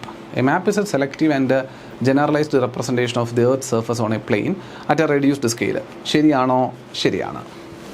2. Any network of lines and polygons depicting geographical features even without a linear scale is technically classified as a map. ശരിയാണോ? അല്ല. Classified as a sketch. Without a linear scale എന്ന് പറഞ്ഞാൽ scale ഇല്ലാതെ വരയ്ക്കുന്നൊരു പോളിഗണും ലൈനും ചേർത്തുണ്ടാക്കുന്ന മാപ്പിനെ എനിക്കൊരിക്കലും മാപ്പ് എന്ന് പറയാൻ പറ്റില്ല. It is merely A sketch. അപ്പോൾ 2 തെറ്റി. 2 തെറ്റാണെങ്കിൽ ഉത്തരം കിട്ടി ഓപ്ഷൻ സി. ക്ലിയർ അല്ലേ? Cartography is the specialised field that translates 3-dimensional geoidal structures into 2-dimensional models. അത് തന്നെയാണ് കാർട്ടോഗ്രഫി, മാപ്പ് മേക്കിംഗ് എന്ന് പറയും. അടുത്ത ചോദ്യത്തിലേക്ക് പോകാം. With reference to the history of cartography, consider the following pairs. Anaximander credited with preparing the first map. Babylonian map, the oldest known map depicting Babylon at the center. Yes. Gerardus Mercator, known as the father of modern cartography. Correct. All these 3 statements are correct. ഒന്നും തെറ്റായതില്ല. അടുത്ത ചോദ്യം: Consider the following statements regarding map projections. Map projection is the system of transforming the spherical surface of the earth into a plane surface. അതെ, അതാണ് projection. All map are simplified representations and do not require the transformation of the geodal surface. എല്ലാ മാപ്പും simplified representations ആണ്. do not require the transformation of the geoidal surface. Geoidal സർഫസിൻ്റെ transformation ആവശ്യമില്ലേ? ആവശ്യമുണ്ടല്ലോ. ആ ട്രാൻസ്ഫോർമേഷനെയാണ് നമ്മളതെന്ന് വിളിക്കുന്നത് തന്നെ, പ്രൊജക്ഷൻസ് വിളിക്കുന്നത് തന്നെ. അപ്പോൾ ആ ട്രാൻസ്ഫോർമേഷൻ ആവശ്യമുണ്ട്. ചുമ്മാ സിംപ്ലിഫൈ ചെയ്ത് റെപ്രസെൻറ്റേഷൻ ചെയ്തിരിക്കുന്നതല്ല, ട്രാൻസ്ഫോം ചെയ്ത് റെപ്രസെൻറ്റ് ചെയ്തിരിക്കുന്നതാണ്. അപ്പോൾ രണ്ടാമത്തെ തെറ്റി, 2 തെറ്റി. ഇതും പോയി 3 വായിച്ചേ പറ്റൂ. Projections are essential because the earth surfaces all side curved ആണ്. കറക്റ്റ്. പ്രൊജക്ഷൻസ് എന്തുകൊണ്ട് എസെൻഷ്യൽ ആവുന്നു? ബിക്കോസ് ഭൂമിയുടെ എല്ലാ വശങ്ങളും കർവ്ഡ് ആണ് എന്ന് ഉള്ളത് കൊണ്ടാണ് പ്രൊജക്ഷൻസ് നമുക്ക് ചെയ്യേണ്ടി വരുന്നത് എന്നുള്ളതാണ്. കറക്റ്റ് അല്ലേ? ശരിയാണ്. അടുത്ത ചോദ്യത്തിലേക്ക് പോവാം. Consider the following statements about scale. A large scale map shows a large area, such as a continent with high detail. ശരിയാണോ? അത് ലാർജ് സ്കെയിൽ ആണോ സ്മോൾ സ്കെയിൽ ആണോ? സ്മോൾ സ്കെയിലാണ്. അപ്പോൾ ആദ്യത്തെ തെറ്റി, ഒന്ന് തെറ്റിയാൽ ഇത് പോയി. ഇനി 2, 3 വായിക്കുക. 3 എന്തായാലും ശരിയാന്ന് നമുക്കറിയാം. അപ്പോൾ 2 കൂടെ മാത്രം വായിച്ചാൽ മതി. കാരണം 2 ഓപ്ഷനിലും 3 ഉണ്ട്. എനിക്ക് 2 മാത്രം വായിച്ചാൽ മതി. Small scale map has A smaller denominator in its representative fraction compared to a large scale map. ഒരു ലാർജ് സ്കെയിൽ മാപ്പിനെ അപേക്ഷിച്ച് നോക്കുമ്പോൾ ഒരു സ്മോൾ സ്കെയിൽ മാപ്പിന്, സ്മോൾ സ്കെയിൽ എന്ന് പറഞ്ഞാൽ സൂം ഔട്ട് ചെയ്ത മാപ്പിന്, അതിന് ഡിനോമിനേറ്ററിൻ്റെ വാല്യൂ ചെറുതാണെന്നാണ് കിടക്കുന്നത്. ആണോ? അല്ല, വലുതായിരിക്കും. നമ്മൾ പറഞ്ഞില്ല ഇപ്പോൾ മില്യൺ ഷീറ്റാണ് സ്മോൾ സ്കെയിൽ മാപ്പ്. മില്യൺ ഷീറ്റാണോ ഡിഗ്രി ഷീറ്റാണോ സ്മോൾ സ്കെയിൽ എന്ന്? Comparatively small scale map million ഷീറ്റാണ്. മില്യൺ ഷീറ്റിൻ്റെ സ്കെയിൽ 1:1 മില്യൺ ആയിരുന്നു. ഡിഗ്രി ഷീറ്റിലെയോ 1:250,000 ആയിരുന്നു. അപ്പോൾ ഈ ഡിനോമിനേറ്റർ നമ്പർ, ഇതിനാണ് ഡിനോമിനേറ്റർ, രണ്ടാമത് കിടക്കുന്ന നമ്പറിനാണ് നമ്മൾ ഡിനോമിനേറ്റർ എന്ന് പറയും. അപ്പോൾ ഡിനോമിനേറ്റർ നമ്പറിൽ വലുത് ഏതാണ്? ഇതിനാണ് അല്ലേ? സ്മോൾ സ്കെയിൽ മാപ്പായ ഇവനായിരുന്നു ഡിനോമിനേറ്ററിൻ്റെ നമ്പർ വലുത്. അപ്പോൾ സ്മോൾ സ്കെയിൽ മാപ്പാണെങ്കിൽ, ഇതല്ലേ ചോദ്യം? സ്മോൾ സ്കെയിൽ മാപ്പാണെങ്കിൽ ഡിനോമിനേറ്ററിൻ്റെ വാല്യൂ സ്മോളർ അല്ല വരേണ്ടത്, ലാർജറാണ് വരേണ്ടത്. സ്മോളർ അല്ല വരേണ്ടത്, ലാർജറാണ് വരേണ്ടത്. അതുകൊണ്ട് രണ്ടാമത്തെ ഓപ്ഷൻ തെറ്റി. അതുകൊണ്ട് ഉത്തരം ഏത് കിട്ടി? ഓപ്ഷൻ ബി കിട്ടി. കാരണം എനിക്ക് 3 വായിക്കുക പോലും വേണ്ട, 2 തെറ്റാന്ന് ഇറങ്ങി കഴിഞ്ഞാൽ എനിക്ക് തീർച്ചയായിട്ടും ബിയിലേക്ക് പോകാൻ പറ്റും. Clear? Set. Cadastral map are examples of very large scale map used for property boundaries. Yes. അടുത്ത ചോദ്യം. With reference to cadastral map, consider the following statements. The term is derived from a French word meaning register of territorial property. Cadastre. അല്ലേ? കറക്റ്റാണ്. 2, they are primarily used by government agencies in realizing revenue and taxes. ശരിയാണോ? ശരിയാണ്. 3, they are typically drawn at scale such as 1:4,000 for villages. ശരിയാണോ? ശരിയാണ്. എല്ലാം ശരിയാണ്. അടുത്ത ചോദ്യം. Consider the following statements regarding topographic map. They are also referred to as topo sheet. ശരിയാണ്. ടോപ്പോ sheet എന്നവരെ വിളിക്കാറുണ്ട്, നമ്മൾ പറഞ്ഞു. They represent both natural features like relief and man-made features like buildings. രണ്ടും കാണിക്കുമോ? തീർച്ചയായിട്ടും കാണിക്കും. യെസ്. man-made features കാണിക്കില്ല എന്ന് പറയുമ്പോഴാണ് ഒരു കൺഫ്യൂഷൻ വരുന്നത്. ഈ സ്റ്റേറ്റ്മെൻറ്റാണ് കൺഫ്യൂഷൻ വരിക. സോ ഇവിടെ ഓർത്ത് വെച്ചോണം, man-made features കാണിക്കും. 3, in India, the Survey of India is the central agency responsible for their preparation. ടോപ്പോ ഷീറ്റുകൾ പ്രിപ്പയർ ചെയ്യുന്നതിന് ഏറ്റവും ആധികാരികതയുള്ള ഏജൻസി എന്ന് പറയുന്നത് സർവേ ഓഫ് ഇന്ത്യയാണ്, SOI ആണ്. ആണോ? അതെ. സോ എല്ലാ ഉത്തരവും ശരിയാണ്, അല്ലെങ്കിൽ എല്ലാ സ്റ്റേറ്റ്മെൻറ്റുകളും ശരിയാണ്. So option D is the correct answer. 1, 2 and 3. Clear അല്ലേ? അടുത്ത ചോദ്യം. In Indian cartography, million sheets refers to map prepared at a scale of 1:10,000, 1:250,000, 1:10 lakh, 1:50,000. ഏതാണ്? സിമ്പിൾ ചോദ്യം. 1:1 million. അതിനാണ് മില്യൺ ഷീറ്റ് എന്ന് വിളിക്കുന്നത്. ഓക്കെ. അടുത്ത ചോദ്യം. Consider the following statements regarding the use of colors in conventional map symbols. Blue, water bodies. ആണോ? Yes. Green, plains. ആണോ? Brown, mountains. ആണോ? Yes. Yellow, plateaus or agricultural lands. ശരിയാണോ? Yes. അപ്പോൾ എന്തായാലും 1, 3, 4 ശരിയാ. 1, 3, 4 ശരിയാണ്. അപ്പോൾ 1, 3, 4 ശരിയാണെങ്കിൽ ഏതും ശരിയാണ്, 2 ശരിയാണ്. Option D. ക്ലിയർ ആണോ? അപ്പോൾ ഇൻ കേസ് ഒരു കൺഫ്യൂഷൻ വന്നാലും നിങ്ങൾ ബാക്കിയുള്ളതിലേക്ക് പൊക്കോണം. കൺഫ്യൂഷൻ വെച്ചാൽ അവിടെ ഇരിക്കരുത്, ആലോചിച്ചുകൊണ്ട് എന്നിട്ട് ഉത്തരത്തിലേക്ക് പോയാൽ മതി. എന്തായാലും 1, 3, 4 ശരിയാന്ന് ഉറപ്പായില്ല, അപ്പോൾ ഇത് പോയി. ഇതിനകത്ത് 4 ഇല്ല, അപ്പോൾ ഇത് പോയി. ഇതിനകത്ത് 1 ഇല്ല, അപ്പോൾ ഇതും പോയി. പിന്നെ ഉള്ളതേ ഉള്ളൂ, 1, 3, 4 ഉള്ളതേ ഉള്ളൂ. അപ്പോൾ അതിൻ്റെ കൂട്ടത്തിൽ 2 ഉണ്ടെങ്കിൽ 2 ശരിയാണ്. ഇൻ കേസ് കൺഫ്യൂഷൻ ഉണ്ടെങ്കിലും അല്ലേ? ഉത്തരം ഓപ്ഷൻ ഡി. ഇങ്ങനെ വേണം ഉത്തരം എഴുതാൻ. അടുത്ത ചോദ്യം. With reference to cultural maps, which of the following feature would likely be depicted? Population density and growth, geological rock structures cultural മാപ്പിനകത്താ. ജിയോളജിക്കൽ റോക്ക് സ്ട്രക്ചർ ഉണ്ടാവുമോ? ഇല്ല. അപ്പോൾ 2 ഇല്ല. ഇത്രയും കിട്ടിയ ഓപ്ഷൻ ബി. ഇതേതാണ് ജിയോളജിക്കൽ റോക്ക് സ്ട്രക്ചർ വരുന്നത്? Physical map. ഇപ്പോൾ നിങ്ങൾക്ക് ചിലപ്പോൾ നമ്മൾ ഡിസ്കഷനിൽ ഇപ്പോൾ കണ്ടേ ഉള്ളൂ, അതുകൊണ്ട് ഇപ്പോൾ ഓർമ്മ ഉണ്ടാവും. പക്ഷേ പിന്നീട് പരീക്ഷയ്ക്ക് പോകുമ്പോൾ ഇത് ഓർമ്മ വേണം, അതാണ് പ്രശ്നം കേട്ടോ. ജിയോളജിക്കൽ റോക്ക് സ്ട്രക്ചർ വരുന്ന ഇതിലല്ല, കൾച്ചറൽ മാപ്പിൻ്റെ ഗണത്തിലല്ല.